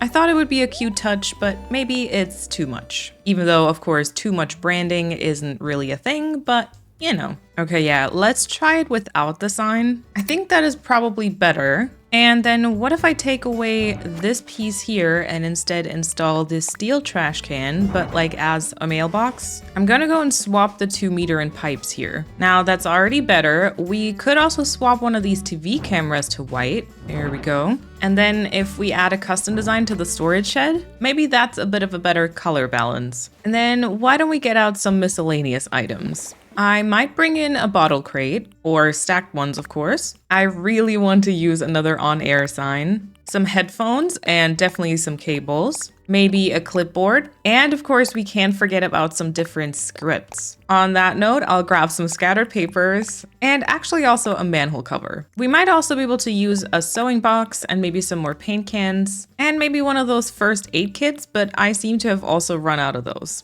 Now, a manhole cover, I think, might find its place right here. And then we'd still have enough room for some scattered papers here and also here, at least. The on-air sign might have to go on top of this. And I think some tangled cords on top of the storage shed probably makes sense. And how about we try and squeeze in some paint cans here? Now, this here next to the director's chair might be a good moment for some scripts. And we could even create another one of those moments right here. And then I still have some more cables, some headphones, and let's add some more scripts over here as well. Another thing I brought is this hanger rack, which I do think I would want to customize, and then the mop can go right in front of it. Okay, good news, I found myself another space to squeeze in a flag. It looks as though I have a couple of customizations on my to-do list now to turn all these into scripts and maybe change a couple of colors. And of course, we can't forget about the trash bags. But then I believe I can probably show you the finished result. And so from the sketch to that undetailed white building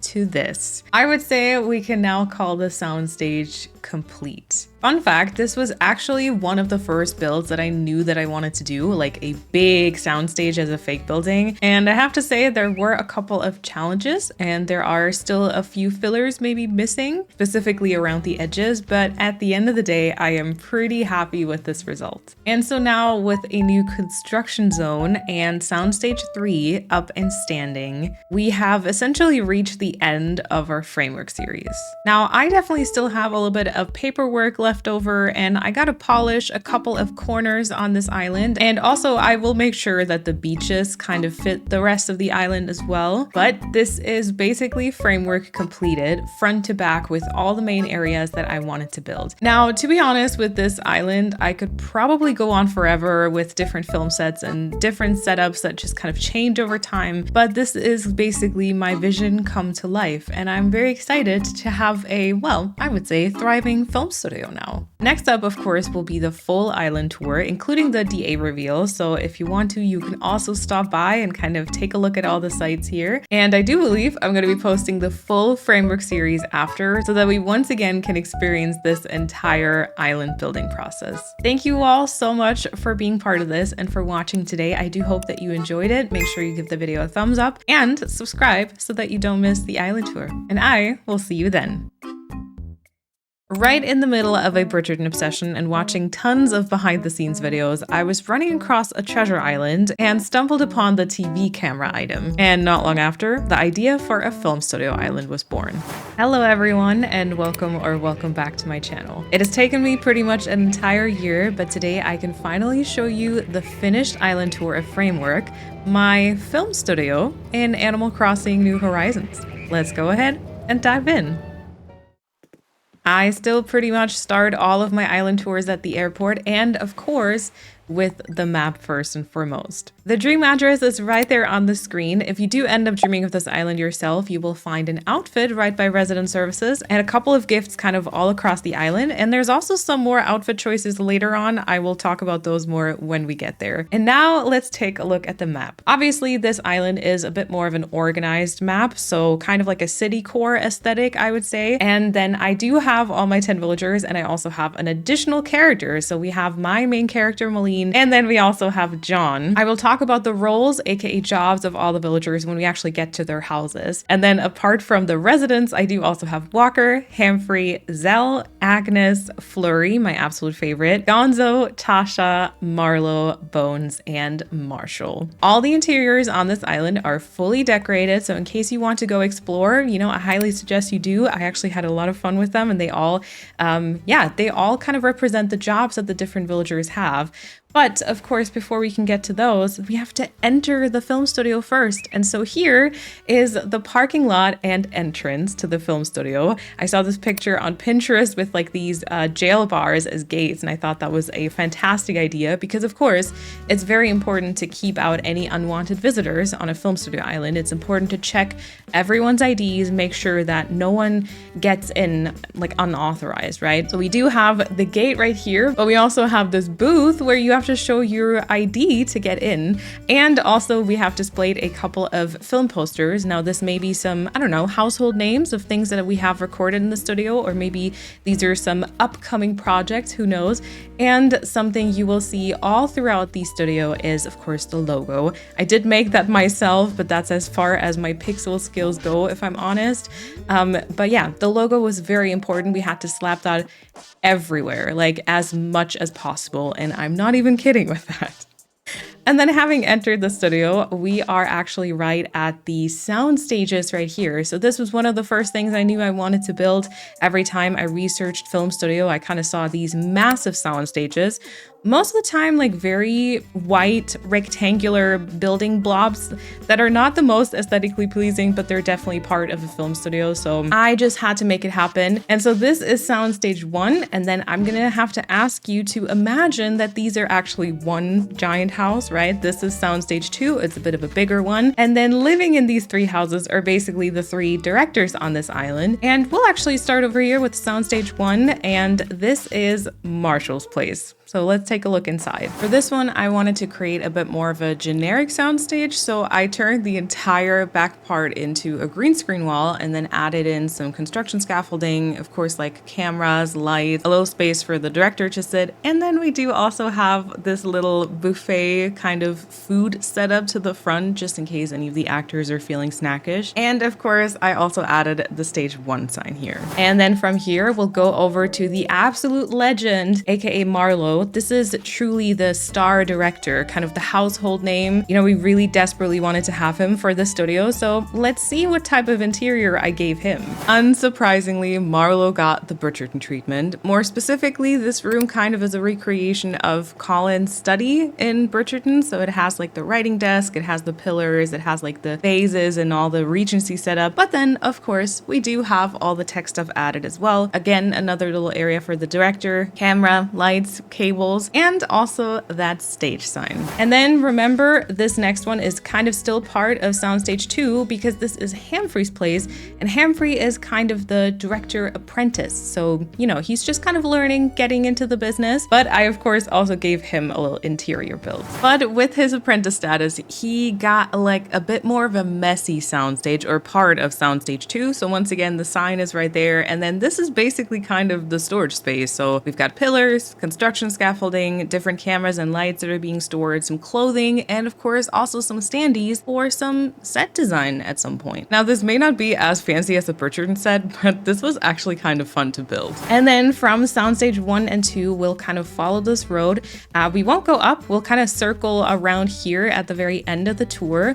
Instead, we will continue straight on, move past this little I don't know, bike park situation. There's a truck, there's a car, and there's also these tanks. So I was researching a bit and I found out that water towers are actually kind of a common occurrence on film studios, or at least they were back in the day, because a lot of sets are made with a lot of like flammable materials, etc. So water always had to be close by, and so I wanted to kind of bring that back as well. So I brought in some tanks, everything branded, of course. And then over here, I will actually climb up right there to the kind of viewing platform. This is my own house, and right in front you will see Tasha's house. So my role in this film studio is, I hope this isn't surprising to you, but I'm basically the CEO, right? I'm the mastermind behind everything. I'm pulling all the strings and making sure everything happens.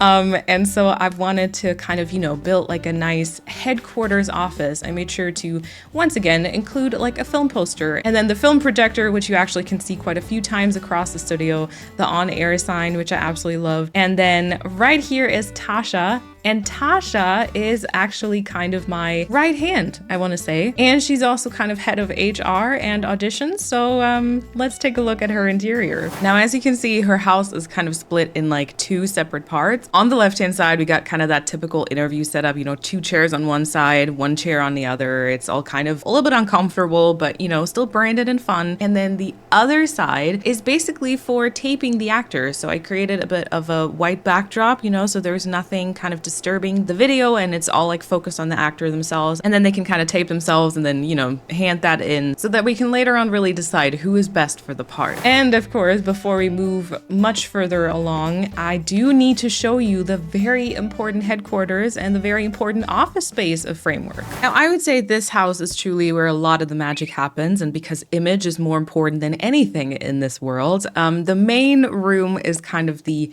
entrance, I want to say. There's a little reception desk where you can like sign in, you can let me know what you want to do, or of course my assistant, because I wouldn't be the one sitting here, of course. And then just behind this desk, there's also some displays of film posters and another one of those film projectors. And then you can find a lot of branded stuff like everywhere. There's logos. There's also some signed photographs and a very iconic scripts to the front where like the little waiting area is. And there's also a couple of boxes, but Now this next room, I sincerely hope doesn't need too much of an introduction. I hope you can realize at first glance that this is my very important office space. This is the headquarters office. So there's a lot of very important cabinets and files, very secretive things happening, right? Any like contracts and stuff. There's branding, there's a film projector, there's very typical office things. This was actually very fun to channel, I have to say. And I've also included a printer and the water dispenser and a little TV because I felt like those kind of rounded out the entire ensemble. Not quite as fancy, but very necessary. The back room is actually the server room. And fun fact, this cardboard bed in the middle, the very luxurious looking bed, that is actually where I uploaded the DA because there was no other beds in this house, but that worked. And so I added some more boxes for the delivery. There's some air conditioning, some surveillance cameras, and that's really all this room is. Now, the room to the right was so much fun to make. So this is basically the writer's room. So I tried to imagine, or of course I totally know this, what a writer's room, like what that setup would be like. So I added a massive table in the center, tons and tons of paperwork, laptops, like different charts, and I've added these whiteboards and lots of post-its so that they can like just do, I don't know,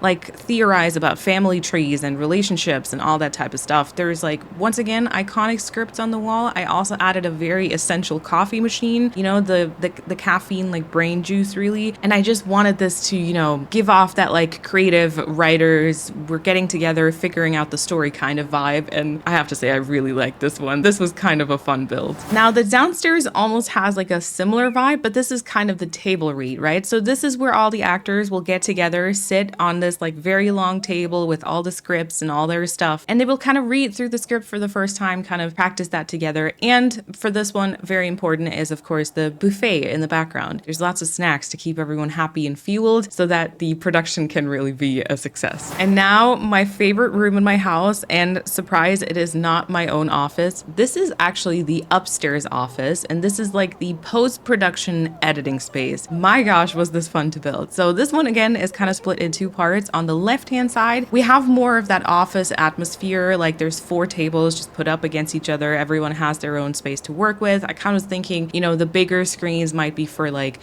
video editing, for audio editing, or something like that, just kind of anything post-production. And maybe the smaller ones are kind of for like analytical things. And then on the other side, I wanted to create this like big screen setup. So what I did is I used the glow in the dark stickers and I just made them black and put them on the wall. So they kind of look like a massive screen. And then I put up this wide table just in front with all these like buttons and levers to kind of imitate a sort of like audio setup. So this is where, you know, they're going to be watching the show or the movie back and kind of fine tuning. There's also a sofa for if any executives or anyone important kind of comes over and also wants to watch. And yeah, this is the upstairs like post-production office, and this was very fun. I don't think I've ever created an office space before, and I absolutely love this. So you've now seen a very essential part of the studio, but there is still more to see, of course. So we will move right along past some solar panels because we do love renewable energy. And then to our left, we will actually head on to the plaza space.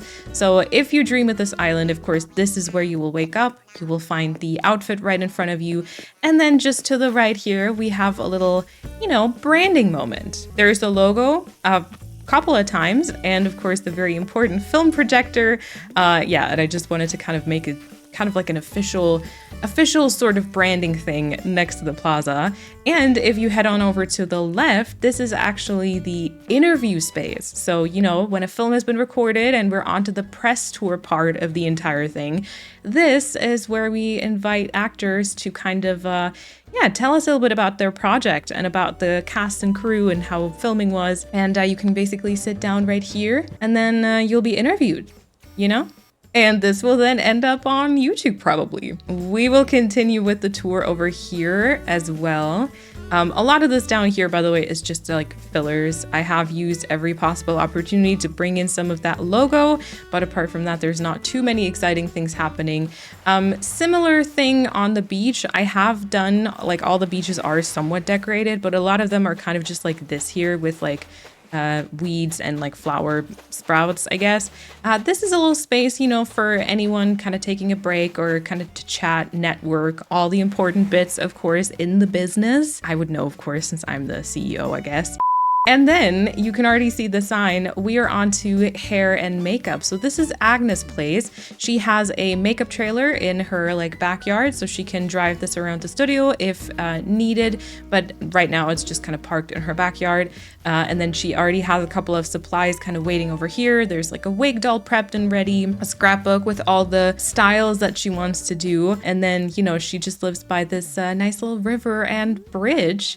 And before we head on over, I should definitely also show you her interior. Now, this one is supposed to give you those typical makeup trailer vibes as much as that is possible in Animal Crossing. So I kept it very light. All the walls, all the shelving, everything's kind of white. And then I added as many lights as I could. And I tried to incorporate a lot of like hair and makeup things. So there's different like wigs, there's different headbands or kind of like crowns, flower crowns. And there's different makeup pouches. There's some cosmetic wipes. And of course, there's also some scripts and coffee because some actor is surely preparing for their role right now. And then towards the front left, I wanted to create a little space for Agnes to kind of brainstorm new looks. So she's got some magazines, she's got her iPad there, she's got some sketches on the wall. So this is very much Agnes' creative space. And now, as promised, let's go cross that bridge. And right next to hair and makeup, we do have the costume department, of course. For this one, I did want to also include the Able Sisters because, you know, it is a tailor's shop, but I had a bit of a disagreement with them. They weren't like following the brand colors, which as you can see is very monochromatic. And so we compromised, aka I just built a lot of things around their house to kind of hide it as much as I could. And then throughout the space, you will find a lot of just, yeah, fabric stuff, different hats, different deliveries. There's rolls of fabric, there's shoe boxes, there's clothing hangers, there's piles of clothing. Like this is truly, you know, they're prepping all the different movies. They have all these different costumes and outfits all planned and prepped, or also they're still working on it, which speaking of, let me give this over to John and show you this interior as well. So this is John, kind of loosely inspired by John Glazer from Bridgerton. And this entire house is basically the costume department. So this main room, similar to the headquarters house, is kind of the entrance. So we've got kind of the hardwood flooring, so it's all kind of a welcoming space, but there's a lot of deliveries, you know, a lot of costumes and clothing is going out to the sets or fabric is being delivered. We do have this fitting room in the back left, just in case any final fittings have to be done. And then we do also have this little like waiting area. There's some chairs to the front, and then there's the sofa setup with the cupcakes and some flowers, just to create a bit of a welcoming space and not make this room feel too much like a workplace. Now the room to the left is actually the main fitting room. So what I did here is I created a wall of mirrors to the very back. We do have that fitting room itself with the curtain partitions where like clothing can be tried on, etc. And then we also once again have like a sofa just in case anyone needs to wait or relax. There's some more fabric around here in case any changes need to be made. And there's also this little setup with the white wall and the light and the camera for like any pictures that already need to be taken of the clothing, so that then the makeup and hair department can work with that, and so on and so forth. Now this room in the back, as you can definitely tell, is kind of the laundromat part of this island, I guess. This is where, you know, all the clothing is being washed and ironed and steamed and prepped for going out to the film sets. And I also got this idea for like the washers with the shelving in the background from Pinterest. I thought this was amazing with like all the different bottles and laundry detergents and all of that. And I could not resist also adding some branding to this room. Now, once clothing is all prepped and ready, or also maybe once it's been actually used and needs to be put in storage, we can use the room on the right-hand side for that. So this is like the general clothing storage of the costume department. And so this needed tons and tons of shelving and drawers and just boxes to put stuff away. I've put around a bunch of the clothes hangers, and then we've got some different hats, some boots, some bags, lots of boxes. And of course, as usual, I tried to kind of stay in line with the brand colors and that monochromatic vibe, and then give this more of like a storage feeling. And then what can I say? The upstairs, once again, is my favorite room.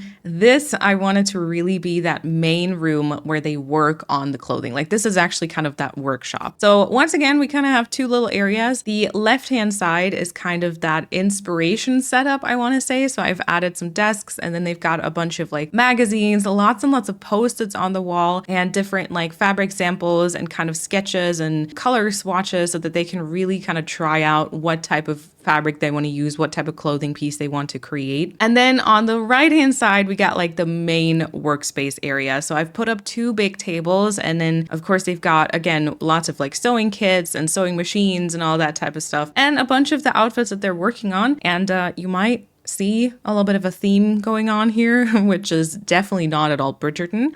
But you know, there may be some like one or two or maybe more dresses and outfits inspired by that show that they're kind of working on. And yeah, I don't know, this just made my brain happy. It doesn't have to be like Bridgerton themed. This could just be like any sort of Regency dresses, any sort of Regency outfits. And another small touch that I really liked is I added a bunch of like different socks and tights to the wall, and they come on these like beautiful little hangers. And I feel like that really kind of adds something to the wall decorations here. And back as the CEO, I will of course continue the tour, and you can already see in the background there the food styling and art department. My personal favorite, of course, because food. But then for the beach here, I also decided to add just a little bit of extra things. Now, once again, I'm gonna have to ask you to use your imagination because in my case right now, Captain is still kind of chilling behind those boxes. In case you do dream of this island, that would not be the case. But what I wanted to create here is kind of do a little pier, and then they're prepping a lot of things and a lot of tech equipment, a lot of boxes to kind of go somewhere else to film, like on maybe a special island somewhere else, right? So they're gathering all this stuff up and then bringing this to the filming location because we want to be as authentic as possible, always.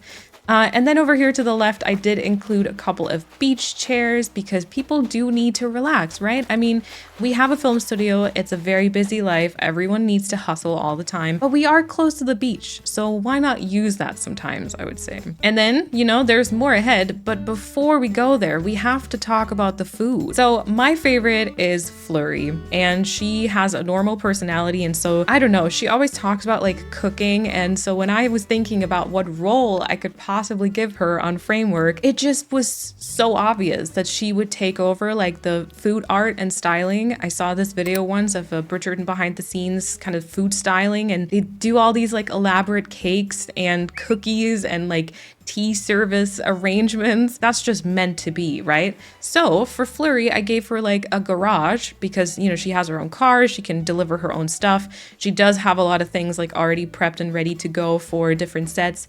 Some of these things are probably for a set that we'll see later on. But before we get closer to that one, once again, of course, let me show you her interior. And what could this interior be if not an actual kitchen, right? Like she needs all her tools here. So in the very back, we can kind of see the entire setup, different fridges, stoves, like a mixer, just all the stuff that she needs. And then I gave her a big table to the right-hand side where she can really like work on the decorations. She's got a couple of very elaborate cakes already there, which look absolutely fantastic. And then I also extended this to the left-hand side because it just wasn't enough, right? There wasn't enough food around. So I extended this to the left and then also decided to give her a tiny little inspo section there as well. And I've just hung up like a couple of posts and like the notice board where she might be like writing down like a recipe or, you know, ideas for anything in the future. Oh, and a side note, if you go into this house and the sun is kind of shining through the window onto Flurry, she looks absolutely ethereal. And if that's not fitting, then I don't know. And then from here, we will then follow the street up ahead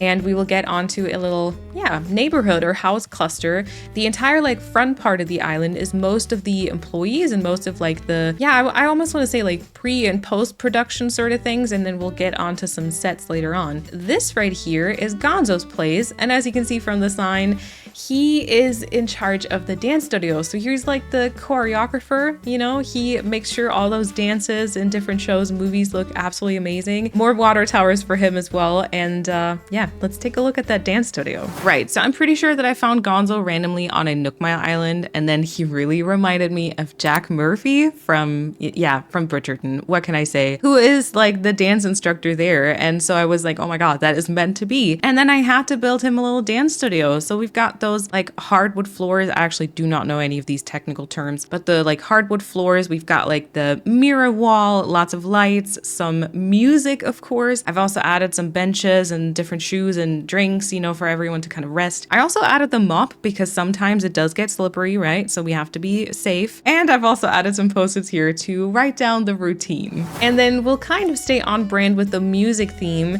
because the next one over here is actually Zell's house on the right-hand side and then Bones on the left.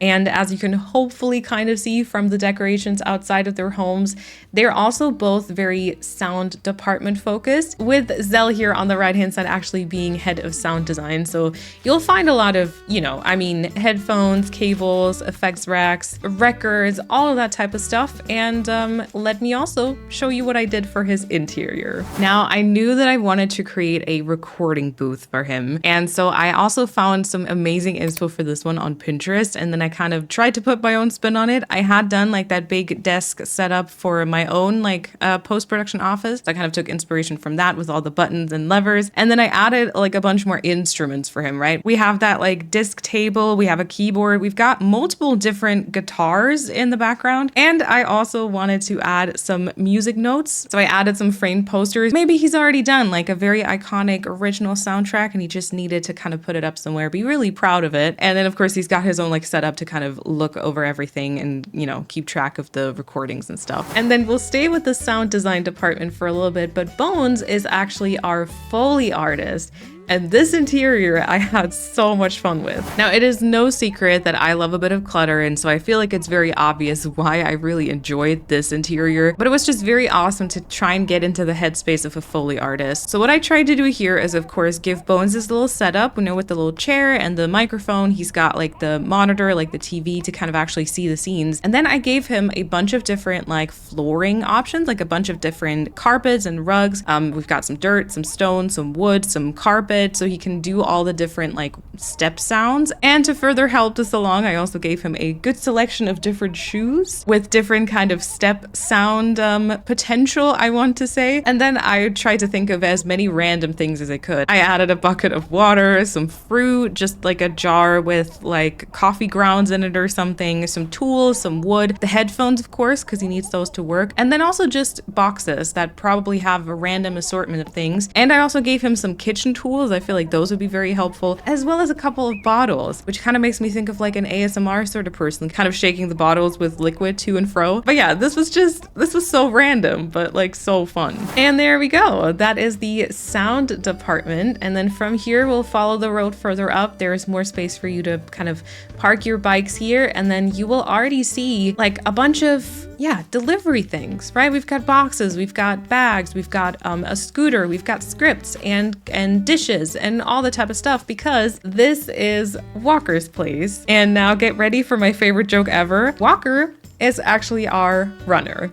So let's take a look at that interior. Now, the main idea of adding runner as a profession on this island actually comes from Bella Does Editing on Instagram, because they've been sharing a bunch of videos where they're trying to get like into editing and like the film industry. And they've been doing that through like different runner jobs. And I thought that was really fascinating. And so I kind of wanted to also add that on. And then Walker was part of the island. It was just, I mean, it was just meant to be, really, right? So runners essentially just make everyone's jobs on a film set so much easier. And without them, a lot of this stuff would honestly collapse. We've got a kitchen set up in the back right, a coffee machine, some tea, all that type of stuff. The back left is more of like a crafting sort of area, just any tools, anything that's like needed last minute. The main reason for this was so that Walker would be crafting and wouldn't like replace any of his furniture with a workbench that wasn't supposed to be there. And then for him, of course, I also needed to add lots of boxes and scripts for the deliveries. And then we've got some trash bags here and a vacuum cleaner and a mop. And like there's important keys on the wall. So this is just like a little bit of everything, I would say. And that means you have basically met all the employees of Framework and have seen all the interiors, but there's still more to see, like a lovely cafe over here. So this is actually a little bit inspired by La La Land, because you do see her going to a cafe that's like on the film studio premise at the start and also at the end of the movie. And so as I was thinking about more ideas to kind of fill the studio up,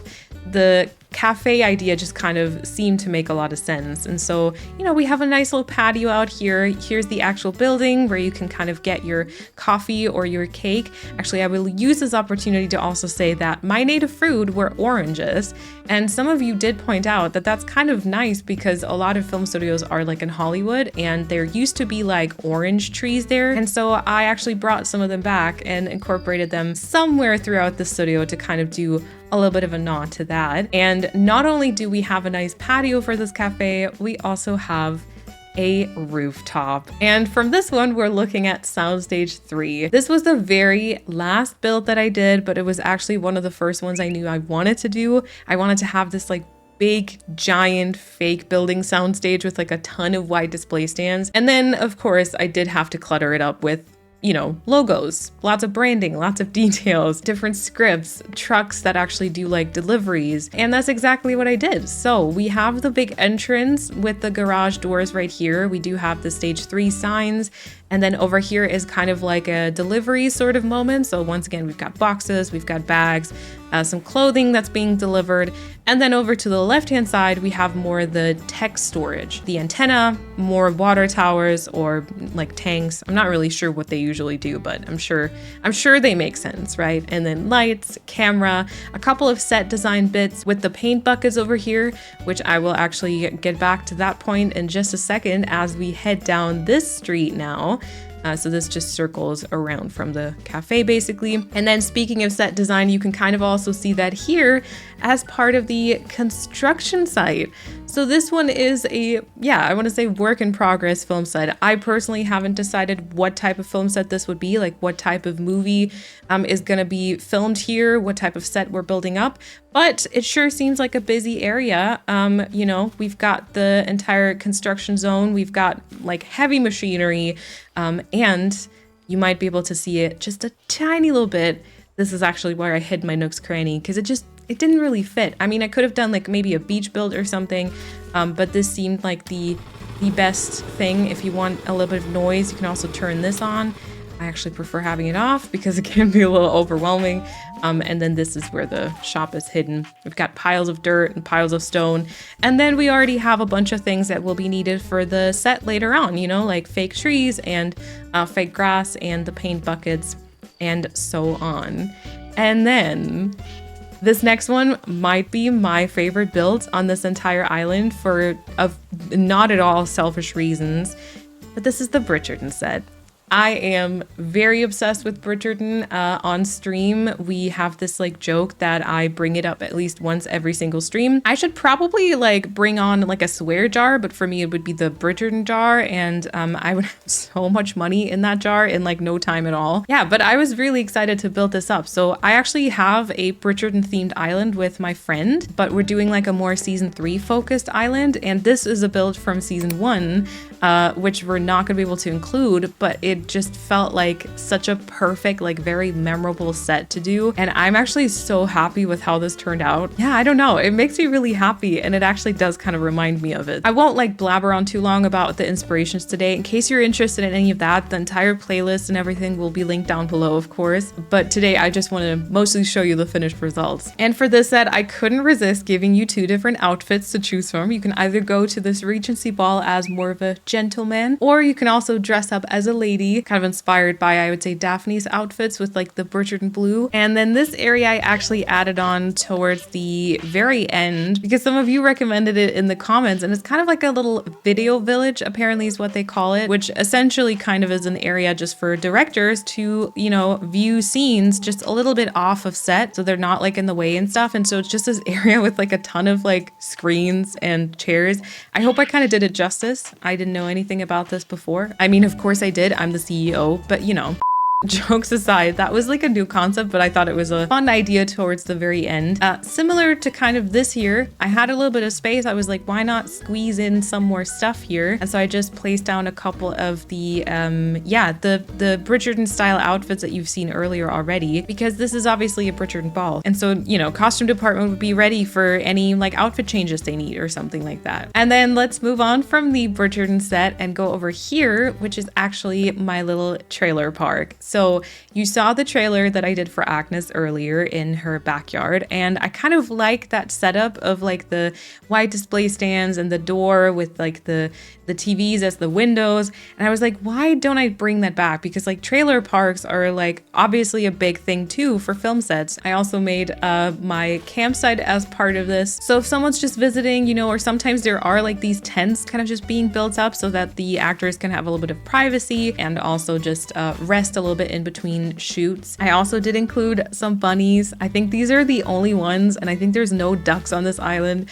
So yeah, just this tiny little bunny moment just made me very happy when I built it. And then we have the next film set. Right here, I just did another little setup that would hint at like some set design, which you will actually also see as part of the set itself.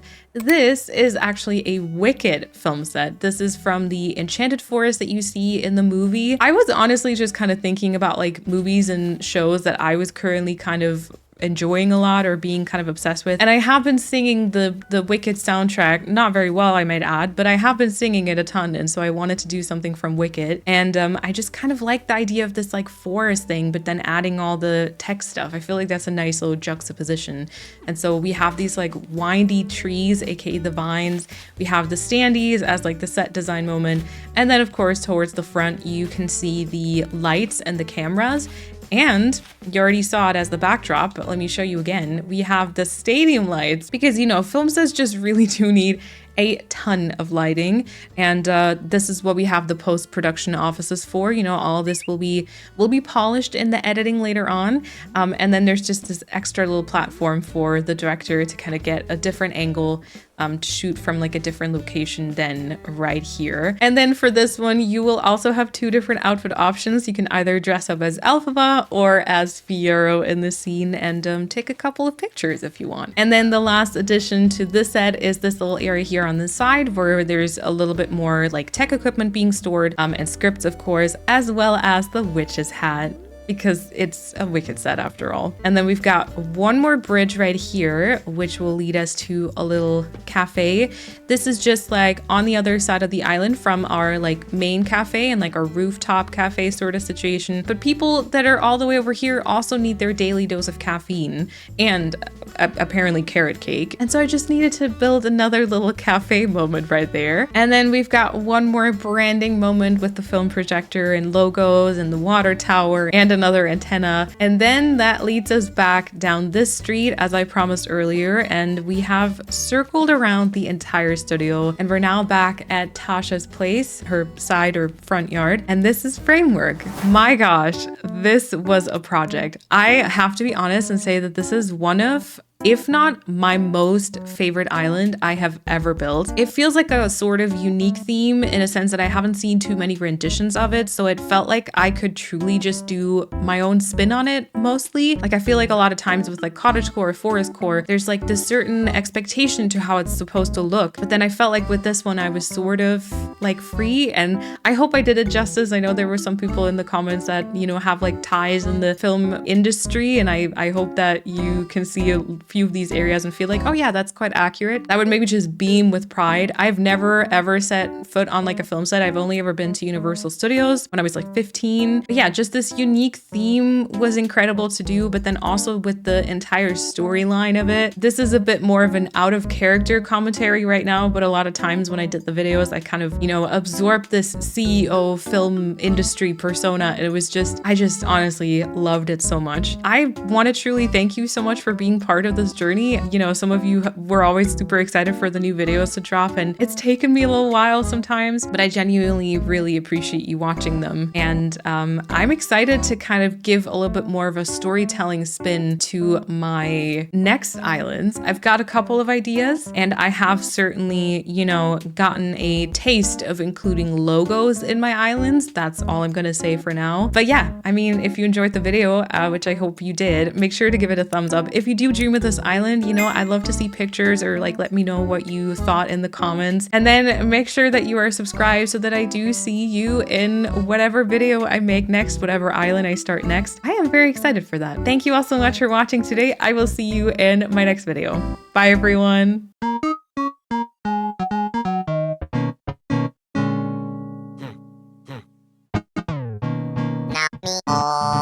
Me now. Quick me now.